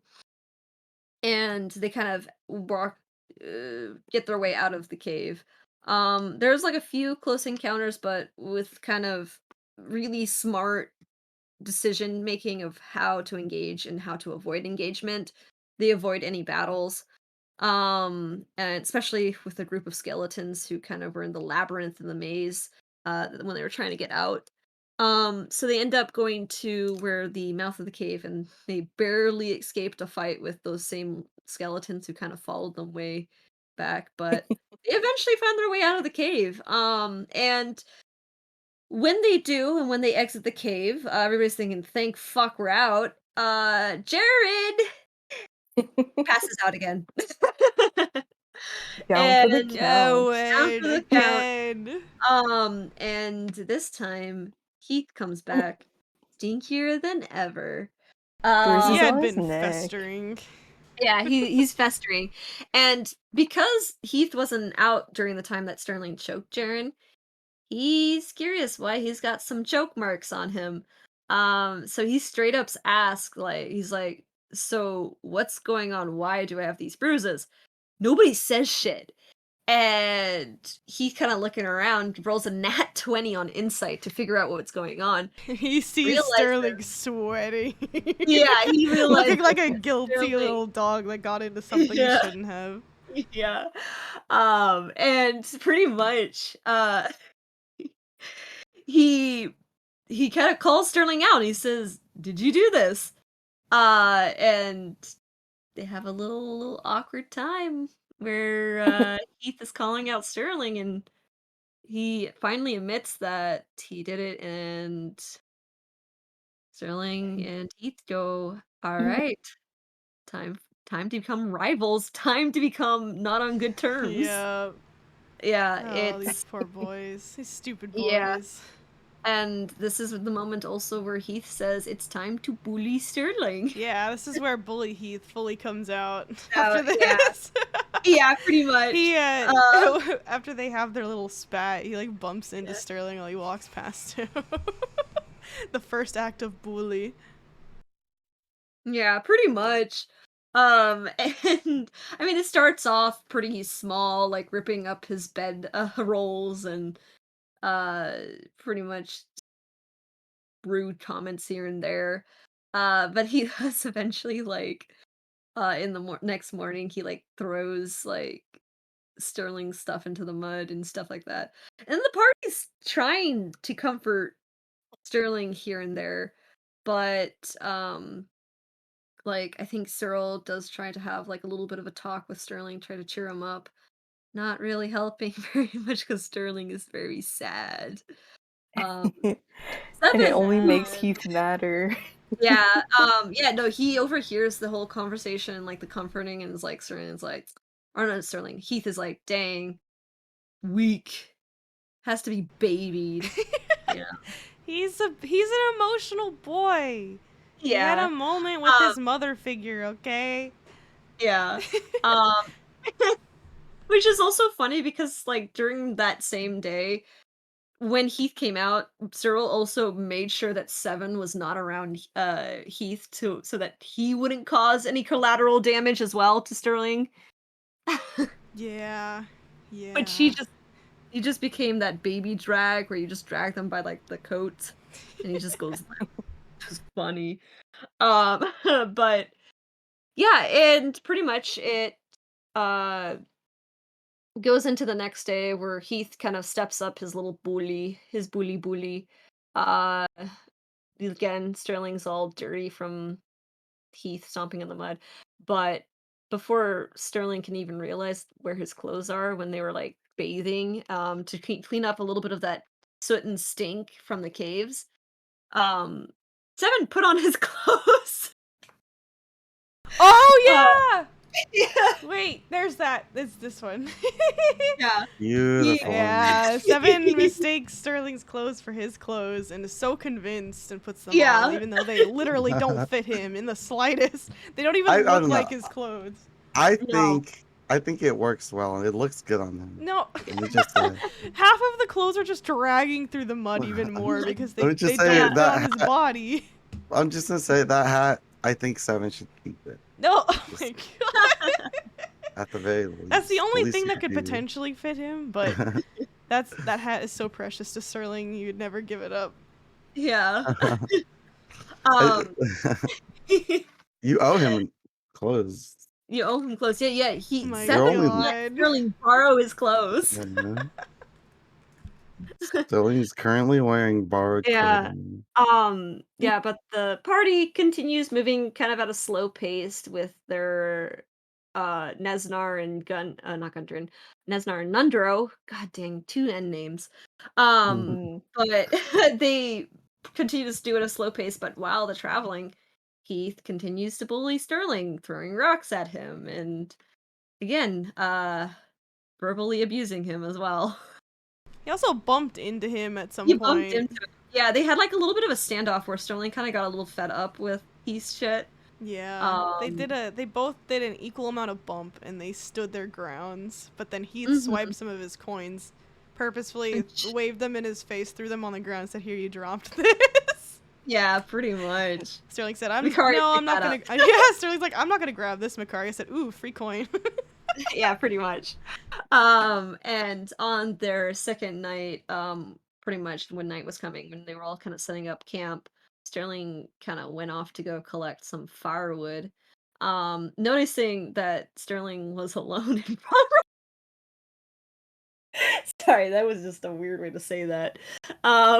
Sterling's alone. Invulnerable. Alone and vulnerable. Invulnerable.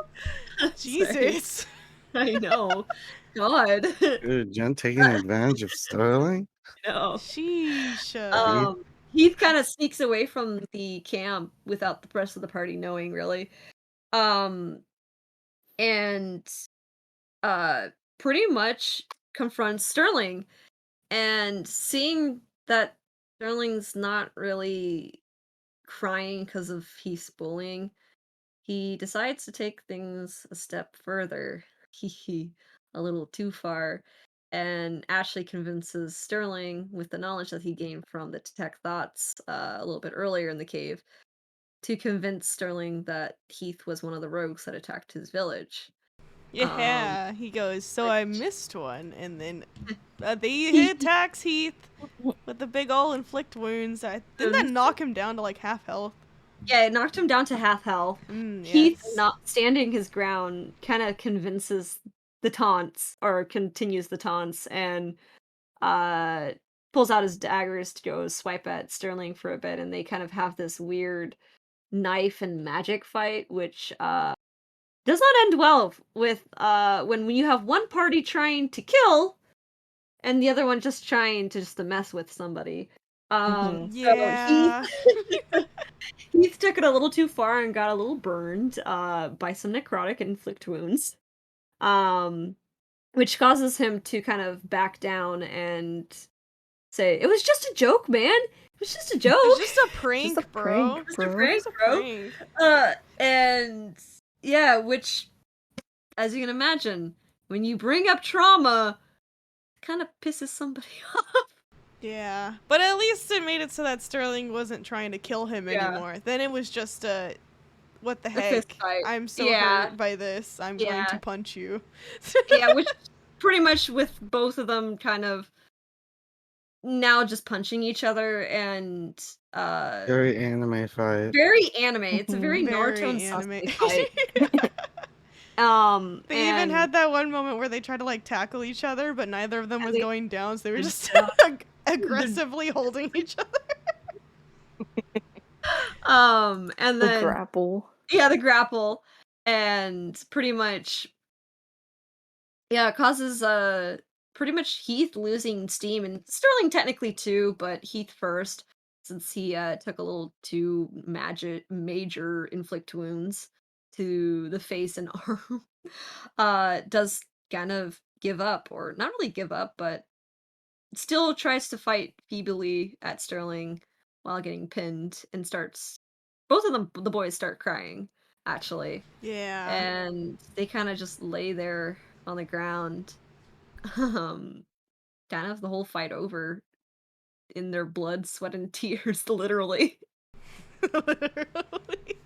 These poor boys, just all beaten. Yeah. They're all fucked up You know, emotionally. if you're and ever having physically. issues with friends, just beat Just them beat 'em up. Just beat them up, Just beat 'em bro. up. We do not Alright. condone violence. I do. As long as it's consensual. Consensual I- violence. I condone the violence. Beat up your friend if you're yeah, having you- issues. Yeah. And yeah, after they do talk a little bit, but nothing, kind of Heath apologizing for taking things a little too far, and them both realizing they vented their frustrations in the fight. The party kind Yeah. of hearing that scuffle back at camp, and hearing Sterling and Heath kind of shouting at each other in the distance, thinking that they're both in trouble, kind of rush to their aid. And they see both of the boys completely beaten up, and they're like, "What happened? What happened?" What happened? They're both on the floor. Yeah, red, they're both on the red floor. eyes. Red Yeah, baggy red eyes. all bloodied. and Bloodied. beaten. Yeah. And those who had pretty high perception and pretty much insight was probably Zoe, Makari, and Cyril probably realized that they probably bitten each other or beaten each other up. There was no extra force that was fighting them. It was just between themselves. And poor Seven. Poor Seven runs to Heath's aid Denied. and asked. Uh, He got at. He asked uh, who did this, and yeah, I was like, Heath was like, who did this to you? I Who's the just monster healed who you. did this? "I just healed you."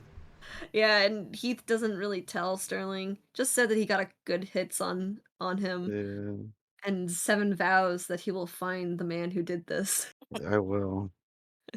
and he will say. That bastard better be scared, shaking in his boots. He knew I was coming. The wrath He that literally he just Seven had already summoned. traumatized Sterling so much. You know, this You is gonna give him another more? why. This is why Seven's gonna be the big bad. I know. Just continuously Yeah. traumatizing Sterling. Yeah, pretty much. And then so heading back to camp, the boys pretty much convinced the party that they're good. They're whatever they had in between each other was dealt, and at least the major parts were. So they head back to the camp. Both of the boys extremely quiet. Um, and both of them also refused healing from any of the party, saying, "Nah, we deserved this." We deserved this. Yeah. Um, this does cause both Sterling and Heath not to sleep right away at that night. I know Heath didn't sleep that night, but I don't know if Sterling did. Sterling did, but it was after their night watch A night watch. together. Yeah, so because they weren't really ready to go to sleep yet, they stayed up. Seven stayed up as well, but he was working on his little masterpiece project. Oh They yeah, fall that's the thing that's asleep. going on. Yeah, yeah, he's been working on something in the past few days. Kind of, we don't know what it is, but he's working on No. something. He's working. This boy is working on working. something. Yeah, Using spit as Um, ink blots to give him yep. Master inspiration. plan. yeah. Master plan to kill Master Sterling. plan. Master plan. Yeah, to find whoever did this. Yeah. Got my poor jerky, bro. It's the revenge bot.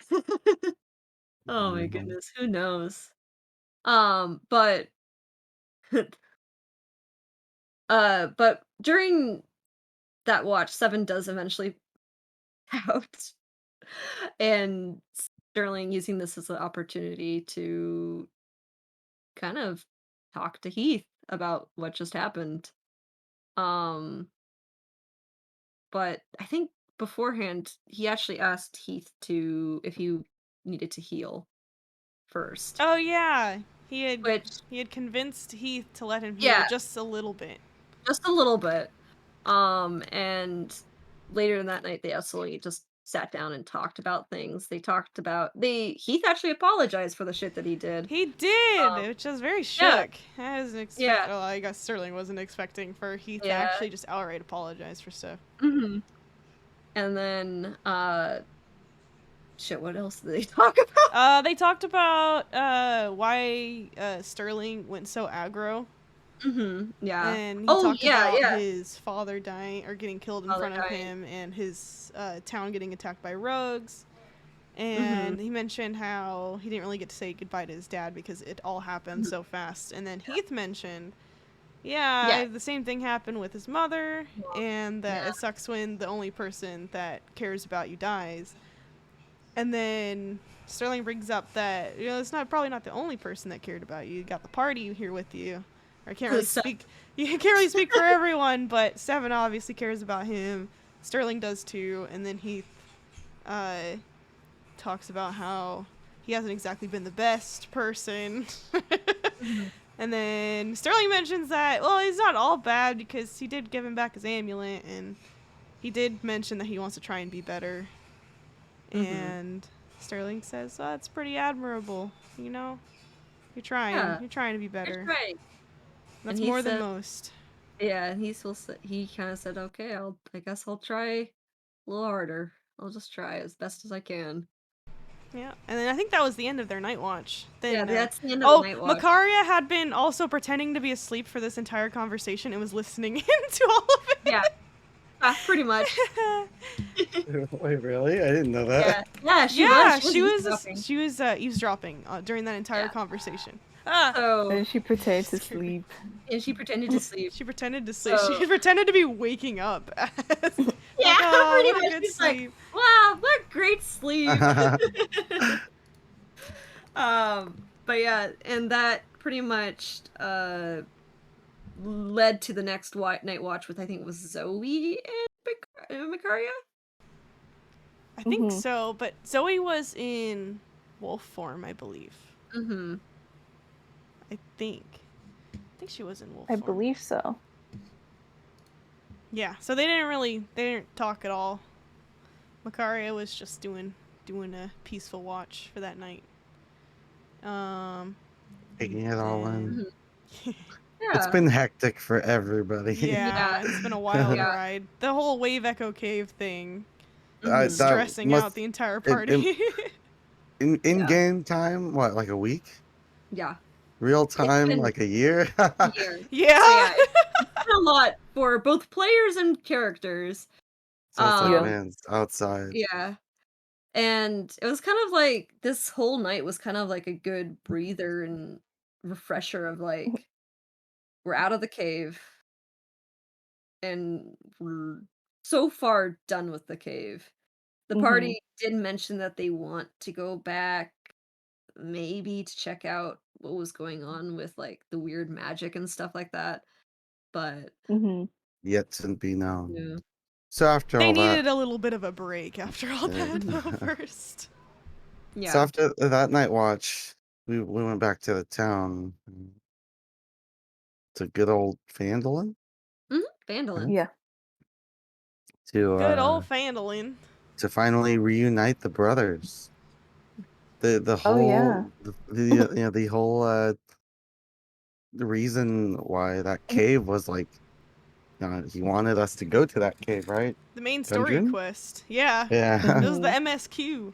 That was that main scenario quest, and finally can return some brothers and mend put some them- wounds. Put the broken leg guy in jail. Yeah, and put the broken leg man. There's no Mr. Black Spider, which we did not trust to put in jail because there's some freaky stuff going on in this town. Oh, freaky Yeah, stuff that with town pardons. master. That town master is up to master. some shady shit. So we Well- don't trust that if we put him in jail. So I think Makaria ended up taking the keys for the cell or something. Yeah, was it? because when the party arrived at the townmaster's place, he was writing drafts for pardons. And they didn't trust him, so Makaria took the keys to the jail cell, and they dumped off Nesnar in the jail cell, and then they went to Townmaster. No, this to, was- to reunite the brothers. yeah, After then the- to reunite the brothers. They got into a bit of a tussle.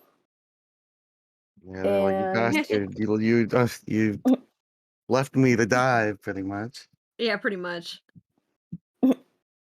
And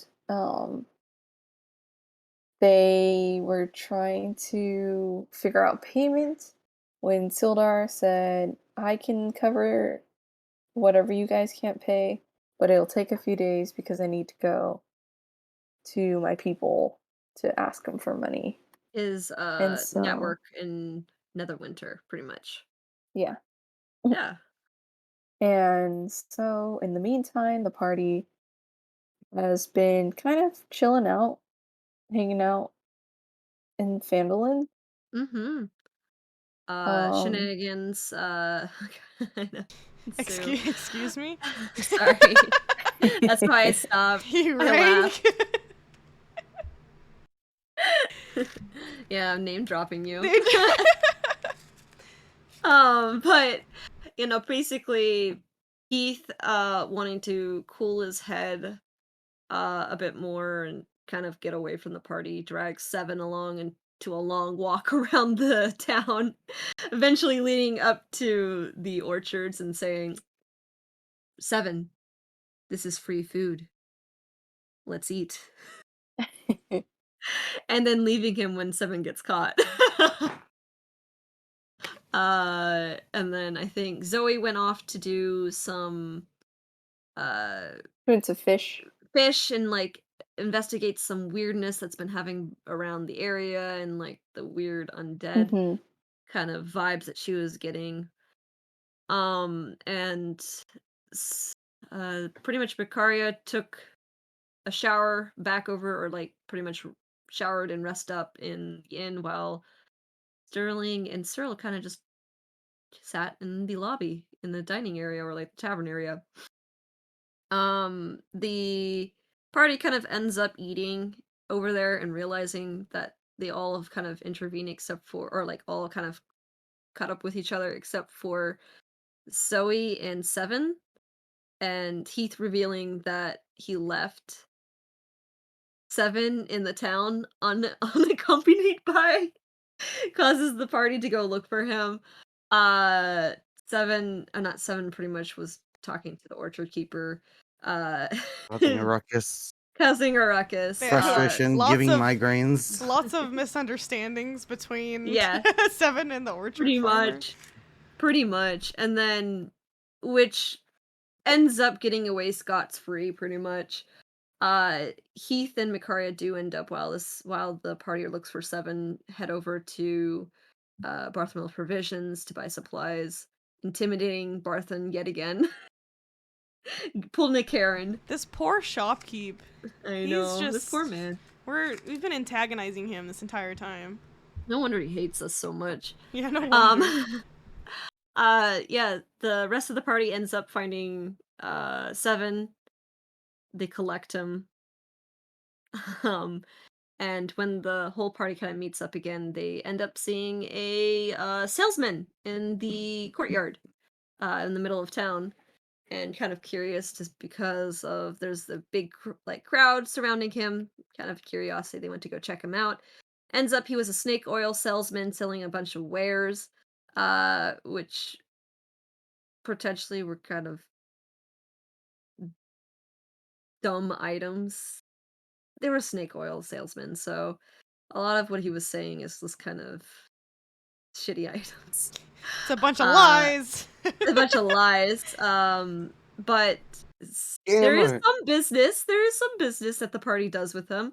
The party does end up buying a wand of magic or mystery, which has some kind of magic to it, which I believe Mikaria buys. And Mhm. the party, or should I say, Sterling in particular, gets his eyes caught on some corsets. Yeah, fancy Again, corset. drawings that became canon. Canon. More drawings that became canon. And somehow is able to convince Heath, Zoe, and Seven to all try on corsets, with their own various opinions of how they feel about it. Heath was very angry, but convinced. But He was Sterling convinced. convinced He's him. trying so hard to be good. He's trying so hard to be good. He's This- trying oh so yeah, for the hard. last like day, he had been Yeah. trying to like share things and not stab people, and it was like it's been killing him. Yeah. Yeah. He's trying it's so hard to tearing be up. good. Yeah, pretty much. He's trying, and every time he does it, he has a face of disgust on his face, like he's about to vomit. Stupid boy. But that pretty much ends where we left off in our session. Pretty much our last session, where they just Yeah. bought some corsets. Yeah. Oh yeah, Sterling bought 2 corsets, one for him and one for Jaren. He wanted Heath to try him on, so that way he can make sure it fits Jaren. So now Sterling has bought 2 corsets, and Makaria bought a magic wand thing, stick, magic Yeah. stick. Magic. Magic. And who stick. knows? Maybe we'll Buy go some more back for a stuff. few more things maybe. if they're available. Right. Waste our money on more snake oil. Yeah. That's it. That's the You log are a campaign gem. thus far. Yeah, pretty much. Ooh, Whoa! congrats for those who made it all the way through. I know, through the whole thing, whether Four you're and a half watching hours. now Yeah. or watching it. And if Hey, you're still here, Looking at you. Shout out to Tim. 4.5 hours Yeah. is better than the like hundreds, the like Yeah. 200 hours. That's what We we've played pretty so much- far. Pretty much condensed like 3 years of playing this campaign into 4.5 hours. Yep. So, and yeah, we also still have the recap doc available. Yes, we will and share- updating. We'll share the link to it once we fill out those last few that we've been just kind of ad-libbing. Mm-hmm. So we had gone Yeah. all the way up to Wave Echo Cave. So we'll finish Yeah. filling this part out eventually, and then we'll make the whole doc available for everyone to look back on. And we'll try and Yeah. keep it relatively updated as we keep going. Yeah. Just once we're caught Yeah. up, it'll be a lot easier to maintain. Yeah, We're it's almost literally there. one episode to write shit down, so Yeah. be fresh in our brains. Hell yeah. It'll be good. We'll We'll yeah, also so- we'll also highlight this stream and leave it up forever, and I'll put a link to it in my Discord server, so that way Mhm. people can come back to it whenever. But it'll be Yeah, and highlighted, so it yeah. won't disappear. It'll just be buried in the highlights for our Yeah. Twitch channel. So you have to just. There's a lot of people that are like, where'd the episodes go? You have to swap it from like past broadcasts to highlights, and then Right, you'll see yeah. everything. Mhm. It's all there except for 2 episodes that got lost. I think there's a way you can link a specific. Oh yeah, we Uh, can also we can make this one the like channel preview, I think. Mm-hmm. So I'll see yeah. if I can do that. So that way Yeah. we get the big old recap. Is the first thing people will see when they come to the channel. When they channel, yeah, Yeah. yeah. Yeah. Alrighty. That's Wow, it. we were There's talking that. for 4.5 hours straight. 4.5 hours of Ooh, content. boy. Love over glory. Yeah, AKA that's love over log. glory. Log. Yeah, Where we love. we love. We love Never Oh, let 'em we know love that our move. character. glory. We love D&D. Fuck. I love D&D. I do. Yeah. A lot. Yeah, So Yeah, much. we do. Log is so I- Thank you, important to everyone, me. for watching. yeah. We'll see you on Sunday, most likely, for our next session. Most likely, yeah. It might be a little janky because I have the control seat, but Yep, you know. I'm Mhm. passing on the baton to Jen for. Wait, a you week. actually are? Yeah, Oh. yeah. 'Cause I'm- yeah, okay, okay. so Yeah, I'm gonna Yeah, be yeah, gone, but I'll still be Yeah. here. Ooh. I'll still be here, Yeah. just on a crunchy mic and possibly with crunchy Wi-Fi. But that's okay. I'll still be there. Yeah. It's time for Sterling to be censored. Yeah, it's time for me to Mhm. get censored. It's fine. He deserves it anyways. Yeah, All right. Thank you Yeah. guys for watching. Yeah, and I'll see thank you you. guys and in shout the out next to one. Tim. Alright. Shout out to Tim for being here Shout at out the to very Tim. beginning of today's stream and the very beginning of the Absolute homie. campaign. I will check my DMs. I will do this. Bye bye. Bye. Goodbye. See y'all in the next Bye-bye. one. Yee. Hee hee. Bye bye. Bye bye. Bye.